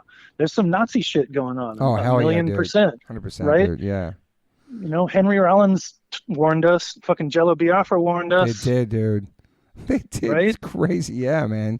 Those, Yeah, they're those, still warning us. yeah, those songs are still relevant, resonate with everything going on right now, man. From back in the '80s, dude. It's crazy, dude. Yep. I was listening. I'm paying attention. I learned all. We got to keep being critical. We got to keep being real about what's going on. We got to keep making art, and we got to keep whatever. Keep staying positive, trying to stay positive through all of it. Yeah. Yeah. Dude. Keep our heads on straight. Totally. Yeah, 100%. man. Right. Yeah. Stay motivated. Yeah, man. Yeah. Well, fuck, And then Peanut. buy cool shoes. Buy cool shoes. Yeah, I was gonna say you went to Bend, Oregon for that show. Did you know that that's the Nike headquarters? Yeah. I've never gone to the campus. Me either. Fuck. It's kind of like a don't meet your heroes Yeah, situation for it's me. It's like Disneyland or something, dude. It'd be so crazy to go there, man. It would be great. There's going to be a way. It's going to go down a certain way, and I'm going to wait for it to go down that way. I'm not going to force it. Yeah, same. Yeah, I wanted to so many times a long time ago. I had friends that worked there, and just like, dude, someday it would happen. But yeah, you said Bend. I'm like, damn, that's it's a huge campus. I heard it's crazy, dude. Yeah, another Damn. time. Yeah, dude. Well, shit, Peanut, thank you for your time. I just want to catch up with you, and the pod was amazing. It's out now. I hope people enjoy it. It was so fun, and I really appreciate you making it happen. I know that we follow each other, and we got to meet again at my house, and like you're a supporter of what I'm doing, and it means a lot to me. Man, I appreciate it, dude. Yeah. Oh, that's nothing. Keep it coming. You're a part of it too, man. Positivity, focus on art, keeping your head straight, not getting lost in the, whatever the indulgences. Yeah. Keep long-term relationships. For sure. Being vulnerable. For sure. Getting into the cool plunge with Brolin. Come on. You're like his skydiving partner. Yeah, it looked like it, dude. Strapped at his back. It's so fucking funny, man. It's interesting. I have so many actor friends who wanted, like, not saying him, but friends that do other things. Like, they kind of like dream to be a musician. And sometimes like, oh, it'd be cool to be in a movie, be an actor. It's interesting how both those worlds are like so close. Like, people are so intrigued by playing music, and then I'm intrigued by like learning how to act and be in the movies. It's cool. Those worlds are connected. I don't know. You know what I mean? Yeah, I love it. The veil is thin between the two. We're pointing at each other through the plastic. For sure, dude. It's impossible to make it in either industries. The chances that you're going to break through are so small that you can't even really focus on it. You just got to be good at what you do. Correct. And or be lucky. Yeah, correct. Have that moment, timing, all that shit, dude. Yeah, man. Yeah, how much time are you going to put in the shed? Practicing your part, playing your line, being that dude. Think about Sling Blade. How man. Billy Bob showed up to acting classes as that character, right? It's like notorious in the city. He for a year or so, he would show up as that dude and not break character the whole time. So when they got to the set and he was the fucking director and he wrote it, he knew the story so well. It was impossible for it not to be good, especially with John Ritter as a wingman. And man. I need to watch this, dude. The color and tone and space. Like there's almost no music, you know, and then Dwight Yoakam's in there fucking killing it. Well, that's Speaking right, of dude. musicians and actors, right? You're right. He's like, we don't need to fucking practice, right? He goes to 10. You're right. And it's beautiful. And I think a lot of musicians could probably pull that. You know, he's acting like a musician, right? It's not like a big stretch. He's got a guitar. He's pissed off about what's going on in the room. It's like, yeah, dude. he's like, oh, I got this. You know, it probably wasn't a first take thing. He probably had to do it a few times. But, you know, like there's room for actors to be musicians, and there's room for, I think, a Greatest Showman just pops in my head, and then I think of, you know, musicians being actors. It's a beautiful thing. And like, if we think about also like Jared Leto being the singer of 30 Seconds to Mars, I think he absolutely kills it. Juliette Lewis as a singer of her group, Ice Cube, obviously. And I was just thinking about Meatloaf and Fight Club too. Right. Oh, amazing. Dude, but I need to watch Sling Blade again. It was such an incredible. You watch Landman? No, not yet. Oh, not it's yet. so good. Probably Yeah. save it for the summer. Yeah, it's really good, man. What would be like one of your favorite movies? Oh, I mean, you said it right there with Requiem for a Dream. Okay. For sure. Okay. Yeah, I mean that's like the perfect movie. Not that it's my favorite, and not that it's perfect, but it's perfect in the way that it's like it's a huge middle finger to so many things. You know, greed. Yeah. You know, trying to make money fast, just society in general, you know, the look aspect, and it's crazy. It's a slow train wreck that you can't unwatch. And yeah, I told Jared when we played together in South America 10 years ago or so that, you know, I loved his performance, and I know he hears it all the time, but it's really cool to be able to like look him in the eye and tell him like that's how much awesome. that meant to me, you know, and how much you can tell when someone puts in their whole heart into something, or they're so good at acting that it feels like that.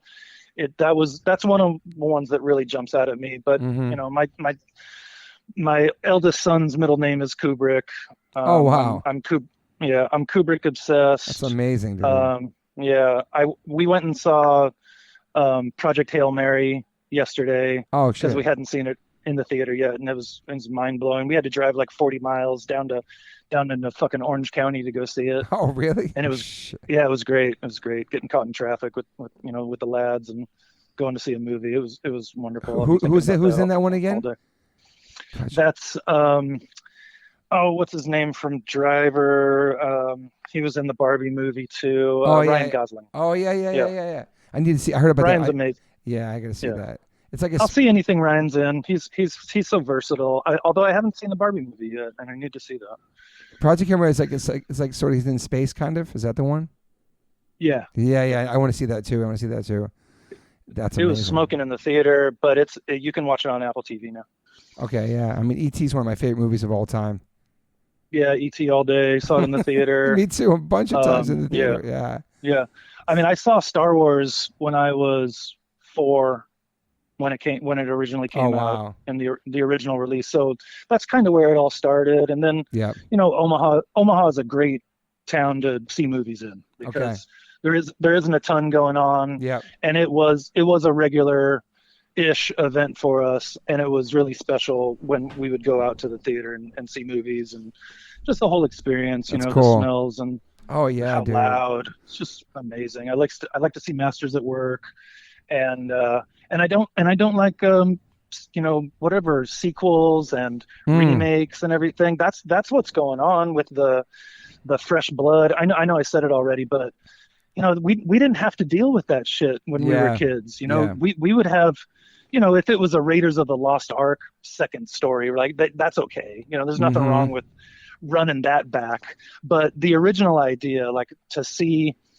Spielberg and George Lucas come together for an adventure movie with fucking Harrison Ford in it, right? It's like, dude. that was always going to work. You know, For sure. That kind of coming together, and there's lots of versions of that going on now, but I think it was really just monumental for us as kids in the 80s to I don't know, to have those big popcorn movies. Oh yeah, man.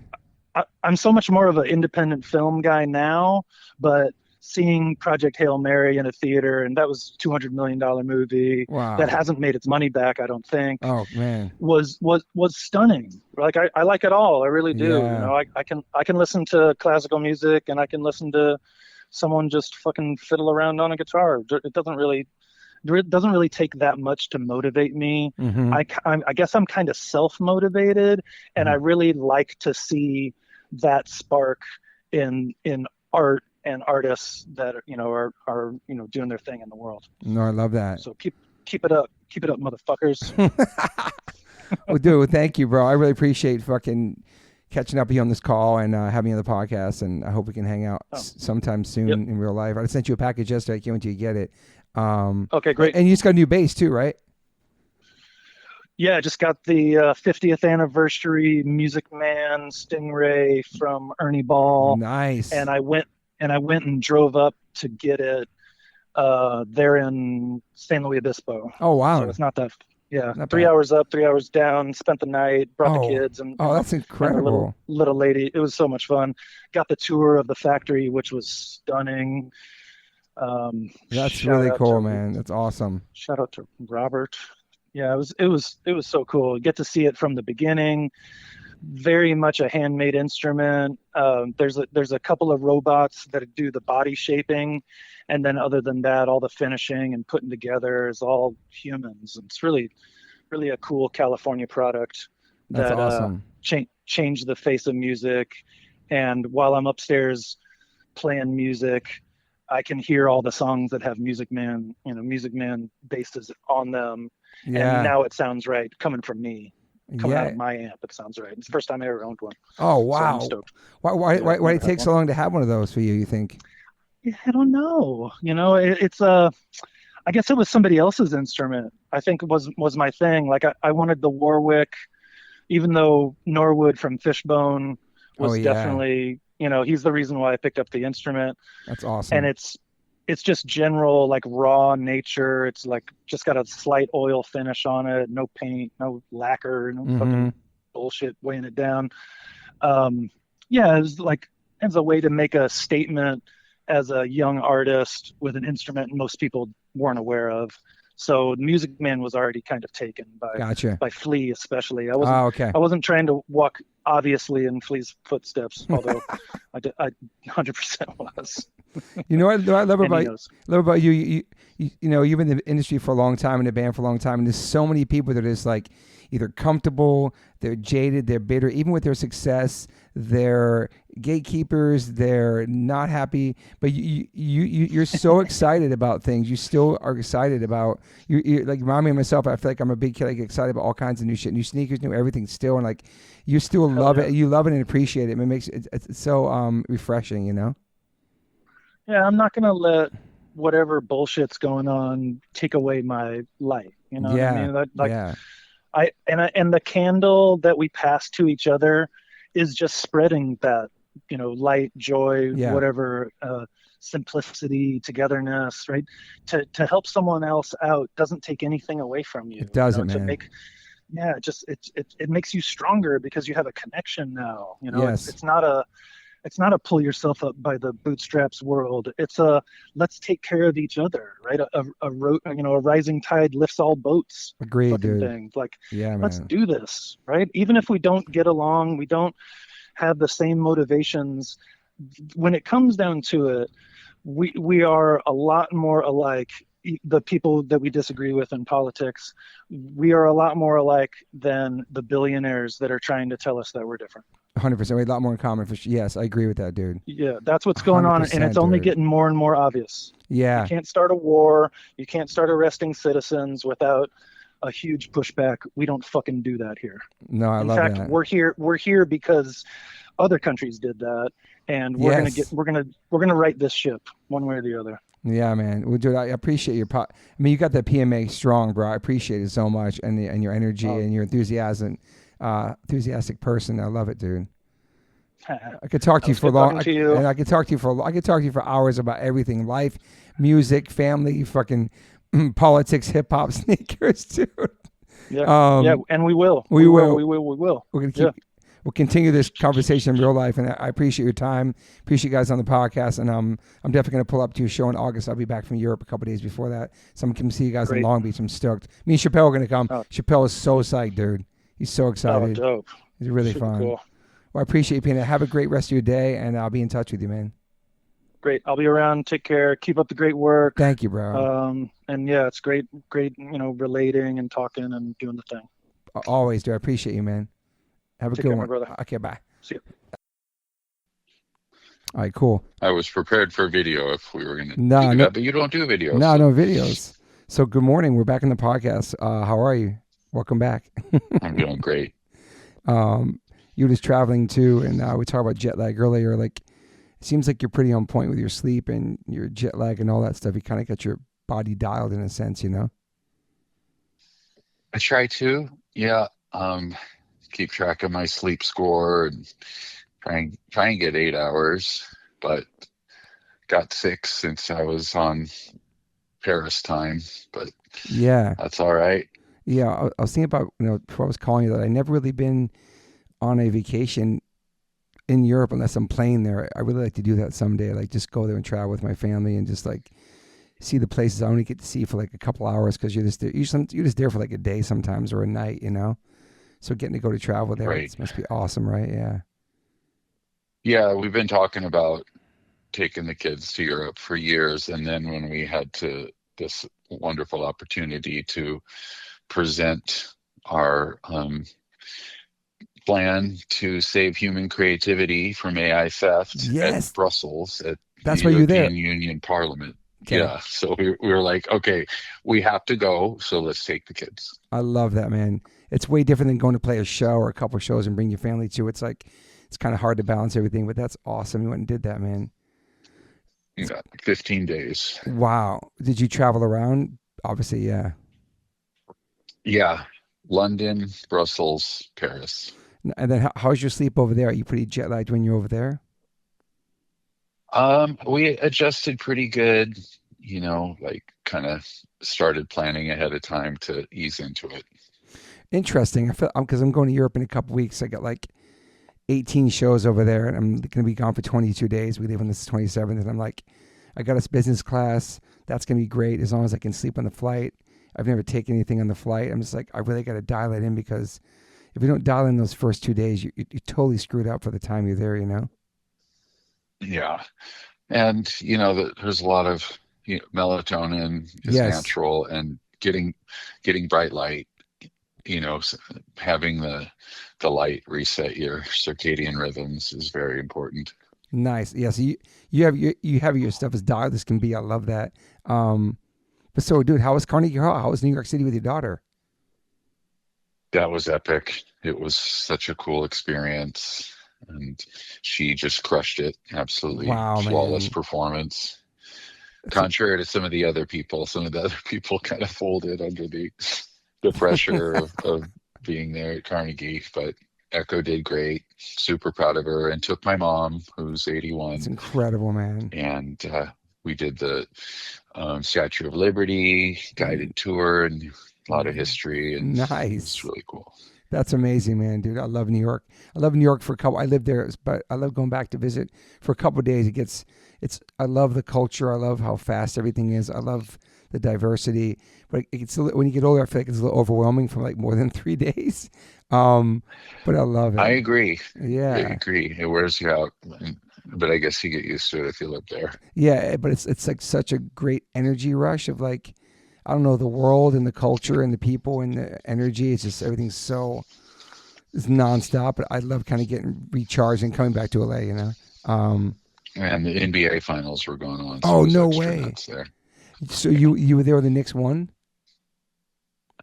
Not when they actually won, but dude. it was during the series. Did you watch it? Did you try to watch it? I watched every game. Me too. I was pulling for Wembanyama and the Spurs, but Wow. it was a killer series. Dude, it's incredible. So what about the World Cup? You watching the World Cup now at all? Yeah. That was one of the really fun things, was to go to a sports bar in Paris. And one thing is that, like, America needs to get our singing act together, because when they score a goal and they all launch into this song, which I had no idea what the words were, but I could pick up on the melody really. So I was singing along at the top of my lungs.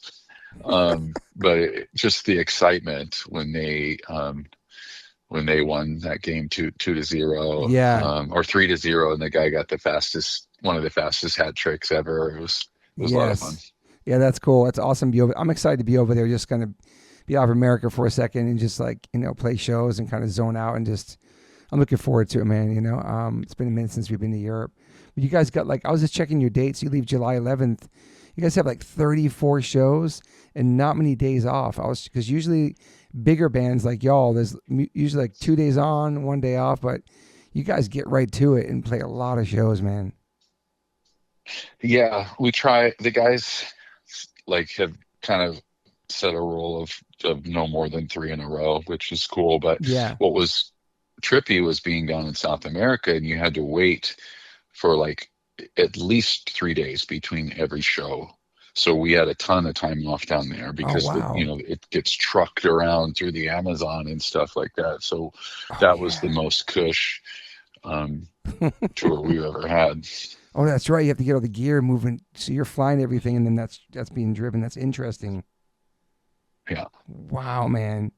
So those shows be good. I'm gonna definitely come out to August 18th and see you guys, and I'm excited for that. And are you you have any special stuff to get ready for tour too? Something that long and being away, or just kind of get into your mode for tour? Yeah, we just keep finding ways to evolve the show, and we got some ideas and surprises that we're gonna drop during this current tour, and just making it more freewheeling.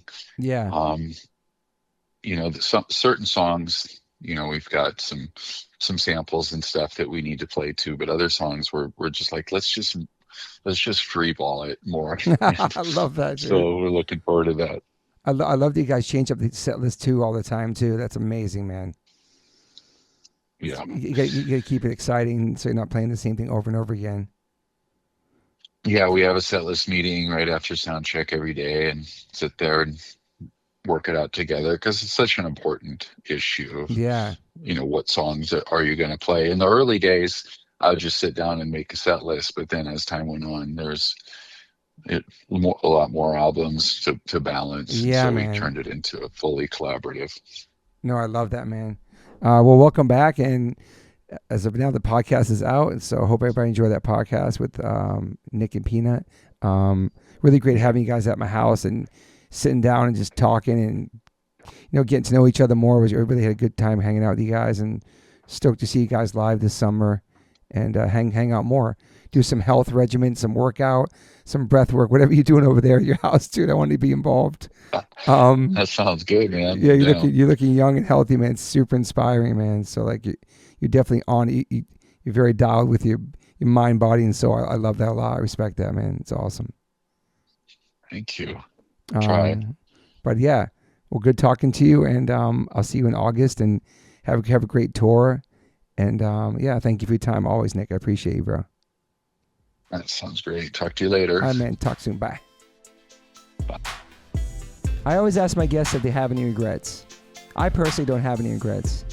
Even when it comes to my tattoos, I have the silliest tattoos. Even my ET on my leg, it's still a childhood memory for me, and I love it. I've had tattoos on top of tattoos strictly because I wanted more tattoos. I started getting tattoos when I was 18. I'm 52 now, and I can't stop. I've had laser treatment before on something on my arm. It's 4 tattoos on top of each other.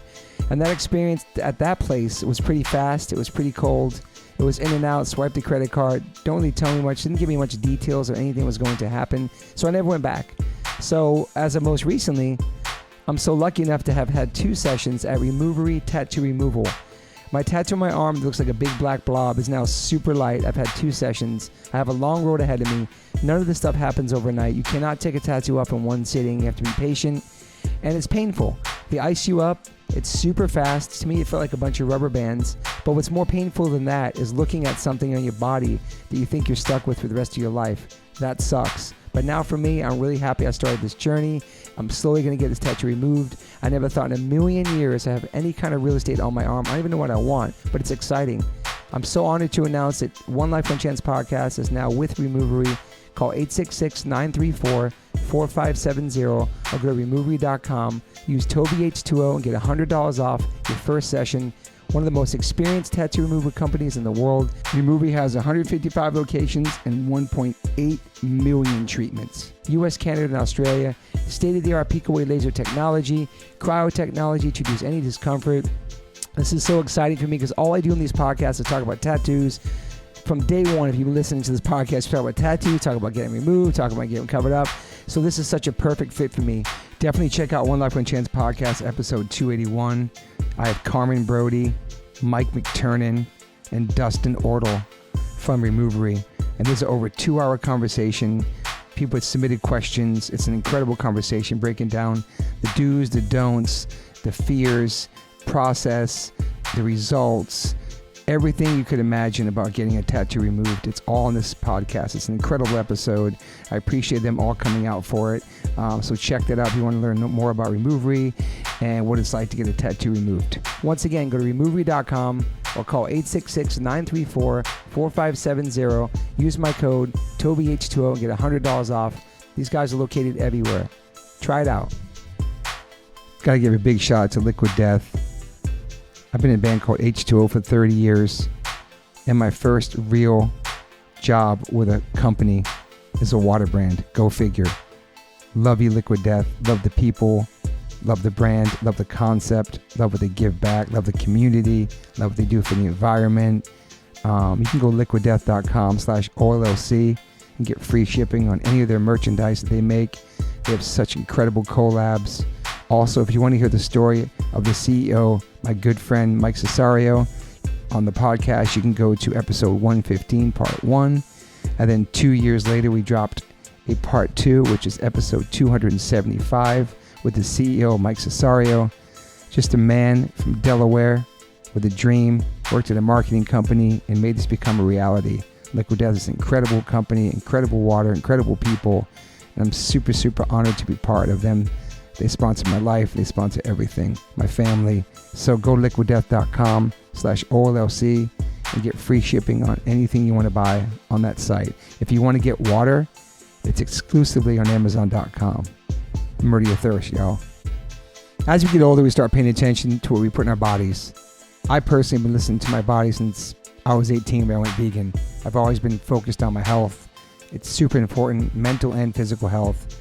But it's really important for people who are just starting to get more healthy and trying to step up their life. Doing your homework, reading the labels, researching and verifying everything that's quality. It's part of the game these days. That's why I started drinking AG1s. I'm so proud to have them as a sponsor of my podcast. AG1 is a foundational nutrition supplement that delivers daily nutrients and gut support and is backed by multiple research studies so you can trust what you're putting into your body. We're all so busy these days, so just throw a pack of AG1 in the morning into a cup of water and shake it up and drink it. I love the way it tastes. I do it every single morning. It's part of my routine. I bring the packets on tour. It's an incredible life changer for me. Many supplements only reference research from ingredients in their product, but I trust AG1 in my daily routine because it's constantly putting the formula to the test. It's backed by multiple research studies, and one of those research studies, AG1 was shown to have double the amount of healthy bacteria in the gut, which is super important because these help digestion in the immune system and the immune health. And these bacteria are known to help with digestion as well, gas and bloating, which I freaking need. And it also promotes regular bowel movements, what I can attest to.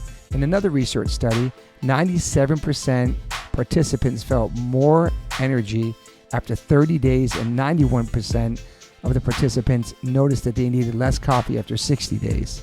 I quit coffee like 5 months ago. I know I'm good on that. But AG1 is packed with a variety of nutrient-dense ingredients and is the perfect complement to my healthy diet. I drink it because I know it's going to work, and it gives me a peace of mind covering all my nutrition bases for the day. In fact, I trust it so much, that's why I'm spreading word about it. That's why it sponsors my podcast. Thanks to Angie Huberman for turning me on to AG1s, connecting me with them, and now they're part of my podcast. It's so easy and satisfying to start your day with AG1s. Try AG1 and get a free 1-year supply of the vitamin D3K2 and 5 free AG1 travel packs with your purchase at drinkag1.com/OLLC. That's drinkag1.com/OLLC. It's never been a better time to focus on your health and wellness and get back on track, man. Take control of your daily health. Health is wealth.